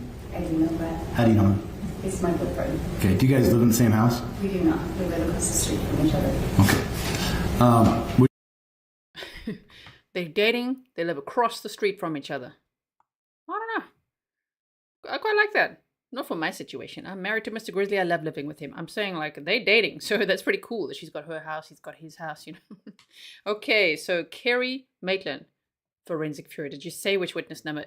This is witness number 3 for the defense. Okay. Kerry Maitland. I'm writing Dan's friend because of course it's Brett Gunderson's girlfriend. And therefore Dan's friend. Okay. What do you do for work? I am a certified medical coder for 13 years. And you work from home? I do work from home. Okay. And so how long have you known, or have you known Dan and did you know Kendy? Yes, I knew both of them for 20 years. Our kids hung out together. Okay. So prior to you moving to that area? Prior to that, moving up there, no, I did not know them. Okay. We moved in about the same time. Okay. Did you have many interactions with the family? Yes, many. Can you explain just in general what kind of types of interactions you had? Well, they would have barbecues and we would go over, or the boys would hang out together, so I would have Wyatt over at my house. or Nicholas would go over with the Howards. He went camping with them, went fishing with Grandpa Howard and all of them. I watched Kendy's granddaughter, Kenley, went down, was up on the slope. I would make sure Kenley made it to the bus stop, and then I'd pick her up from the bus stop on those days. And so Kendy or Brooke would pick her up. I interacted with Kendy a lot. We communicated most often personally. Okay. Okay. She ordered back bombs from me and that kind of thing. So. When, before she passed, would you say that you were closer to Dan or Kendy? I was closer to Kendy. How would you describe your friendship? We were fairly close. Kendy would come over and we would hang out periodically, and many times we would, have a beer, or we would just sit on the front porch and watch. I have a daughter that's 10 years younger than Wyatt, so we'd watch Amelia play in the front yard and that kind of thing. And we were just friends. Okay. And did you say that what was the primary form of your communication? Most of our communication was one-on-one. We'd see each other. She'd be out in the driveway. I would stop by, or we'd run into each other at the mailbox. A lot of the time is when we ran into each other. Did you ever stop over unannounced at their house? Yes. What kind of scenarios? If I saw them out in the yard, I would swing in, or if I had Amelia in the wagon, I would come in. Or they had this little pug dog that liked to escape, and so I would take the little pug back to the house. And sometimes they wouldn't even be home, and I'd put the little dog back in the little cage that we had in the garage for it. Okay. Summer of 2020, did you ever see Dan and Kendy in their shop area? Yes. And can you explain? They would be out in the yard, or out doing things. Summertime. Kendy sometimes would be offloading something out of her car, or groceries, or whatever. And so if we were driving by, we'd stop if I was with Brett, or we'd stop individually. So. Now, is this road you live on? Is this a dead end road or a major It's a road? private road with a cul-de-sac at the end. Yes. And how many residents live in that? There's 9 homes. Okay. In the summer of 2020, was there anything that you observed that involved a boat? Yes. Can you explain? Brett and I were headed out. We saw the camper and the boat out, and them out as well. And so we swung in really quick, just like neighbors do. And we pulled in, we got out. Kendy she had a basket or crate or whatever, I can't even describe it, and put it up into the camper and slammed the camper door shut. She was kind of in a, can I say, pissy mood. She wasn't exactly happy, so I was like, hey, what you doing? And just, trying to distract her a little bit that way. And she had something down here on the ground, and she had something up here on the boat, on the front of the boat. Brett went back, of course, and talked to Dan, because that's what we did. We divided, male, female. And But did he see it in his periphery? Whatever Kendy put on the front of the boat? Because we don't really hear about that. Okay. When we went our separate ways, I was kind of standing towards the front of the boat with Kendy right there. And she was, like I said, she was grumpy. And she was at the front of the boat, and she was reaching out with this. It wasn't a large thing, but she was reaching out with it, and she slipped, and she fell. And she fell down, like boom, like that. There's a lot of foul language that was involved, like, oh, that hurt, those kind of things. And I was like, oh my God, Kendy, are you okay? And then she's like, yeah, I'm fine. And that was kind of the end of it. How is that the end of it with these two stories? I'm trying to give her the benefit of the doubt. Okay, I'm listening with like a fresh mind. Let's just hear it. So she was pissy. Okay, you're going to talk about her like that. I don't like it. I'm sorry, I don't like it. She was pissy. She was grumpy. Okay, sure. And then, boom. It's the same story, man. But okay. And then that was the end of it. It's not the end of it. Clearly, she needed some help then. Was she hurt? Did you say, do you need to go to the doctor or something? Do you need, I don't know what. Did anyone help her get up? I don't know, man. Were you ever asked by law enforcement about that event? No. Did you ever spend time with just you and Kendy? Yes. Okay. Now, is there an experience that stands out that's significant sometime in the fall involving you and Kendy? Yes, sir. Objection relevance, and I think a specific instance of conduct would not be permissible at this point. This might, maybe we approach this. Okay. We were talking at the bench here, and Mr. Johnson, you indicated you were intending to ask about an incident in which the witness was concerned. Okay, so now again, arguments outside of the presence of the jury. You heard the door slam there. They're out. Now they're going to argue about this, whatever they're going to talk about from the fall of 2020. And then let's see if the judge allows it to be heard in front of the jury. About Ms. Howard's harming herself, is that right? Yes, Your Honor. And I won't say that what it is right now with her on the stand, but there is a specific incident, not a vague observation, but a specific incident where,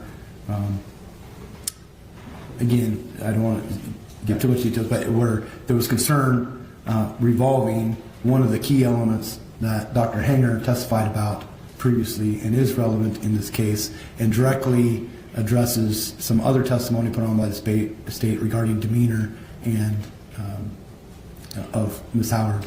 And so I think it's directly related to what the state has presented. It is close in time, and it is her personal knowledge of this incident, obviously subject to cross. Yes, Judge, allow us to victim blame as much as we want, okay? My suggestion would be that counsel put on an offer of proof through questioning of this witness so we know exactly what it is she's going to say. That way, I think the court can make an informed decision about whether or not to admit this evidence.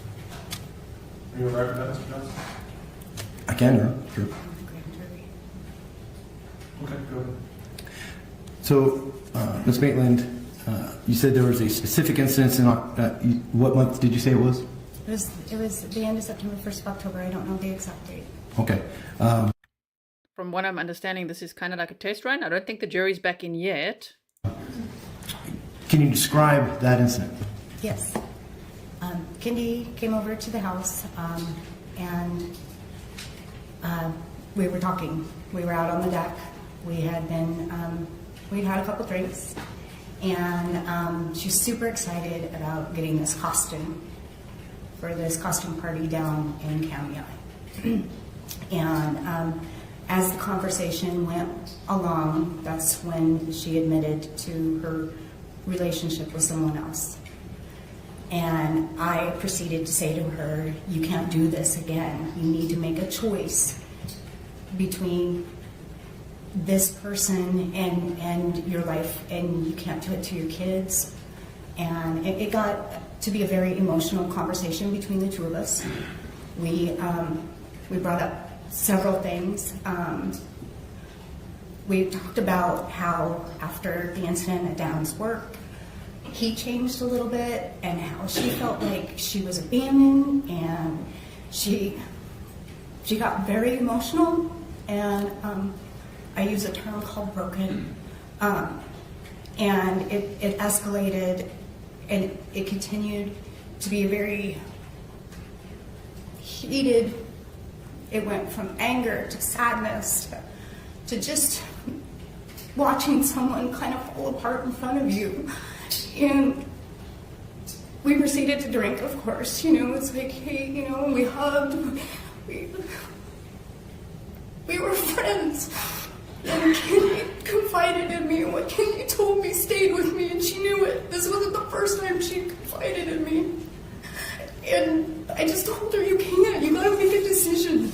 You can't do this. I'm like, if it's just about the money, then just take out $100 every time you get groceries so that you have something, so that you can move forward. If that's all it is, if you actually love Dan and you want to stay with him, then you stay with him. We can't do this again. You just can't. And it proceeded that way, and she was very upset. And like I said, she went high, angry, low, and finally it was like, Kendy, I gotta take you home. You're shitty drunk. We're not getting anywhere here, you know. And I knew she had to work, so I took her home. And when Okay, so at a murder trial, this lady, who claims to be Kendy's friend, has already said she's grumpy, pissy, and a shitty drunk. It's going well. I took her home, I was afraid for her. I was seriously freaking afraid for her. I'm sorry.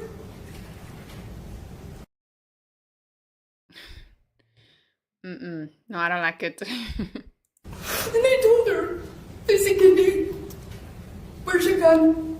I looked through all the drawers in the room, and she says it's in the safe. And I said, okay, I'm gonna lay with you. And I laid there and I held her until she fell asleep. I went downstairs, I took all the kitchen knives and stuffed them in a Tupperware and threw them in the garage.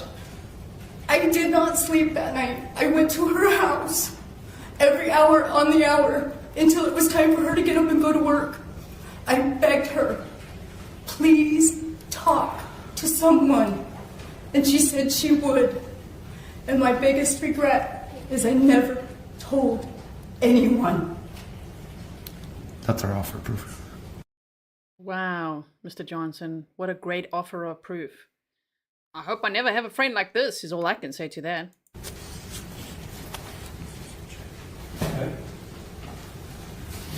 Well, Judge, I'd move to exclude the entirety of this testimony. It has nothing to do with a prior attempt in terms of suicide from Kendy. It has to do with her speculative opinion that she was going to kill herself. And it's a very emotional opinion. It has no place being in front of the jury. The proper way in order to impeach the testimony of Dr. Hangar would be to ask whether or not this witness has an opinion in terms of her personal experience with her, whether she was depressed back then. And that would be set forth in IRE 608. 608 allows for this type of evidence to come in terms of an opinion from a witness that has some experience with the person that she's talking about. The rule also says that specific instances of conduct are not to be delved into on direct examination. And so essentially what we're doing is we're presenting opinion evidence in a fashion that the rules say we can't do it. And we're doing so based upon the speculative nature of this witness's feelings about what Kendy may or may not have been thinking.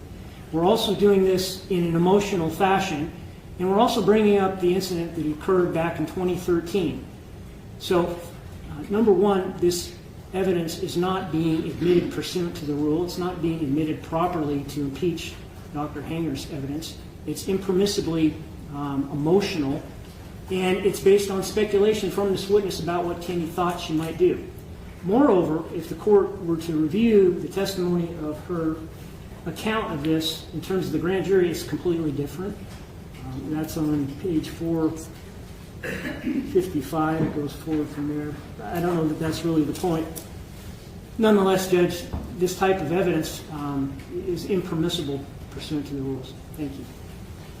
Any responses, Mr. Johnson? Well, first on the grand jury, she tried to give other answers to the grand jury, and obviously was non-responsive because it wasn't an answer to a direct question. Secondly, again, law enforcement has never talked to this witness in the 3 years since her passing. Third, the Dr. Hangar specifically said that prior acts of suicidation. Of which that wasn't. Remember the story about that Dan told? That Kendy had been like in the closet or something and lifted a gun to her head and then shot through the floor? Yeah, that BS. So that's got nothing to do with that. I mean, I've just... what Kerry said on the stand there now, not in the presence of the jury yet. Wow, that was really over the top. It escalated from like, we were sitting there, and you know what's odd is how she said, we can't do this again. I don't know, are all four of you together? What do you mean, we can't do this again, Kendy? I mean, hello, she's trying to get away from a very allegedly abusive man, from everything we've heard, right? We can't do this again. Okay, maybe you say you can't do this again, although she can. She's an adult and she was getting a divorce. She can do that, especially to get away from Dan Howard. Wow, but then to go from that to say you were scared of her. So first she's a shitty drunk. Then you're lying with her. Weird. And then you, I don't know, hiding guns, hiding knives because you're so scared of her, and then saying she should talk to someone. That's so much. What a lot of BS, in my opinion. Increase one's susceptibility to suicide. We already have the foundation for one. It's not subject of this right here. Here's the foundation of another one. And I do not intend to elicit, I let her continue for an offer of proof. And just pause here. Wow, he's got really like some stress rash going on there for sure, yes. So, if Dan Howard thought that Kendy was all the things that he just armchair diagnosed, you know, and she's just crazy and she needs mental health assistance and she's suicidal and all that. Okay, why'd you buy her a gun then? Why'd you buy her a gun then, huh? Dumbass. As if. I do not intend on getting into the 2013 case with her at all. So that's not what I intend to do. But this is not speculation, I would argue. This is someone who's known her for 20 years, watched her kids grow up basically together, has an intimate relationship with her, very personal relationship, and lives across the street, sees her all the time. Very personal. Sees her at the mailbox. It's more than just speculation, and it is an isolated incident that is, I think, should be allowed. All right, well, having listened to the testimony, there was nothing from this witness that said Ms. Howard spoke of suicide or had suicide ideation. I'm concerned about a couple things. One is she repeatedly said what she told Kendy, which was, "You can't do this again," which suggests and puts in front of the jury that this had happened before, which is not admissible as a subject of motion limiting. Both parties agreed that's not admissible. There's reference to what happened with Leon's work, which again, I don't think defense wants to get into. Both parties have agreed that's not admissible.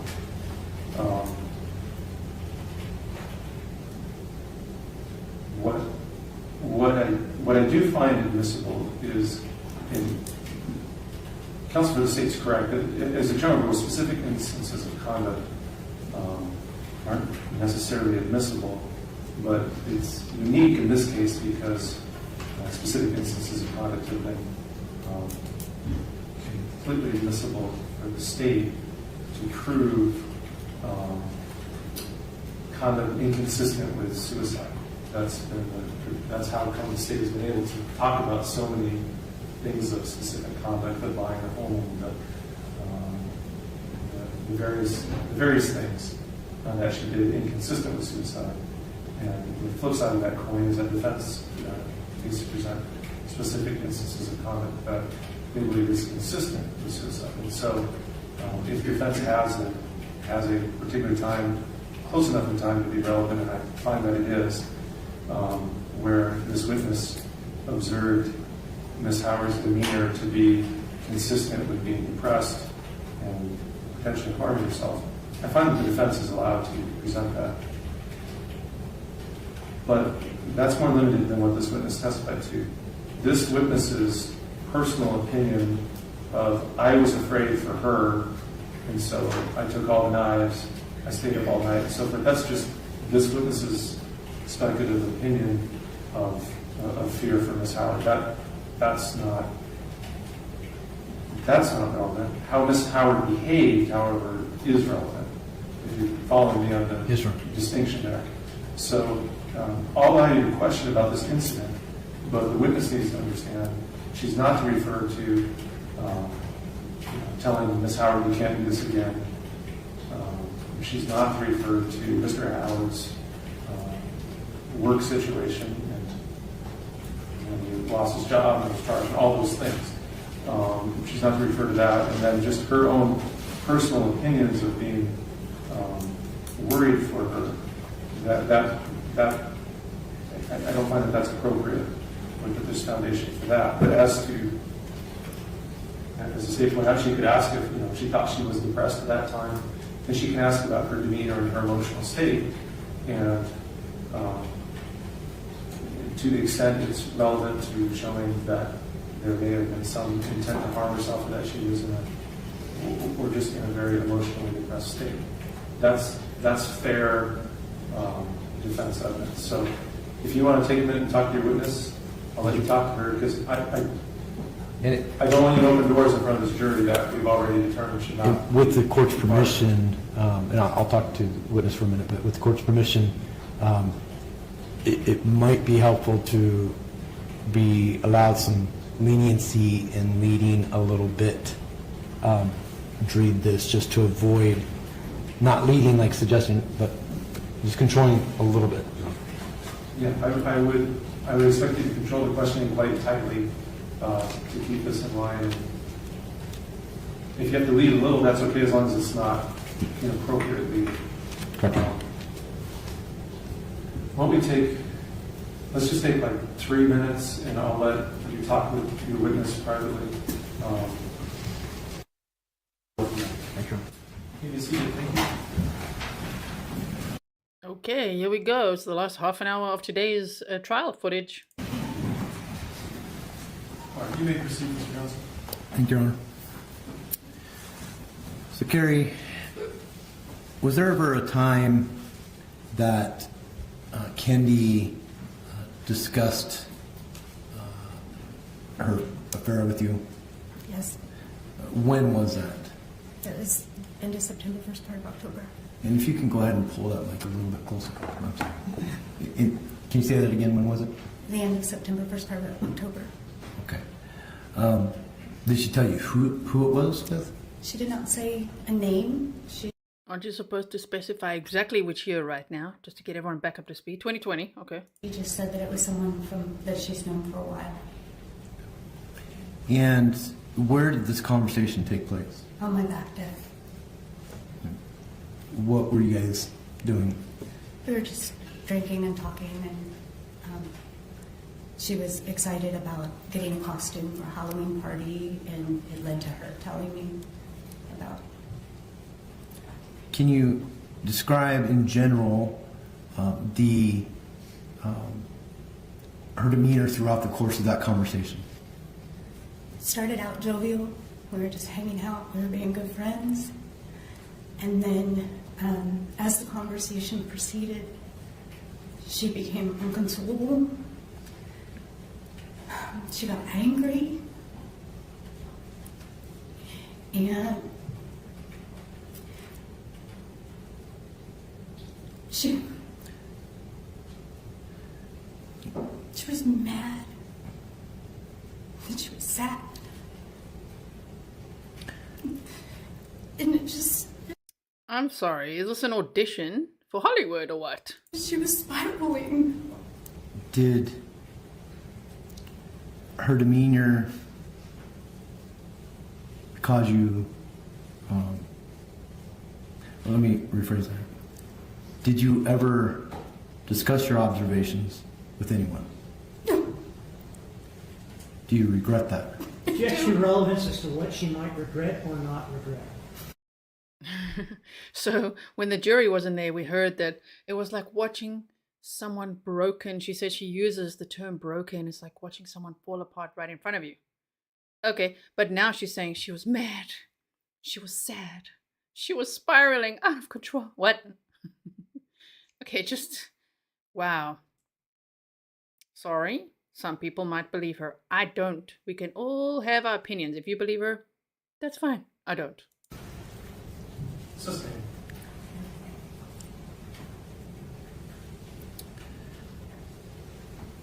And Kerry, how did you learn of Kendy's passing? Brett had an appointment at the DMV, and we were leaving, and there was police cars.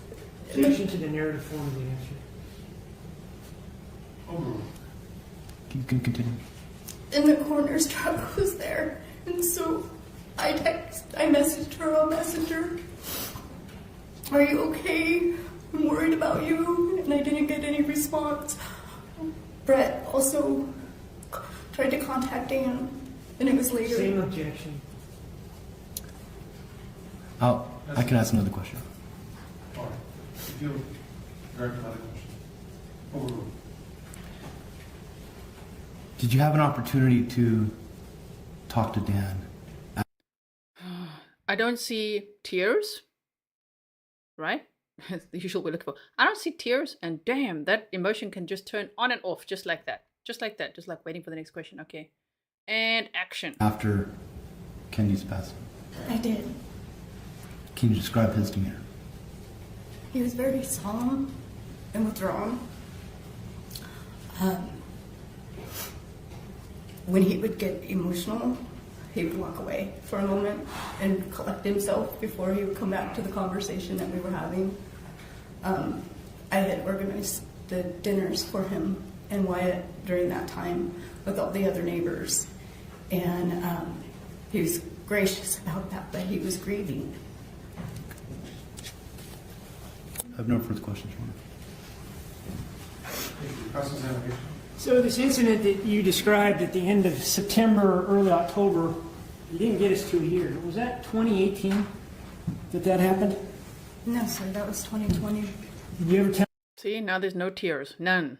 It's like watching... I'm not accusing this lady of being anything like the next person that I'm about to say, but it's like watching Kayla Montgomery on the stand. It's like, wow, that was a demeanor change. Oh, suddenly there's no tears. Okay. And there we go. There we go. Yes, say the year. Tell anybody it was 2018? No, sir. Okay. You sure about that? Yeah, I'm sure of that. Okay, so it was 2020, September, October. Oh my goodness. Look there. There's no... Now there's suddenly no emotion. Sure. Yes. Okay. So 5 months before she died? That's 5 to 6 months, yes, sir. And she got drunk? Yes. And she got upset? Yes. And I'll bet that's happened to you, hasn't it? Did in November, yes, sir. You've gotten drunk and you've gotten upset. Yes, I did. I bet that's happened to most people, hasn't it? Objection, speculation. Sustained.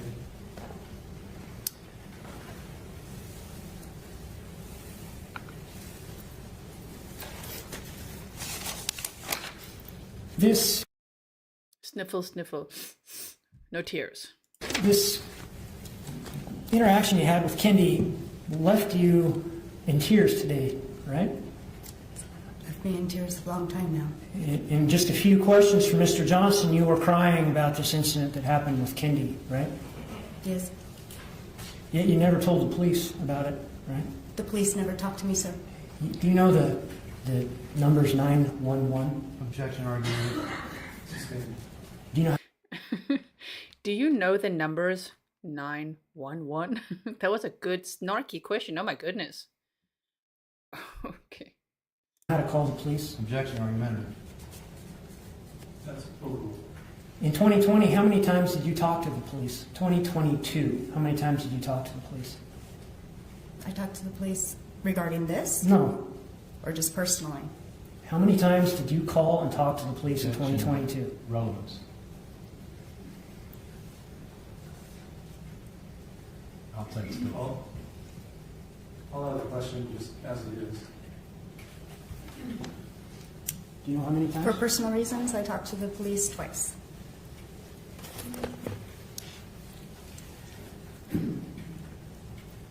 And what are those? I wish we could know. Personal reasons. You talked to the police on August 29th of 2022, right? Objection, Owens. Sustained. When you talked to the police, you didn't tell them about this incident that left you in tears in front of this jury, did you? In 2022? No, sir, I Right. did not. Okay. On August 29th, 2022, you didn't tell the police that? No, I did not tell the police that. You had the opportunity to, though, right? 2 years later, yes, sir, I guess I did. Damn, it's just like a completely different person on the stand now. Peter Pronzo, there we go. Lieutenant Peter Pronzo, former lieutenant from the NYPD, says, witness is failing basic lying 101. Exactly. Wow. Okay. But you chose not to tell them? It was irrelevant to what the situation was, sir. 4 months later, in December, you called the police again, right? Yes, sir.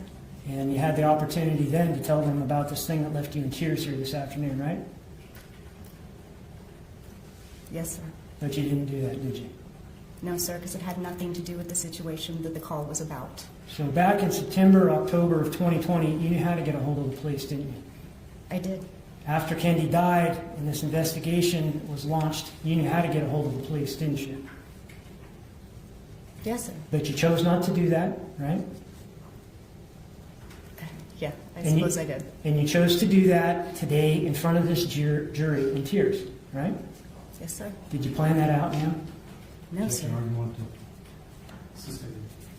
In terms of this incident where you say you saw Kendy fall, Yes, sir. you remember what year that was? 2020. I think you told us this.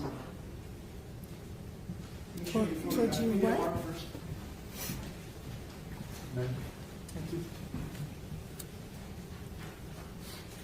She's like, told you what? Oh my. Yes, do tell us the boat story.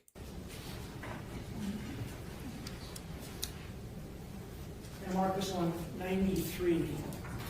Take a look at the location, the camper, the truck, the boat. Tell me if you recognize that. Yes, I recognize that as Dan's truck and the boat with the camper on it. Okay. And is that the truck, camper, and boat belonging to the Howards back in the summer of 2020? I believe so. I can't see the boat well enough to say. Okay. Well, But I I'll know show the you. camper is. I'll show you another photograph of that. Maybe I should just do it right now. Can I approach? Yes. Can I see 92?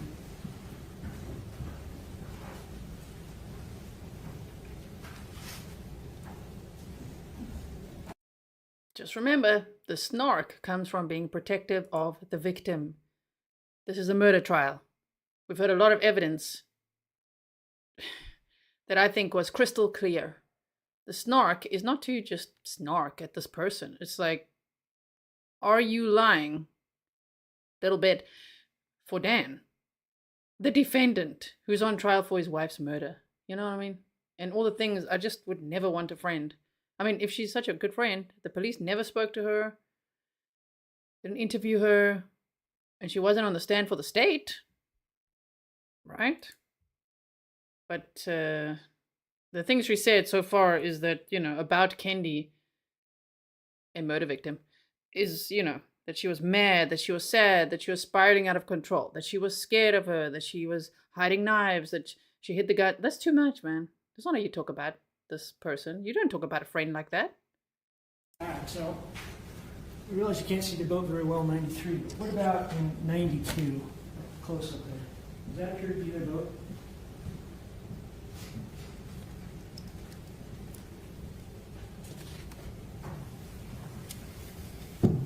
Yes, it's the Ranger. Okay, so it is the Howard's boat in 92? In 92? Yeah, the exhibit number. Oh, yes, this is the boat. Looking at We want to hear the boat story. Okay, so I'm not attacking you, Tracy. I just want to say, when you say I disagree with all this snark, we are all friends with that couple that we know has issues. Now you put issues like this. If there's any issues of domestic violence, verbal abuse or anything, and you say, and none of us are running to the cops about it, you should. If you see something, say something, call the police. If there's domestic violence going on or coercive control, you need to call the police. in Kendy's case, it sounded very much like there was domestic violence going on based on what we, the public, know. We don't know everything else. But if there was, and I mean, Daniel Howard he's got domestic battery charges and first-degree murder charges. So you should. I think the snark is warranted. If this lady was her friend and you really have some insight there, call the police. If you really think that Kendy is so dangerous that you have to hide knives and lie next to her, call the police, call for a welfare check, do something, you know?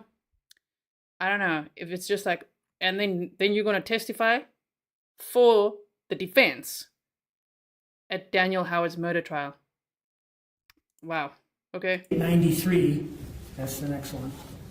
After using Exhibit 92, does the boat in Exhibit 93 appear to be the boat that they were towing that summer when you saw this incident?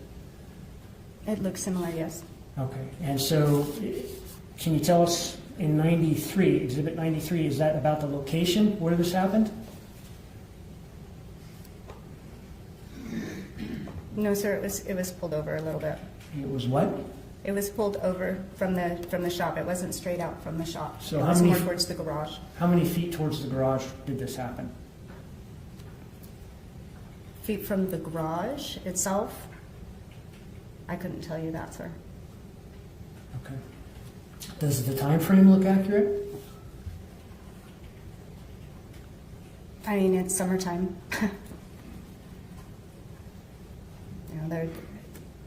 What's the time frame on Exhibit 93, ma'am? The time frame says 7/15. 2020?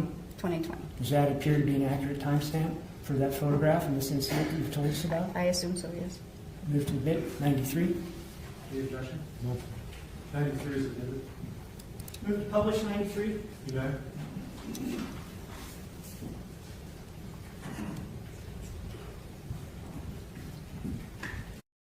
Yes, and Dark Sky Red says, who needs enemies with friends like that? I know, right? I never want friends like this. No. Rather no one than a friend like this. Yeah. Well said, Dark Red Sky. And when people are saying you don't like the snark towards this lady because maybe she's a victim too, I think that's beside the point. Then don't come here and act, and say things about a murder victim. You know what I mean? So if this lady, because some people are saying that you think that she's a victim of abuse too, well then she should know and not encourage Kendy to stay with Dan and say, we can't do this again. You have to stay with him or make a decision. You can't do that. I don't believe her. But everyone has the right to their opinion. I feel protective of Kendy. That's always where my snark comes from. Especially when people say, why are you snarking at the defense attorney? Because if they're victim blaming or shaming, I feel protective of the victim and their families. That's my number one priority here. Okay. And this just is all horrible for Kendy.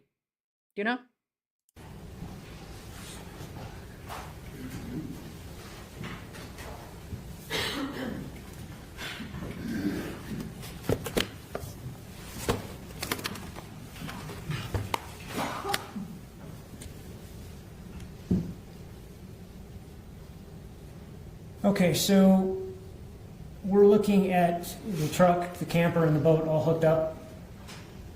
Now, if it helps you, if you need to step out to see the picture, you're welcome to, or you can see it. Yeah, I can see it. Thank you. Is that right? Yes. Okay, and are we looking at their shop? Yes, we're looking directly at the And shop. would the garage be more that way? The garage is more south of there, yes. Okay. But is that generally how it was hooked up that particular day when you saw what happened? I do not remember if the truck was hooked up to the boat or not because Kendy was up in the camper when we arrived. But she was in the camper when you arrived. I'm a visual person. When she initially talked about pulling in as neighbors do, and then Kendy slammed the door because she was holding a little basket and she was pissy and slammed the door. Now she's inside the camper in this version of the story. Okay. Said something about her getting something out of the camper and then putting it in the boat, right? No, I did not, sir. Okay. Where did she get whatever she put into the boat from? From the ground. I think they were cleaning stuff because she put the basket into the camper, shut the door, came over, grabbed, it was a I don't even know what was in it, to be honest. I don't know if it was towels or what was in it. It wasn't heavy. The thing wasn't heavy. Okay, so she did put something in the camper. She did put something in the camper, shut the door. But you don't remember if the camper and truck were hooked up to the boat? I don't remember if they were hooked up or not, because she came out of the camper, hey, you know, and she was grumpy that day. And I was like, hey, what's going on? And so then we just proceeded on over. I didn't pay any attention. That to me meant nothing, whether it was hooked up or not. But the rest of it did mean something? Pardon? But the rest of it did mean something? The rest of what, sir? What happened that day? Her falling. Actually, you know, after she said she was okay, it didn't really, you know, she said she was okay. I didn't ask her to show me the bruise. I didn't ask her to, you know, let me see if you're okay. You know, I'm fine. And that was the end. Wow, I'm fine. Okay. Nice impression you've got there of your friend. Did you just hear that? How many times is she going to say that she was grumpy that day? This sounds like a bitchy friend to me. Are you a friend? Are you sure? It doesn't sound like you're a friend. I wouldn't like a friend to talk like that about me. When I'm not there, you know what I mean? Kendy can't be there to defend herself. Wow. And it's like, no, I didn't ask. She didn't need help. After she fell, she was just like, I'm fine. Oh, okay. Nice friend. We'll talk a little bit more about that in a moment. But I wanted to ask you about when it was that you went over to the house. Look at it. Wait. 4:58. Wait, I'm trying to find that spot. Just listen to this again. And I was like, hey, what's going on? And so then we just proceeded on over. I didn't pay any attention. That to me meant nothing, whether it was hooked up or not. But the rest of it did mean something? Pardon? But the rest of it did mean something? The rest of what, sir? What happened that day? Her falling. Actually, you know, after she said she was okay, it didn't really, you know, she said she was okay. I didn't ask her to show me the bruise. I didn't ask her to, you know, let me see if you're okay. You know, I'm fine. And that was the end of it. We'll talk a little bit more about that in a moment. But I wanted to ask you about when it was that you went over to the house and saw this happen. Was it in the morning hours? It was midday. Okay, so we've got a time there of 7:43 a.m. on that. Yes, sir. Does that appear accurate or not? Objection. I couldn't tell you what the day looked like at 7 o'clock in the morning 2-3 years ago. I'm sorry, sir. Okay, but you're sure about the date, July 15th, or not? That's what it says on there, yes. What about your memory? Does July 15th of 2020 seem right to you? I'm not understanding what you mean by well, that. The summer consists of several months, right? Objection. But where'd your tears go? Tears. Same kind of tears as we've seen from the defendant. I'm not comparing her to the defendant. I'm just like, damn, there's no tears. I don't care about Kendy. That they have in common, it looks like. Not caring about Kendy.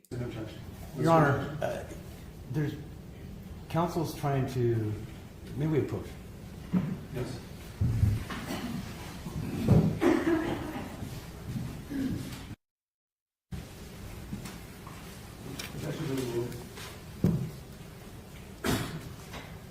I'm not really sure what the question was, and I bet you don't remember what it was either. No, I can tell you that according to the timestamp on that, that's exactly correct, because I have no reference to anything different. Okay. How do you know it's exactly correct if you can't remember it? You only know it's correct because the picture's in front of you saying the timestamp. Okay. So July 15th of 2020 appears in your memory to be the right date for when they left to go on this camping trip? Objection. Mischaracterization of testimony. I'll sustain that. That doesn't seem like that's what the witness was answering in terms of your question. So I'll sustain that. Is that the date you saw them leave? Sir, I never said I saw them leave. Did they leave to go camping? They did leave to go camping. The same day you saw them load the boat? No, sir. Okay, so they loaded the boat. How long before they went camping? They were cleaning the boat and the camper, so I can't tell you exactly how many days before. We were going through a situation with Brett. Brett had had surgery in June, and he had retorn it. And we, on the 13th of July, went to an appointment, and he had an emergency surgery done 8 days later. So, but his bicep was hanging basically off his arm. This timeline is not adding up. Neither is the camping timeline, like someone said earlier. The domestic battery charge comes from July 10th. This timestamp is July 15th. By then she would have already been all bruised up, like we saw in the pictures from the camping trip with other friends who were actual friends. I can't tell you exactly when. I know that she mentioned that they were going on their door shack trip because they do that almost annually. Other than that, sir, I cannot tell you the day they left or any of those things. Okay, was it before Brett going to the doctor or after? It was before Brett went to the doctor. When did Brett go to the doctor? On the 13th of July. Okay.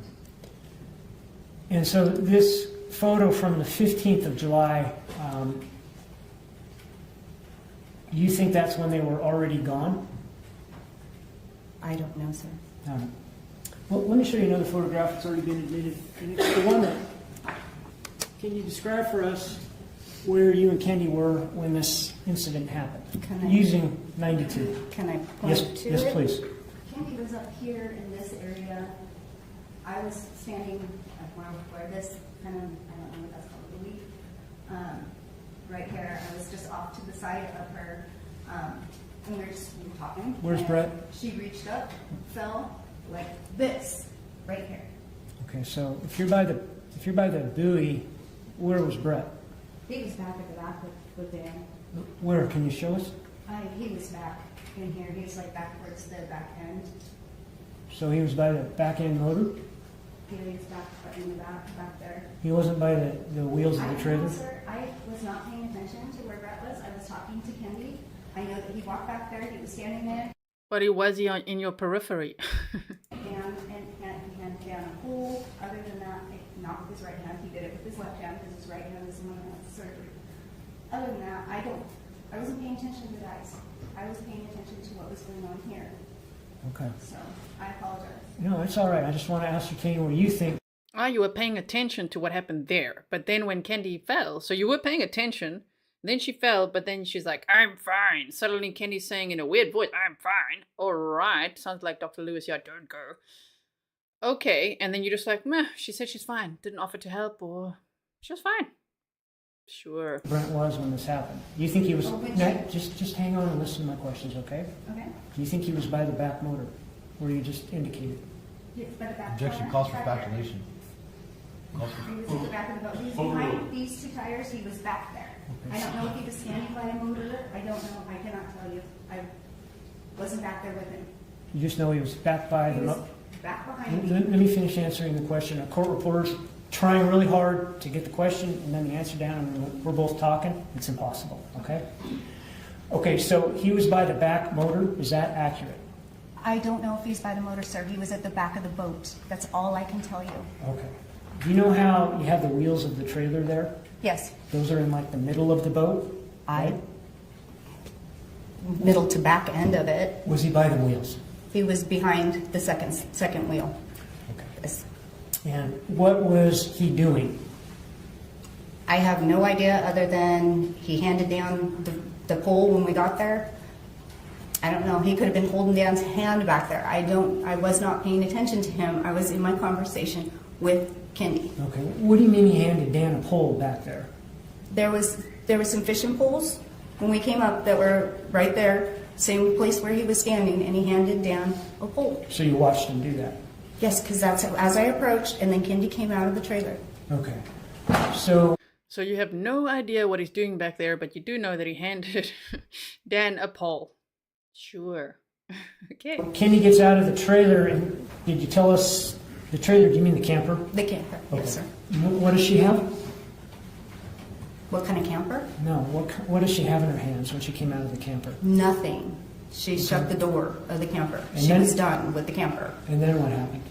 And then she went, there were 2 or 3 things on the ground. She grabbed one of them, climbed. Hang on. Let me just ask you. Witness was answering his question,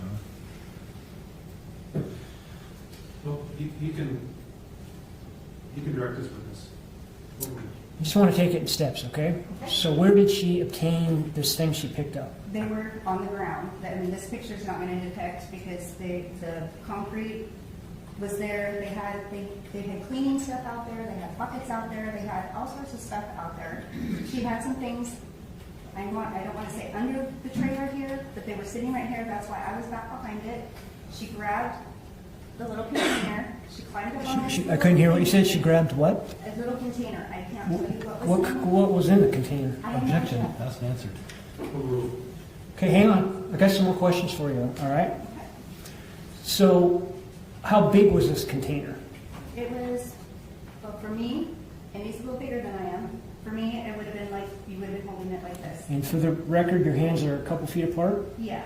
Okay. Cut in half, maybe. It was a little square container. Was it open? Did you have an There was open? no, yeah, there was no lid.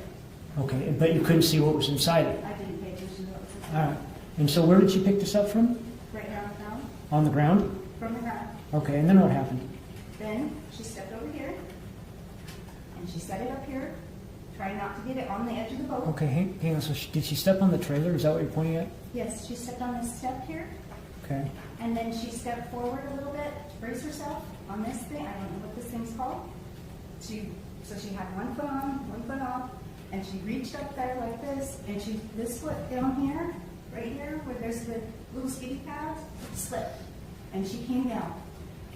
Left the container up there, stepped off, said some foul language.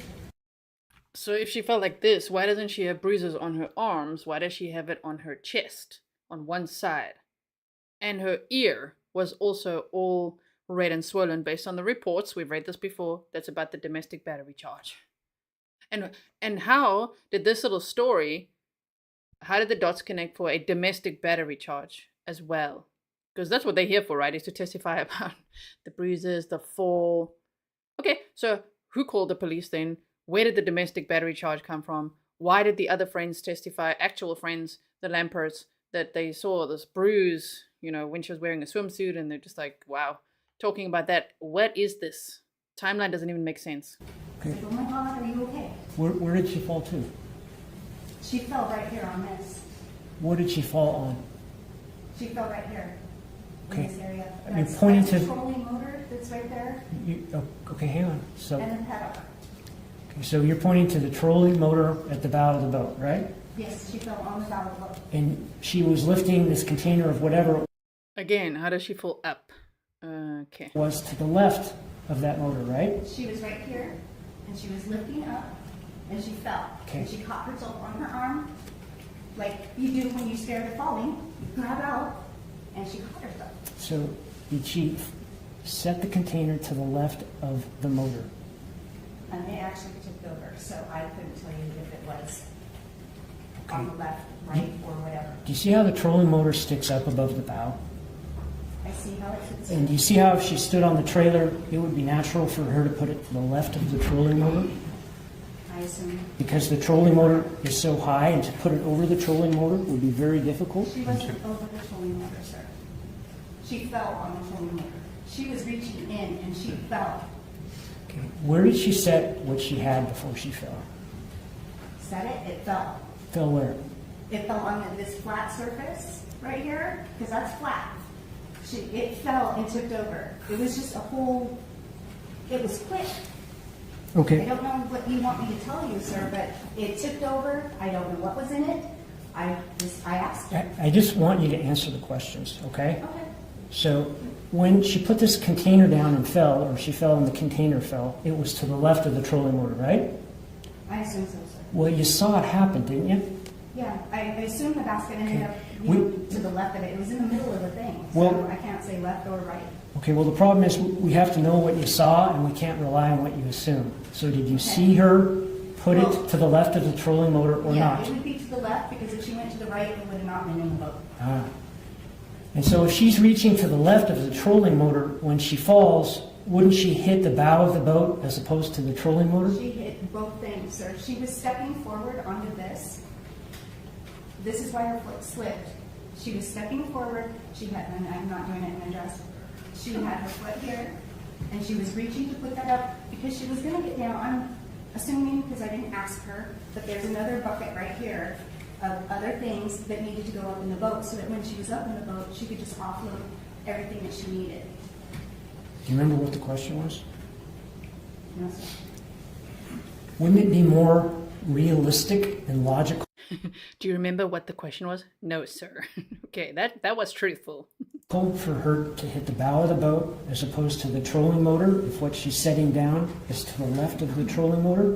In your opinion, sir? I know. No, I'm asking your opinion, ma'am. Wouldn't that be more logical and realistic? No, not in the situation that I witnessed. Okay. And so after did she hit both the trolling motor and the bow of the boat, or just the trolling motor? She hit like this. She came down and she caught herself. She probably has a bruise on the elbow too, the way she came down. Because she was stepping forward here, this foot slipped out and she just came down. Okay. And she just came down where? Right here at the bow of the boat. So the point of the boat's here, with the trolling motor over here. She fell right in this area. Her foot slipped. It actually slipped out this direction, and she came down. I get that. I'm just trying to figure out if she fell on the trolling motor or the bow of the boat. Counsel, I'm going to interject. Because do you have a sense of, I was letting it go because I thought you were near the end, but we're after 5 o'clock. Should we continue the cross-examination tomorrow? I don't think I have that much more to go, Judge. If you want to wait another 5 minutes. Trolling motor, bow of the boat, where did she fall? She fell and hit the bow of the boat and the trolling motor, sir. I don't know what else I can tell you. Now, you've talked to us that you were closer to Kendy than Dan. Do you remember that? Yes, sir. But didn't you end up getting very close to Dan after Kendy's We have become death? acquaintances. I'm Brett's girlfriend. So when Brett goes over, and so yes, sir, I've gotten to know Dan. And haven't you assisted Dan in rounding off Kendy's stuff up and getting rid of it? Objection outside of scope of cross. Goes to bias. Who's the bias? I'll allow it. I didn't round up her stuff. Chris had brought things downstairs, and I helped organize the pants and things that went to a consignment. So you helped sell Kendy's possessions? I didn't sell them, sir, but yes, I did help organize them. Did you help get Interesting, very interesting. rid of her chickens as well? No, sir. You didn't have any part in that? No, sir. Did you have any part in making sure Brooke didn't get any of Kendy's possessions? I had nothing to do with what the family did. You mean Dan? Is that who you mean? Yes, sir. Dan had a part in that. Is that Yes, correct? sir. You have to say what you mean out loud because a court reporter is taking down your speech. I had no relevance to what Brooke was given or not given. I sir. get that. And my next question was, that was up to Dan Howard, wasn't it? Yes, it was. No further questions? You have any redirections, Johnson? I have just a few questions if we can. Okay, go ahead. You were asked about before, he showed you a picture with the timestamp of the 15th. Yes. Remember him asking that? Yes, sir. And he asked you a bunch of different questions. Did the incident occur before the surgery that you mentioned with the 13th? Yes, sir. It happened before the appointment, before the surgery. When you're saying that, so you don't know when they actually left? I don't know when they actually left. And then on that picture of the boat, that's a picture from the front angle, correct? The one that I was pointing at? Yes. It's not really a front angle. It's off to the side because if it were a front angle, we would be able to see the point and the trailer and not the step. But it's not a good profile view? No. Okay. I have no more questions. Thank you. Thank you, ma'am. You may sit down. I'll excuse you and remind you, of course, not to discuss the case among yourselves with anyone else. We'll be back tomorrow at 9 o'clock. All rise to adjourn.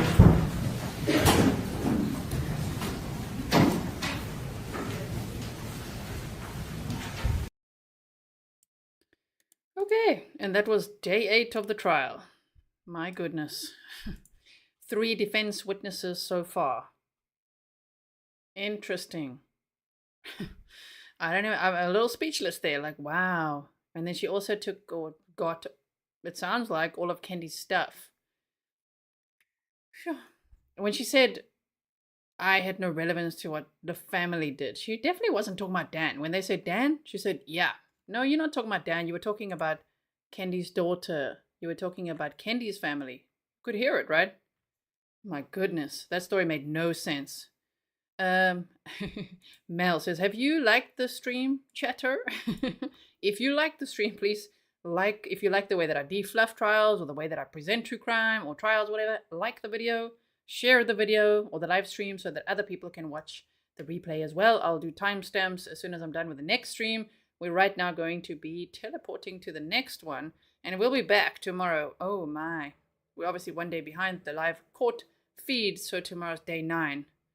It's going to be interesting because I think they're going to have that the actual Dr. Howard on the stand. I thought maybe today they'll have him, but no, it was actually the dad. When they had these arguments about bringing the expert in, the expert, Dr. Howard, he will probably be on the stand tomorrow. There's supposed to be 9 defense witnesses. I wonder who else they're going to, like, I know we've seen the list. I just mean, well, it might wrap up by Friday. How do we know? Mr. Johnson said he thinks he'll need until Monday or Tuesday, so we'll just monitor. But wow. Yeah, that was a lot of BS, in my opinion. Let me know in the comments below. I can't wait to read your comments. What did you think of the defense witnesses so far, particularly the last 2, the neighbors and friends of Daniel Howard, the defendant? I'd love to know. Okay, so now we're going to go to the next stream. I'll put the link in the chat as I play the outro. Thank you so much for being here today.